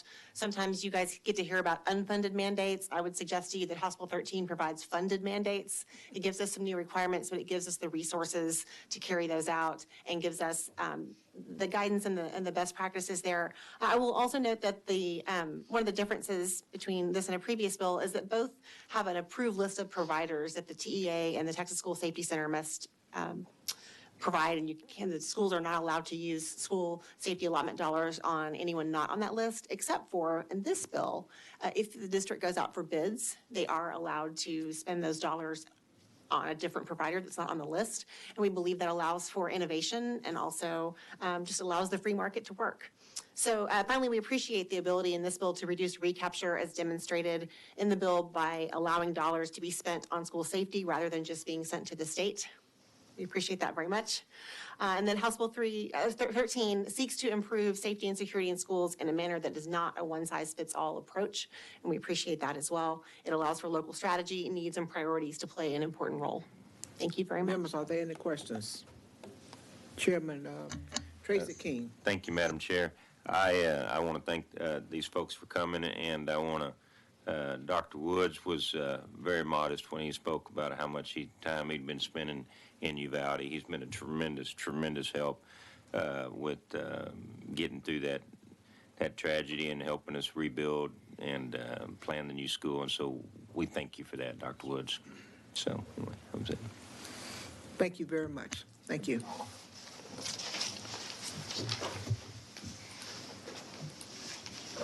Nicole Golden, Paige Clay, and Alicia Castillo.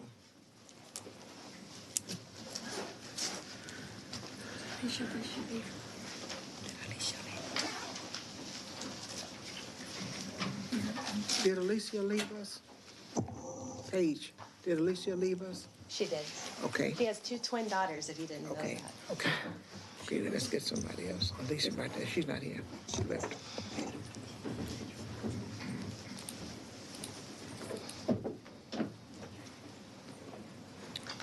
Josh Sanderson. You know, y'all almost a little team. All right.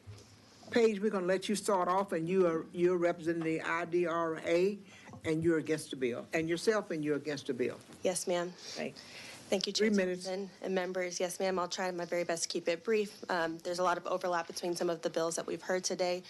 But where I really, and I'm here in opposition respectfully to House Bill 13, there are elements of this bill that we like, including Chairman Dutton, you referenced a provision that would make clear where kiddos and educators hopefully can report concerns about threat assessment and safety concerns. We represented a family that had a really unfortunate situation up in Dallas y'all might have heard about. So we're very appreciative, and the family is very appreciative of that particular provision. And we also, of course, are very supportive of increasing mental health supports and resources to support educators and ultimately support our kiddos. But what I really want to just take a moment and highlight is, I was really struck, and I'm curious if anyone else was struck by this when the author was laying out the bill, the statement, which is, if we're going to ask teachers to shoot a child, we just got to pay them more money. And honestly, it brings tears to my eyes to think that that's where we are in the state of Texas. We're hearing a lot of testimony today on AI and all this technology that might be able to spot weapons on our campus, and millions of dollars to be spent on these hardening measures. And we know it all comes from a well-intentioned place, to be very clear. But we know what works for school safety. It's all about relationships. And of course, there are common sense school safety. The doors got to lock. We got to make sure that we're keeping track of who's coming in and out of our buildings and provide appropriate training. But I'm really concerned, and we continue to be concerned, that adding more guns, whether it's through school-based police or the diverse other array of professionals who we might be giving weapons. Again, teachers are very opposed to being armed in these cases and being asked to be in this role. It's not appropriate for educators. It makes kids feel less safe when they know that their educators are potentially carrying a weapon. And we know that adults, as well-intentioned as they are, make mistakes and have human emotions. And putting more guns in these campuses with our most vulnerable young people, as a mom, it terrifies me. As a mom of Black and Latino kids, it terrifies me. And as a mom of a child with a disability and a mental health related disability that occasionally prevents behavioral challenges, it terrifies me. We urge you, instead of sinking in the fiscal notes for these bills and potential constitutional amendment to address them, it's a significant investment of money. And I urge this body, there's so many wonderful evidence-based practices that will do a lot of good to support our students and our educators to not just react to the really terrible things when they happen, but to prevent them altogether. Thank you so much. Thank you, Chair. All right, Nicole Golden. I see that you are representing the Texas Gun Sense and yourself, and you're neutral on the bill. That's correct. Thank Okay. you. Thank you. Chair Thompson, Vice Chair Hull, committee members, thank you for allowing us the opportunity to speak on HB 13 today. I'm Nicole Golden, the Executive Director of Texas Gun Sense, a nonpartisan nonprofit organization that advocates to prevent gun violence and other gun tragedies in Texas. In the wake of the horrific shooting in Uvalde that continues to shatter that community, preceded by a series of high-profile mass shootings, including that at Santa Fe High School in 2018, and more than 4,000 gun deaths and countless injuries in Texas annually, we felt compelled to weigh in on the bill. And let me just say it, Rep. Talarico mentioned it earlier today, but I'm sure you all know by now that there's news of another school shooting in Nashville today that's really just kind of pounded my heart all day, and it's hard to process. You come into this building and you're talking about bills and policy, but really today 3 9-year-olds were killed and 3 adults were killed, and that we do this work because it's just something we can't live with that reality. None of us should. And so for that reason, it's more important than ever to keep our schools and communities safe through evidence-based approaches. And we really do appreciate that the authors of HB 13 are taking steps in that direction. We're grateful that the legislation requires trauma-informed mental health first aid training. As a social worker, I know these are critical components to detecting and preventing behaviors before they escalate. And we're also pleased that HB 13 strengthens training requirements for school guardians to match the hours required by the school marshal program. There's reports such as the United States Secret Service study of 41 incidents in which approximately half ended without any intervention, and only in 6 of 41 of those incidents were ended by law enforcement intervention. And so when we talk about school security, we do favor that performed by police officers rather than personnel. But we appreciate HB 13's requirement to increase training hours from 16 to 80 for school guardians, which will provide at least some reassurance, we hope, that individuals carrying guns on campuses are able to demonstrate shooting proficiency, de-escalation techniques, and safe firearm handling.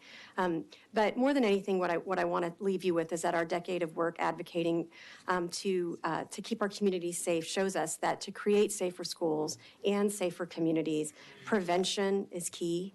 We welcome your support today and always to prevent gun deaths and injuries through measures that keep guns out of the hands of those with documented violent histories, that create stronger vetting processes for the purchase of certain weapons, that strengthen safe gun storage practices, and more. I know I'm not the only one who worries that my kids won't walk in the door at the end of the day. And I thank you for taking action to prevent gun violence for our children. We look forward to continue working with you. All right, Mr. Josh Sanderson, it's your time, and you're representing Equity Center, and you're neutral on the bill. Good evening, Madam Chair, members of the committee. My name is Josh Sanderson. I'm with the Equity Center, and we are neutral on the bill at this time. The first thing I want to say is I'll spare you the going to the background, the history of where we got here. You're very welcome, Madam Chair, since we talked about it earlier today. But we have met with numerous superintendents across the state about this issue. We are grateful that Chairman King acknowledges the need for additional revenue for this purpose, and he gets us much closer to where we know we actually need to be, what the costs actually are. The only thing that we would request, and we've met with him about this, is that a campus-based funding floor be included as well, much like legislation that we talked about earlier today. That would affect our smaller schools. That would actually get the resources that they need into those small campuses. The only other comment I'll make about the bill, and we've spoke a little bit about this also to Chairman King, in regards to the provision of section 6 of the bill, which has to do with allowing districts paying recapture to reduce recapture to the level proportionate to pay for a off-duty peace officer for that campus. We agree with the spirit of what he's doing there. The schools are asking for these resources. We just ask that this get extended to the other 800 plus campuses, school districts across the state who have don't have those resources necessary to achieve that goal. And so with a few small changes, we believe this is something that we could get behind, because funding-wise, this does get us much closer to where we were told we need to be. Thank you. Members, are there any questions of this panel? Chairman Capriccione. Thank you, Madam Chair. Appreciate it. My question is actually for the first person. Are you Paige Duggins Clay? Yes, sir. Right? All right. Identify yourself, Paige, if you don't mind. Good evening, members. My name is Paige Duggins Clay with IDRA. All right. So I was looking at, we got a handout of what you had sent us, and it says, decades of public health research strongly indicates that arming teachers will not prevent violence in schools. In fact, this research suggests that armed teachers would likely increase rather than decrease students' exposure to gun violence in schools, and then in parentheses, a citation, Swedler 2018. Thank you. So have you looked at Swedler 2018? I did. Okay, what does it say? I've read a lot of articles for today, so I can't tell you that. Well, the one that you are saying on the front page, what does that one say? The one citation that's on the front page here. Sir, we read a lot of articles in preparation that spanned both the prevalence. Well, how about okay, so I'll tell you what Swedler 2018 says. Swedler 2018 does not talk at all, okay, about that. It's literally a list of biographies, some articles. Starts off by basically saying, well, the NRA is for this, so we're not.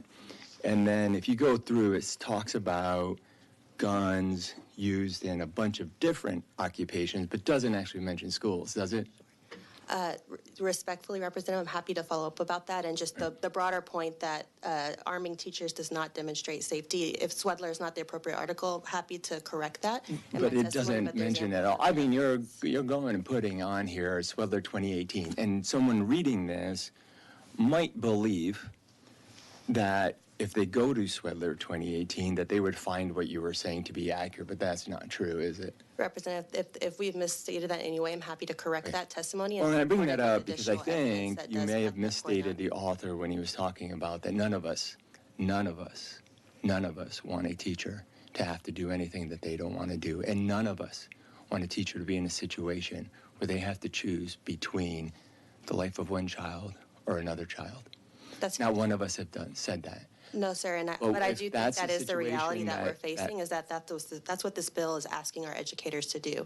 We are arming educators for the purpose of responding to children, primarily youth, who are in this behavior. And I'm just saying, I understand the intent of the bill, but the bottom line is that's what we're talking about, and that's just an unfortunate place to be. And this is not the solution to addressing that issue in our schools. Well, I'd like to see some research that shows that. I'd be happy to follow up with you, sir. Thank you. Chairman Landgraf. Thank you, Ms. T. I think to follow up on that point, and you mentioned this in your initial testimony as well, but how many teachers under House Bill 13 are required to be armed against their will?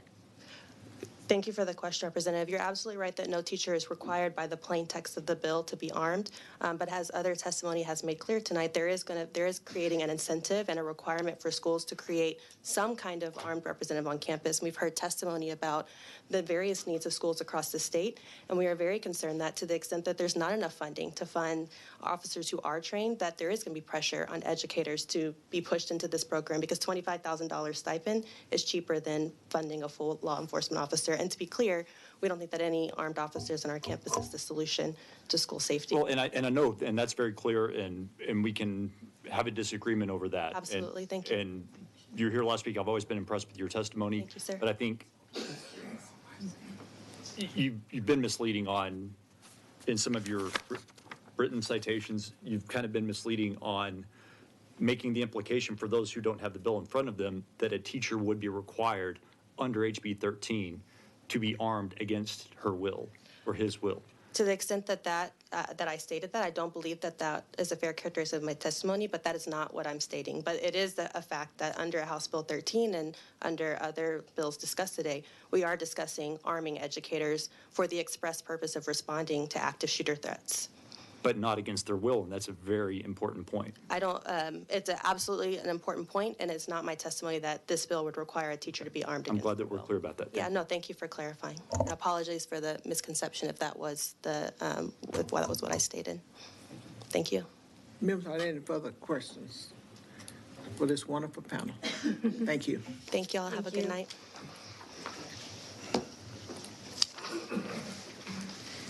David Hines, Todd Hunter, and Paul Colbert. This is the last panel, I think.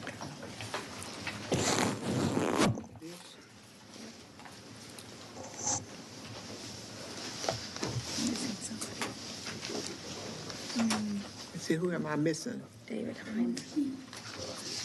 David Hines.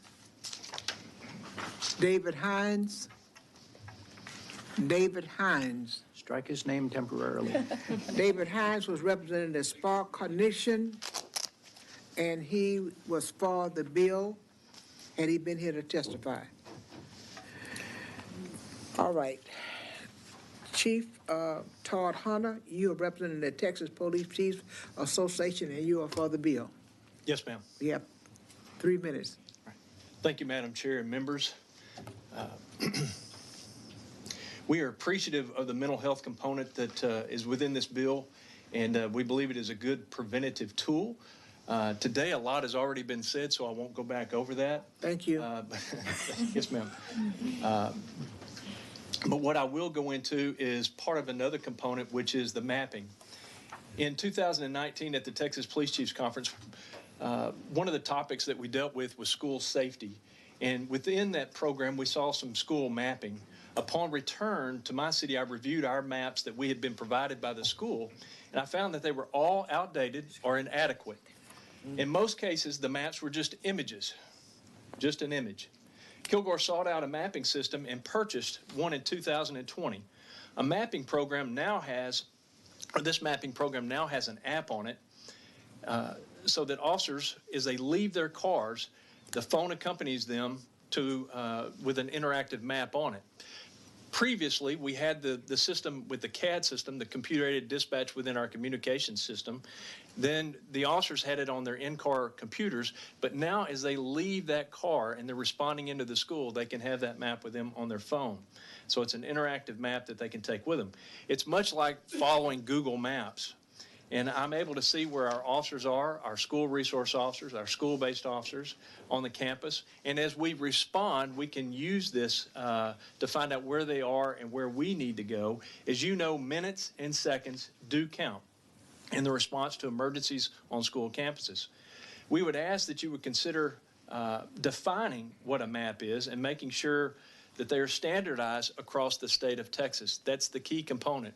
As we have talked about alert before here with the representatives and senators, it's standardized across the state, and we believe that the mapping system needs to be standardized as well so that every municipal agency, every county sheriff, state troopers have the same type of system that they can use. All maps are not equal. We also believe that it's important to have up-to-date maps with overhead imaging in an interactive component. We believe also that they need to be integrated into all first responder systems, from 911 centers to officers' mobile applications. And today, I would just like to thank you for listening. It's been a long day. Thank you very much. Thank you for the bill. Thank you, Chief.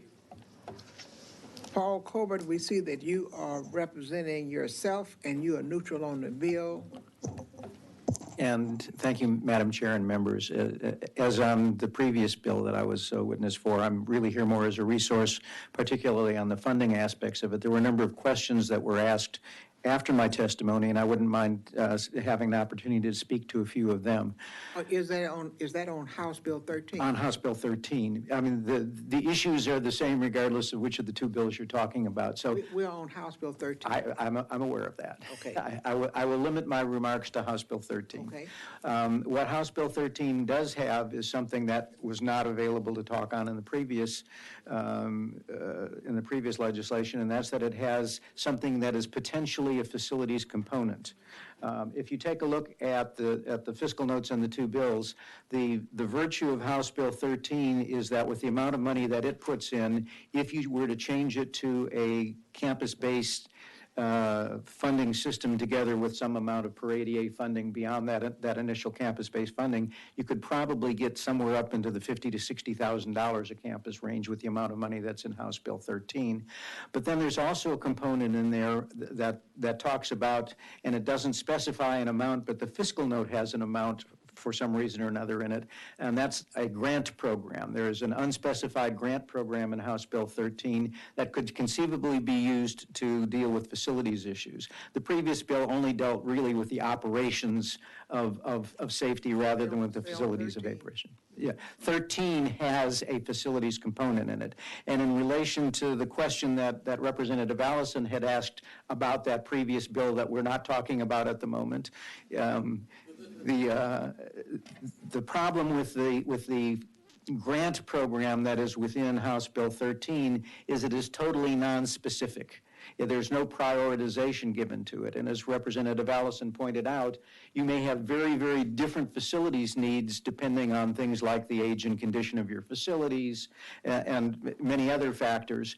And so if you are going to go with a grant program for facilities, and there's only one other way to fund facilities besides the grant program, and that would be through legislation that's not before this committee.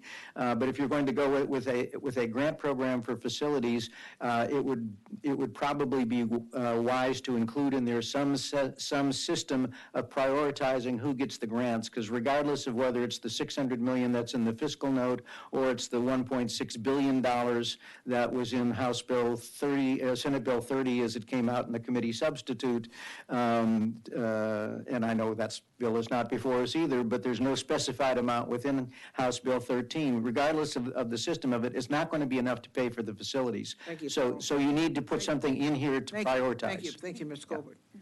Members, are there any questions? Chief, we knew of somebody from Kilgore by the name of Tommy Merritt. Yes, yes.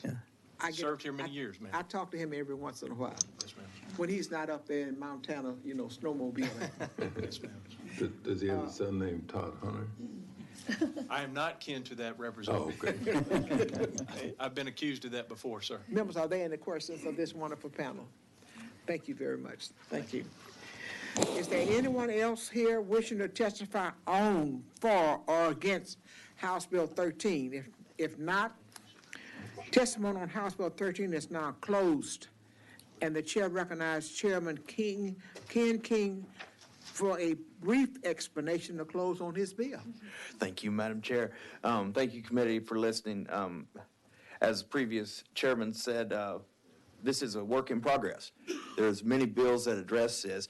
My commitment through House Bill 13 that I've told every superintendent and every stakeholder that I've had multiple meetings with is this legislature is going to act. On the heels of that horrible tragedy in Uvalde, we are going to act, and we're going to act in a meaningful way. I believe that. But it's my promise not to send anybody an unfunded mandate. And that's what we're doing in House Bill 13, and there's more to come. So with that, I close. Members, are there any questions? Thank you very much. Members, the chair moves to leave House Bill 13 pending. Are there any objections? The chair hears none. House Bill 13 would be left pending. The chair now lays out House Bill 4406 and recognizes author, Chairman Ken King, to explain the bill. Thank you, Madam Chair and members, for the opportunity to lay out House Bill 4406. There was a grant program discussed a little bit ago that we couldn't talk about in my previous measure because of parliamentarian rules. So I have to have enabling legislation for the grant program and how we seek to fund school safety. House Bill 4406 seeks to fund school safety by transferring excess funds from the Foundation School Program to the state school safety fund. This is for the express purpose of funding school safety needs in perpetuity. With that, Madam Chair, I would respectfully request my right to close or stand for questions. Members, are there any questions on that outstanding presentation? All right, we call Christy Rome and Adrian Moore. Mr. Moore, we finally got to you. Yes, ma'am. Thank you very much. You are so welcome. Mr. Moore, I see that you are representing yourself. Is that correct? That is correct, and I'm also representing Council on At-Risk Youth, Carrie. No, you didn't say that, but let me ask you this question. Yes, ma'am. May we have your permission to correct the record? You may. To reflect that you're not only representing yourself, but you're representing the Council on At-Risk Youth. Council on At-Risk Youth. Yes, ma'am. Okay, you may proceed. You have 3 minutes. Thank you, Madam Chair. Members, I'm pleased to be here. I am a 50-year veteran in juvenile justice, correction, youth service, and school-based violence prevention. 25 of my 50 years were spent with Texas Youth Commission. Most recently, 16 years were spent as the founder and executive director of Council on At-Risk Youth, an organization in Central Texas that works with disciplinary kids who are at risk for violence very, very effectively with excellent outcome measures. We are supportive of House Bill 4406, certainly support the work that the Safe School Center has done. We like the notion that there are special projects being allowed. We would suggest that the Safe School Center use some of that funding from TEA, go into the school disciplinary system, and do evidence-based violence prevention programming with those at-risk kids in the school disciplinary system. TEA, in their last year report for 2022, amongst the 5.5 million kids in school, they reported 500,000 kids with disciplinary reports. About 50,000 of those kids are there for aggression, abuse, assault, intimidation, verbal threats against teachers, possession of a weapon, possession of drugs on campus. I set up CARE, Council on At-Risk Youth, in 1999, right after Columbine, to go into the schools and to work with these high-risk kids. And unfortunately, in this discussion this afternoon, I've not heard anything about addressing the perpetrator. And perpetrators of violence, kids who are abusive and aggressive, make for unsafe schools. CARE, now in its 24th year of operation, is in 18 schools in Central Texas with a full-time counselor, working with 100 kids each using the evidence-based aggression replacement training program, which teaches kids in small group settings, kids who are referred by principals and APs with parental support, teaching kids anger management skills, teaching kids interpersonal relation skills, problem-solving skills, and so on. At the end of the school year, for years and years now, we've asked principals and assistant principals, what kind of an impact does having a CARE counselor on your campus have? Invariably, throughout the years, those administrators give that violence prevention program high marks and say that that contributes to a safer school campus addressing youth violence. Mr. Moore, thank you. And there's a question by Chairman Dutton. Yes, sir. Thank you, Madam Chair. I thank you for your testimony. I just didn't want it. I know you don't mean this, but the way you characterize these kids that need the help, the one thing you didn't mention is that most of them are kids who are undereducated. When we asked the question to the psychologists who came to our committee, Public Ed Committee, does the child's behavior cause their lack of educational achievement, or does their lack of educational achievement cause their behavior? You know what he said? their lack of We education. can discuss those. I would like to mention 3 characteristics of the majority of all kids in the school disciplinary system, and the same characteristics with young people in TJJD and in our state prison system. Poor family engagement, involvement. Well, wait, let me stop you. Disengaged families. We know all that, we've heard all that. But the one thing you haven't mentioned is they haven't been educated. That's true. Okay, thank you. They're far behind. Thank you. Generally 2 to 3 years behind academically.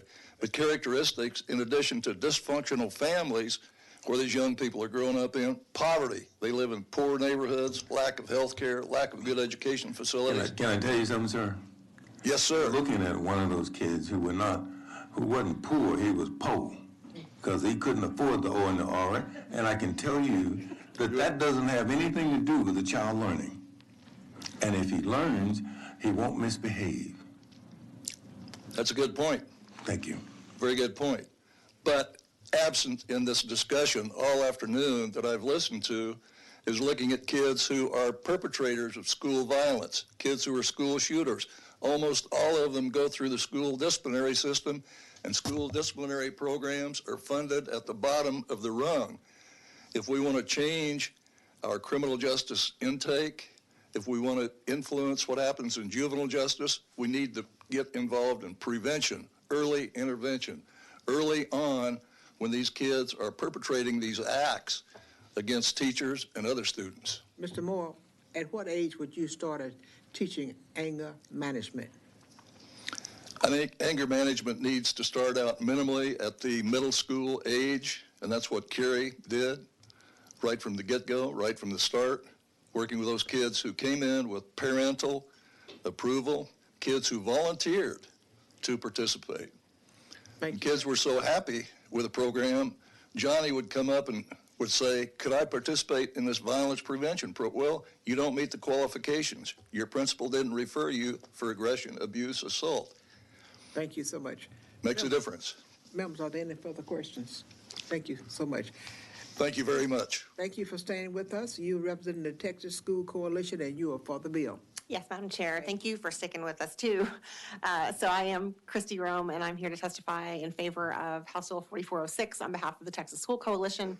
And we support the intent of this bill to provide additional funding for school safety. And we think that the excess funds available in the Foundation School Program are a great source of funds for that.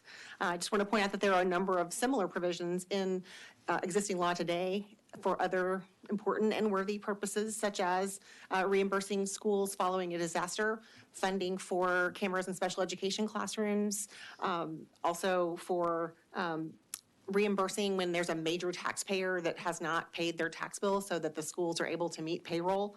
So there are certainly precedents for what's being proposed in this bill. However, I would point out that none of these provisions are meaningful in law as long as the legislative practice continues of sweeping the excess funding in the Foundation School Program through the supplemental appropriations process. So the supplemental appropriations process this session, and a bill that's working its way through the process, will reduce the Foundation School Program by $8.2 billion because local property taxpayers have paid a larger share than expected, and because enrollment has not grown at the same rate that was projected 2 years ago. So we would love to see bills like this enacted and have those additional dollars go towards the purpose of protecting students and Thank teachers. you very much, Ms. Rome. Rather than simply adding to the state's surplus. Members, are there any questions of this witness? Thank you again. Thank you. Is there anyone else here wishing to testify on for or against House Bill 4406? If not, the testimony on House Bill 4406 is now closed, and the chair recognizes Chairman Ken King for a brief explanation to close this bill. Thank you, Madam Chair. I think the bill is pretty self-explanatory. This is the funding mechanism to make sure we don't send schools unfunded mandates. It's using dollars that would otherwise be sucked back into the Treasury, and I think what we have to do is create a grant program for 1 year until we have actual a funding mechanism that lasts in perpetuity, which we're going to talk about shortly. So with that, I would close. Members, are there any questions of Chairman Ken King? Thank you, Chairman. Members, the chair moves to leave House Bill 4406 pending. Are there any objections? The chair hears none. House Bill 4406 will be left pending. The chair now lays out HJR 170 and recognizes author Chairman Ken King to explain the bill. Thank you, Madam Chair, for the opportunity to lay out HJR 170. HJR 170 seeks to create the State School Safety Fund as a special fund in the state treasury administered by the Texas Permanent School Corporation. It is the funding mechanism for the enabler that is attached to the enabling legislation we've heard just previously. With that, I would stand for questions and respectfully reserve my right to close. Members, are there any questions of Chairman King? Okay. Christy Rome and Adrian Moore.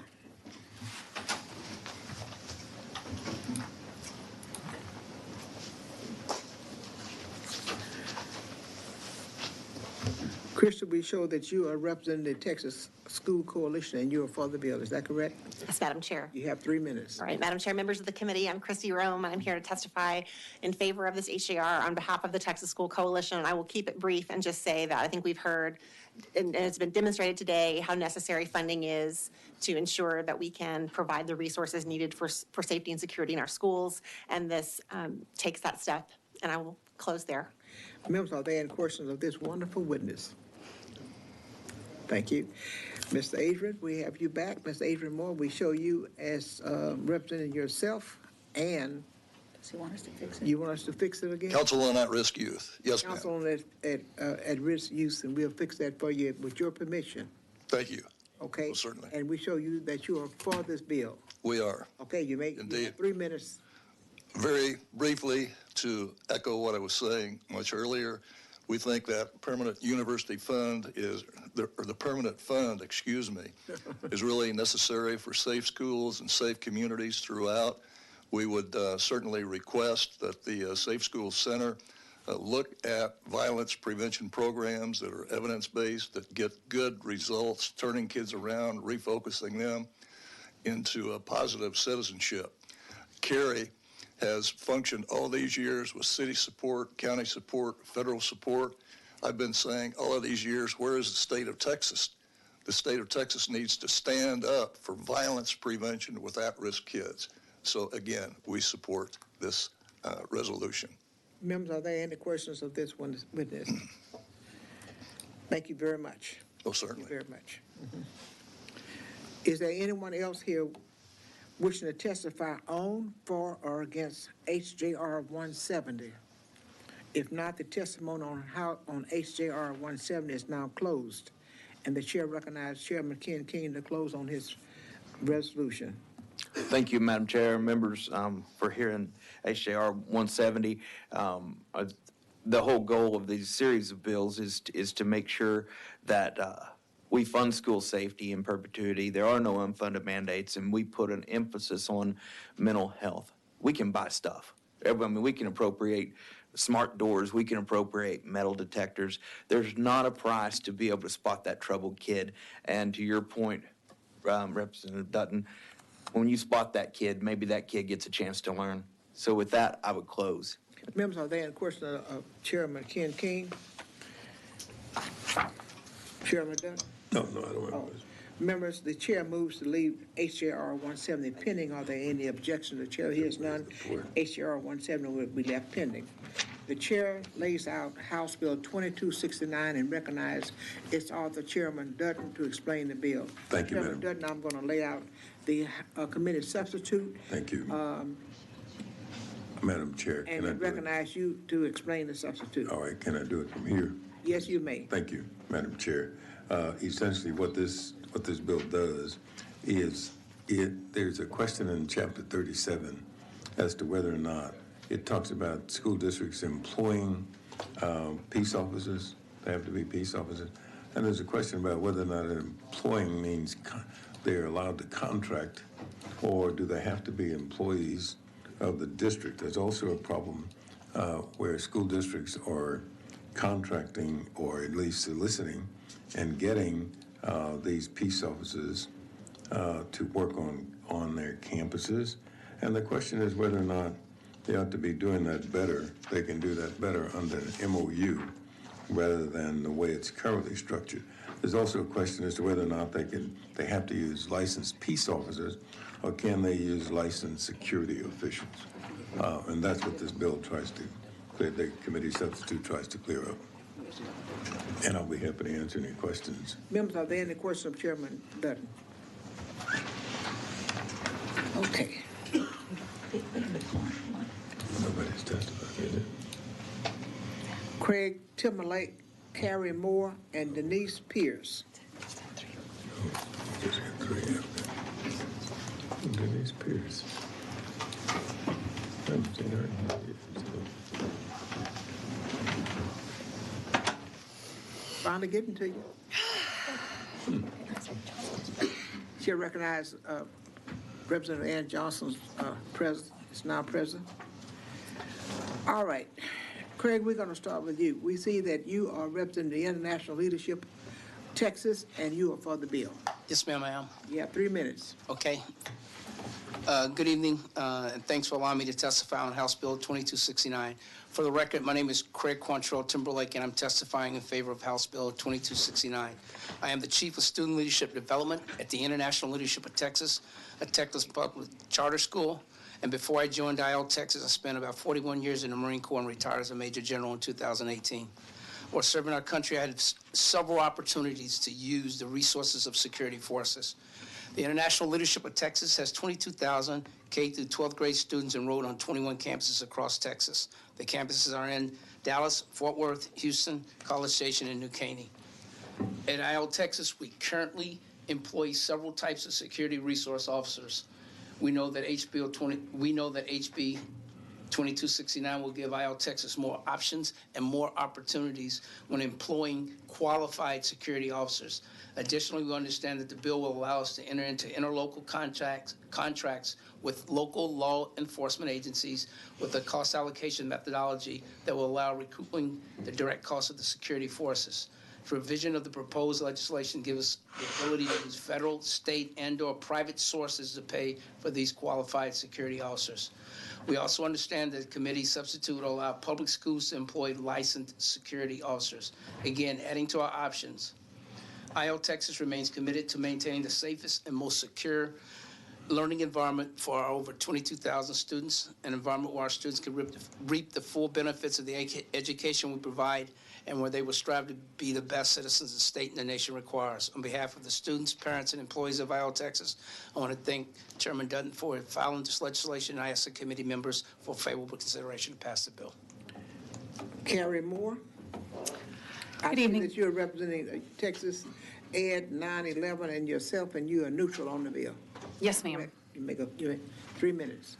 We would like to suggest an amendment on this bill. We have shared this suggestion with Representative Dutton's office, and we're hopeful it may be considered. The caption of this bill is broad and would appear to allow for an amendment changing the reporting structure of ISD police departments and school resource officers. Currently, ISD police departments and school resource officers report to the superintendent of each district instead of local law enforcement. We believe this is one of the primary reasons our schools have become so unsafe. A superintendent is not a trained law enforcement officer, making him or her unqualified to supervise law enforcement officers or their actions. Having the superintendent be responsible for all aspects of law enforcement in the district is an undue burden on the administration and the school board, as it is outside their field of expertise. We see ISD police departments and school resource officers all across the state behaving to guard the reputation of the school district instead of protecting students. The actions we are referring to include destruction, loss, and falsification of evidence, coaching of witnesses, detaining children, patting them down, and questioning them without parents present, punishing victims and not punishing offenders, drug dealers on campus not being punished or removed, removing parents from campus and school board meetings for simply speaking, district employees not being held accountable for sexually assaulting or harassing students, and the list goes on and on. One of the most egregious examples is an SRO at Anna ISD going unpunished as perpetrator in a child molestation is now an SRO at Prosper ISD. Our suggested amendment would require school districts to enter into an MOU with local law enforcement agencies for the provision of school resource officers to perform all law enforcement duties, and would prohibit the school board from providing their own law enforcement officers. Our recommended amendment has already been sent to Representative Dutton's office. And this amendment would increase transparency, accountability, and most importantly, the safety for students, teachers, and everyone who visits a campus or school. Thank you. Denise Pierce, I see that you're representing the SLHA. That's correct, Madam Chair. LLP, and you are for the bill. I am. My Okay. name is Denise You have Pierce. three bills. Thank you. I am a partner with the law firm of Schulman, Lopez, Hoffer, and Adelstein, SLHA. Our law firm has the privilege of representing several school districts and open enrollment charter schools. We are in support of the bill and thank Chairman Dutton for filing it because it does offer some extended opportunities for our schools at a local level to make their schools safer by having more options for contracting with licensed security officers or contracting with their city police or their county sheriff in order to provide school resource officers to provide armed security when they have made a decision locally that that's in the best interest of their school for protecting their students and keeping their children safe. On behalf of the clients of our firm, we encourage you to adopt the bill that Representative Dutton has presented. Believe that it is a very good option and opportunity for you all to make students safer and make our schools safer for students. Members, are there any questions? I just had one comment, Madam Chair. Just thank you, Ms. Pierce. I haven't seen you in a long time. Chairman Dutton? Thank you. And to your comment about the MOU, I mean, the things you cited that were going on today. They're not things that you anticipate happening if this bill passes, right? If we can keep what we're having an issue with on several levels, as I've heard you talk about before, is the lack of teeth in the Texas Education Code, et cetera. So what we're having a problem with is school district, police departments not protecting the students first and foremost, but protecting the district by not reporting some of the things that we know are happening. We're seeing it, we have the reports of it, and yet the school district police department does not report that. Well, thank you. Yeah, So with the amendment, yes, sir. Yeah, you're right. We had a problem with school personnel telling school police officers to write tickets with students at one time, and that was a big issue because it just caused a problem, Madam Chair. But thank you all. Thank you. Thank you all for being here. Thank you. Thank you. Is there anyone else here wishing to testify on, for, or against House Bill 2269? If not, testimony on House Bill 2269 is now closed, and the chair recognizes Chairman Dutton to close on his bill. I close, Madam Chair. Members, do you have any questions of Chairman Dutton? Thank you, Chairman Dutton. Members, the chair moves to withdraw the substitute and leave House Bill 2269 pending. Are there any objections? The chair hears none. The substitute is withdrawn. The House Bill 2269 will be left pending. Members, the chair lays out House Bill 2404 and recognizes its author, Representative Ann Johnson, to explain the bill. Praise the King. Does it have anybody? She has witnesses. Thank you very much, Chairwoman Thompson, members of this committee, Vice Chair Hull. I'm proud to bring you House Bill 2404, which is a recognition of family functional therapy. I've had a chance working in the juvenile courts to see some unique programs that we have had in Harris County with at-risk use. And these are two programs that you're going to see in a couple of bills that have the potential to be done statewide with the passage of this legislation, which will also require Medicaid reimbursement for them. We have a gap for kids that are in school, that are at risk, but are not yet within the juvenile justice system. The FFT program is the kind of community-based service that can be done for the child and the family at home. I think it will be a great asset to the community needs that we have for our youth. We do have a couple of witnesses, and I'd be glad to answer any questions that the committee might have, and I, with that, reserve the right to close. Members, are there any questions? Thank you. Veronica Savage, Harold Arnott, and Claudia Villanueva.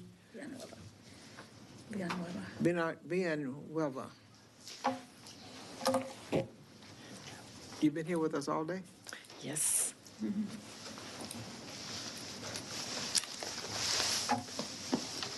Veronica, we're going to start with you, and I see that you represent Southwest Key Programs, and you're for the bill. Yes. Thank you and good evening, Chairwoman Thompson and members of the committee. Thank you for the opportunity to testify today on House Bill 2404. My name is Veronica Delgado Savage, and I'm here in the capacity as the Vice President of our Youth and Family Services Division with Southwest Key Programs.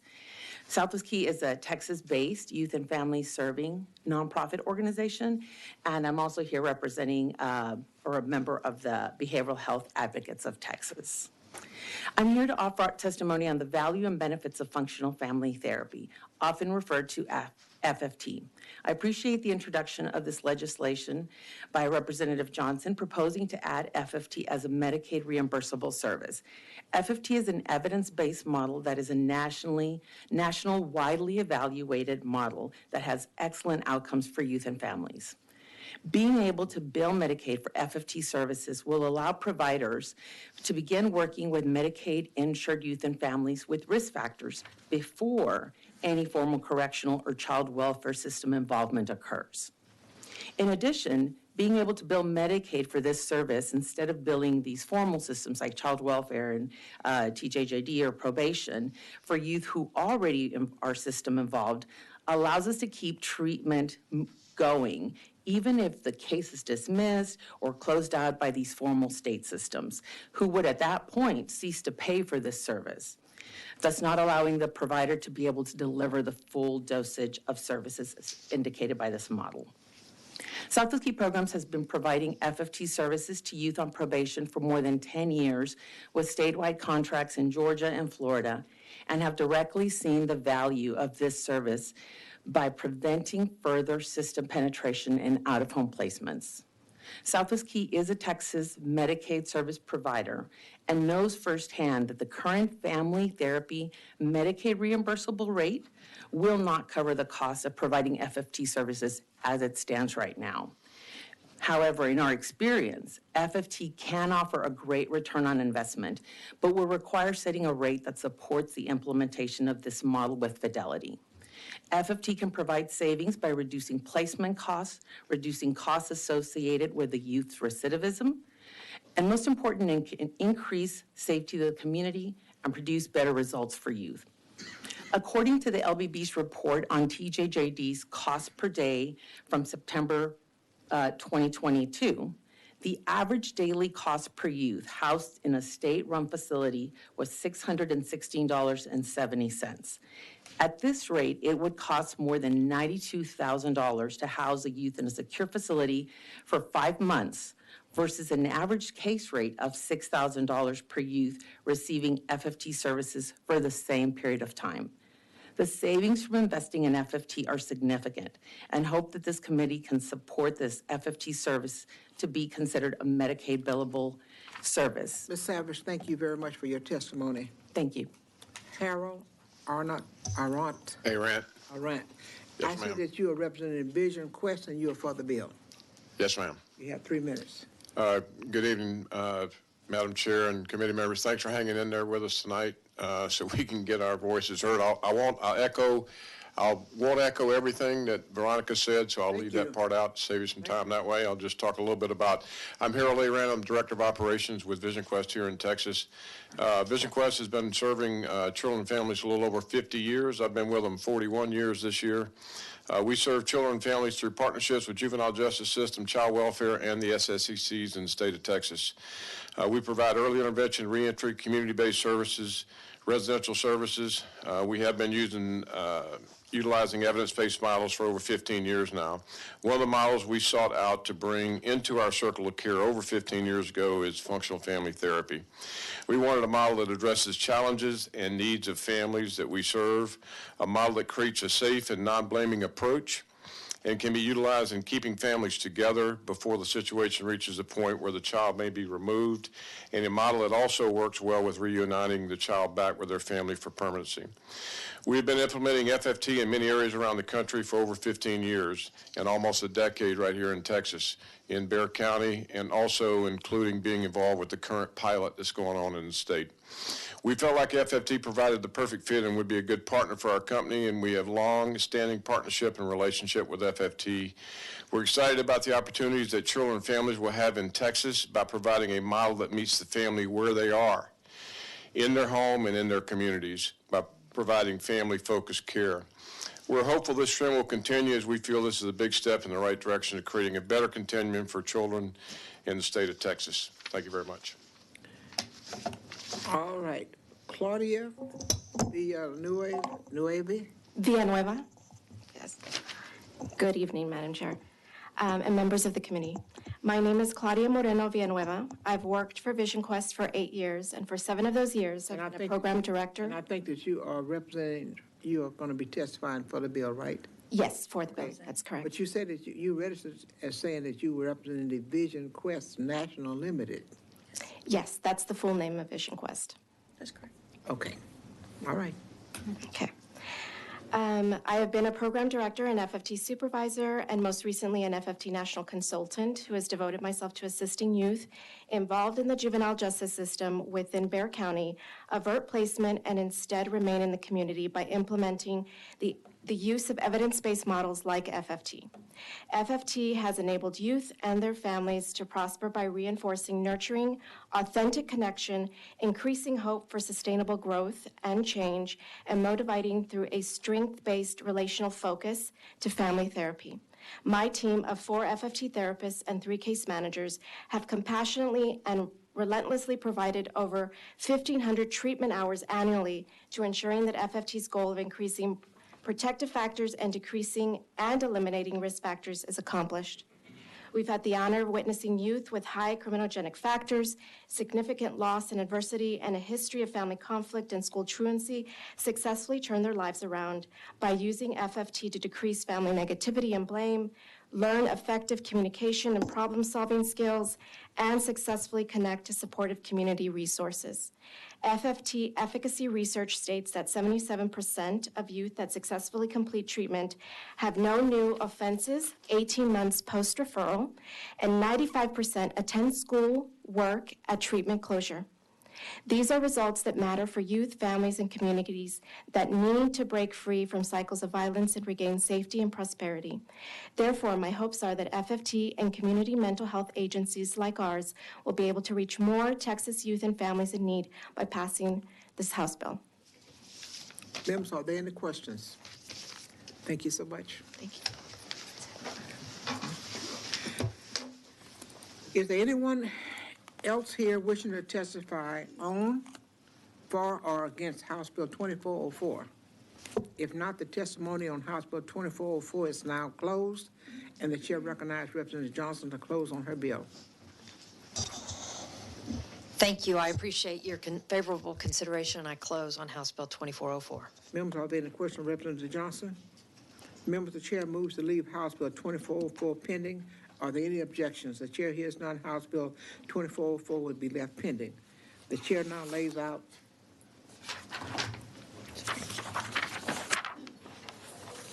House Bill 2638 and recognize its author, Representative Johnson, to explain her bill. Chairwoman Thompson, Vice Chair Hall, members of the committee, I'm grateful for a chance to lay out House Bill 2638 regarding MST, or what's called multi-systemic therapies. These, again, are intensive family, community-based treatments for children that have antisocial behavior and potential juvenile offenders. These are short-term, high-quality treatments that are often done in the private sector. What this bill would do would expand coverage through Medicaid to allow these treatments to be provided to those at-risk youth. We have a couple of witnesses again to testify on this bill, and I'd be grateful for a chance to answer questions if needed. Members, are there any questions, Representative Johnson? Thank you. Thank you. Veronica Savage and Marcelina Melvin. I will be providing testimony on this. No.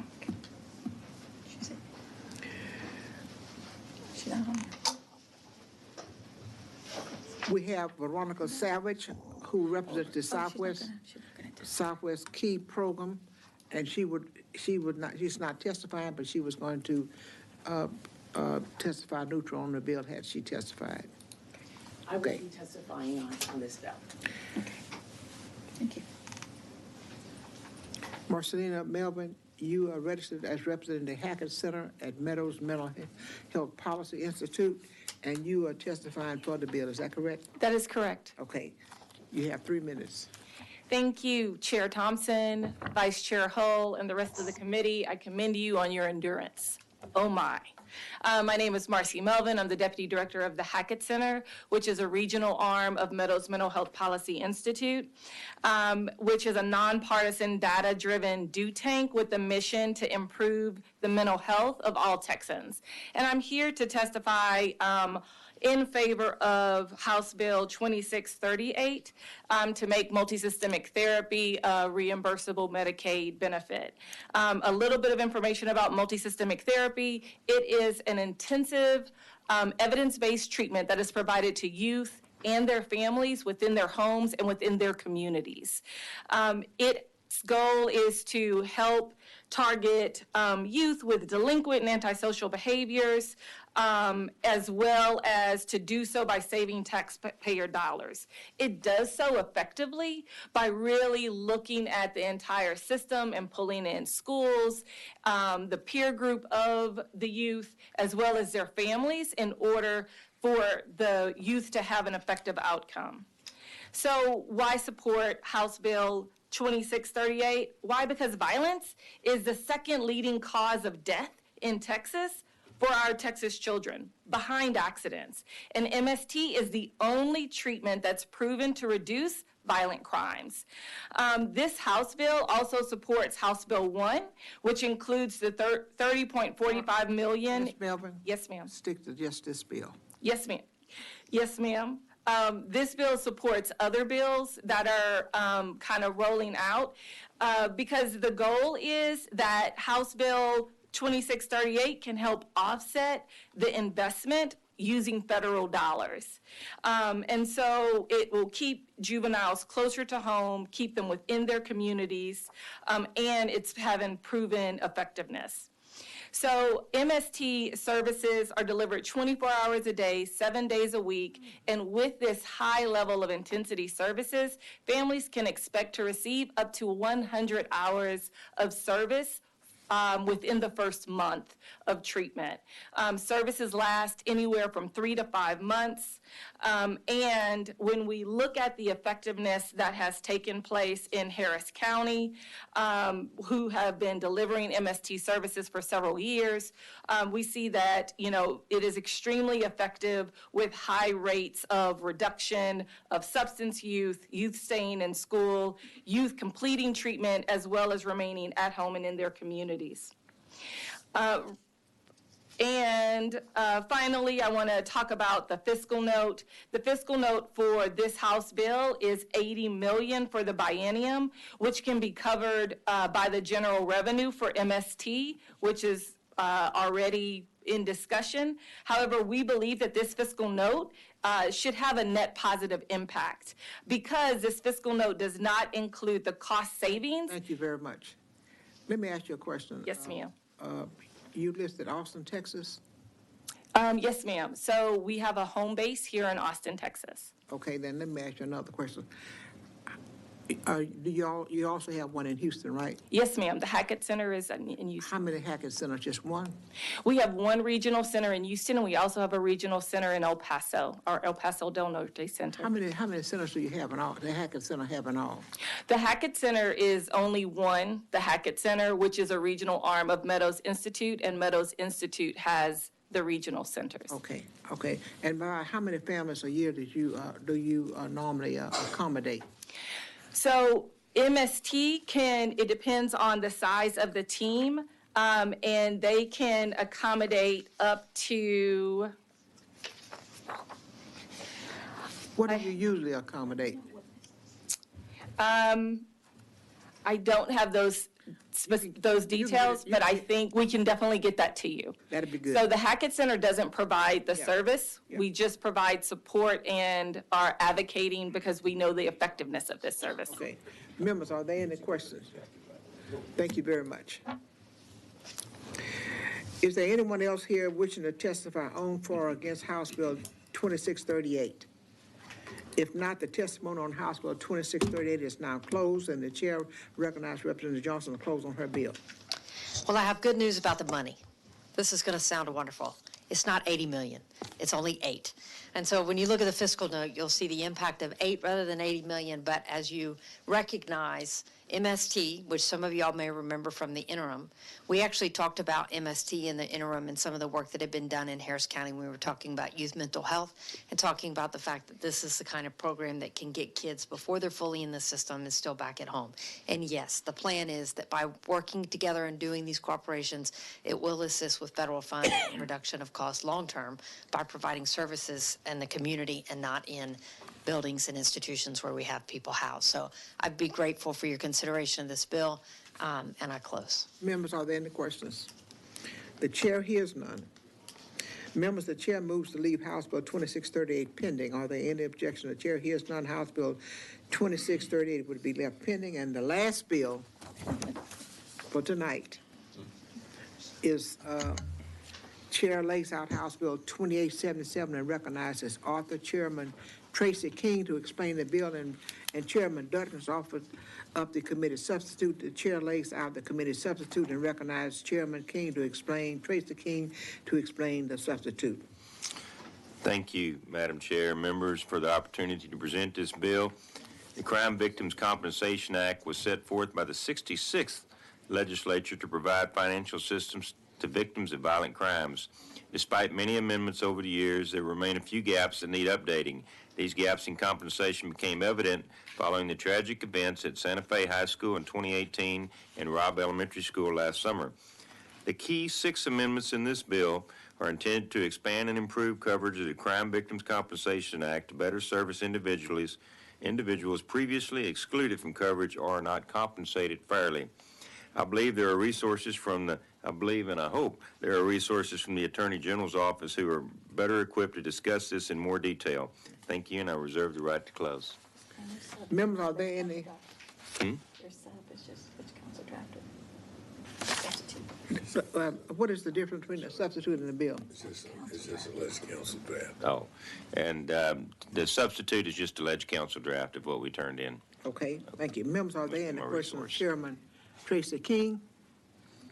Okay, is there anyone here wishing to testify on, for, or against House Bill 2877? If not, the testimony on House Bill 2877 is now closed, and the chair recognizes Chairman King to close on his bill. Thank you, members. I was grateful the AG's office brought this to me and asked me to look at it because of obviously my involvement with Uvalde and the glaring needs that were shown during that particular case. Things like families traveling to funerals, things like that really showed up that the current Victims Compensation Act didn't compensate for. So with that, I appreciate your favorable consideration, and I close. Members, are there any questions of Chairman King? Thank you, Chairman King. Members, the chair moves to withdraw the substitute and leave House Bill 2877 pending. Are there any objections? The chair hears none. The substitute is withdrawn, and House Bill 2877 would be left pending. Members, this concludes the committee's business for today. Are there any announcements or comments? If not, Chairman Landgraf moves that the Select Committee on Youth, Health, and Safety stands adjourned, subject to the call of the chair. Are there any objections? The chair hears none. The committee stands adjourned. Thank you, Madam Chair.